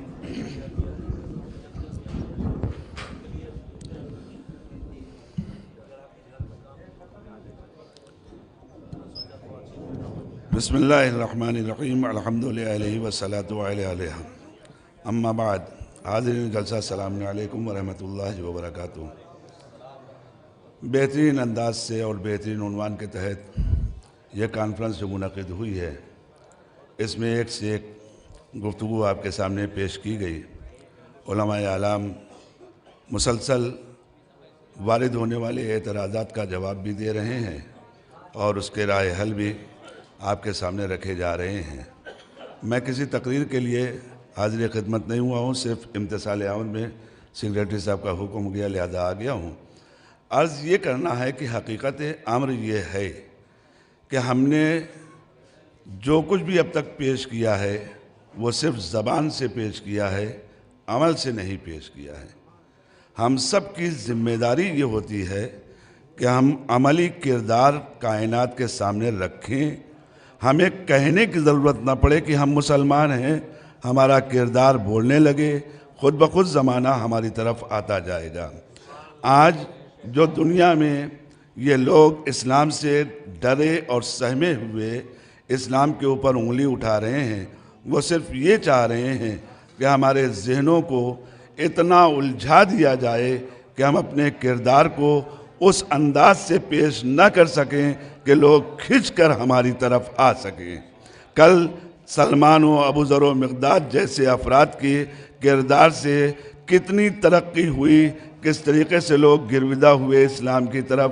اگر آج بھی ایسے ہی اصحاب، آج بھی ایسے ہی افراد، آج بھی ایسے ہی کردار اگر کائنات کے سامنے آ گئے تو پھر ہمارا یہ سارا جھوٹ پروپیگنڈا جو ہے وہ سب دھرا رہ جائے گا. لہذا اپنے مفاد کو مد نظر رکھتے ہوئے وہ کبھی قرآن پہ انگلی اٹھا کے، کبھی سرکار ختم مرتبت کی زندگی پہ انگلی اٹھا کے، کبھی اہانت رسول کر کے، کبھی اہانت خدا کر کے ہمیں ہمارے ذہنوں کو تشویش میں مبتلا کرنا چاہتے ہیں. ہم ایک بات جانتے ہیں، الہی دین ہے.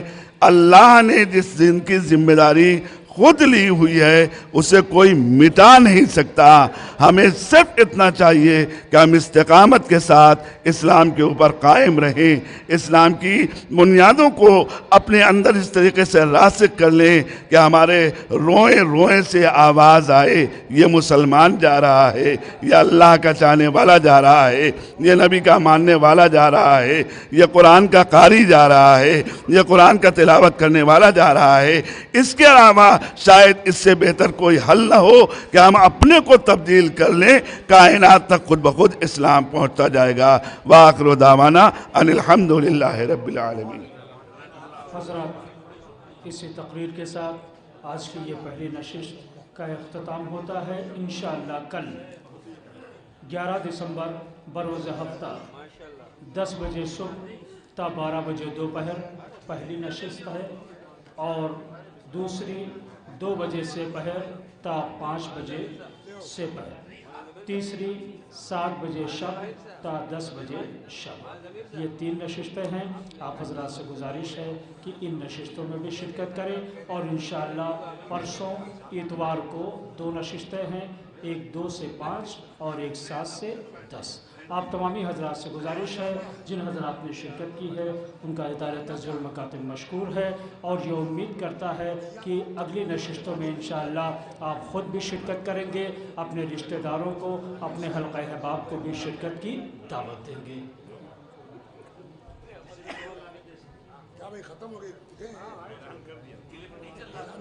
جی حضور.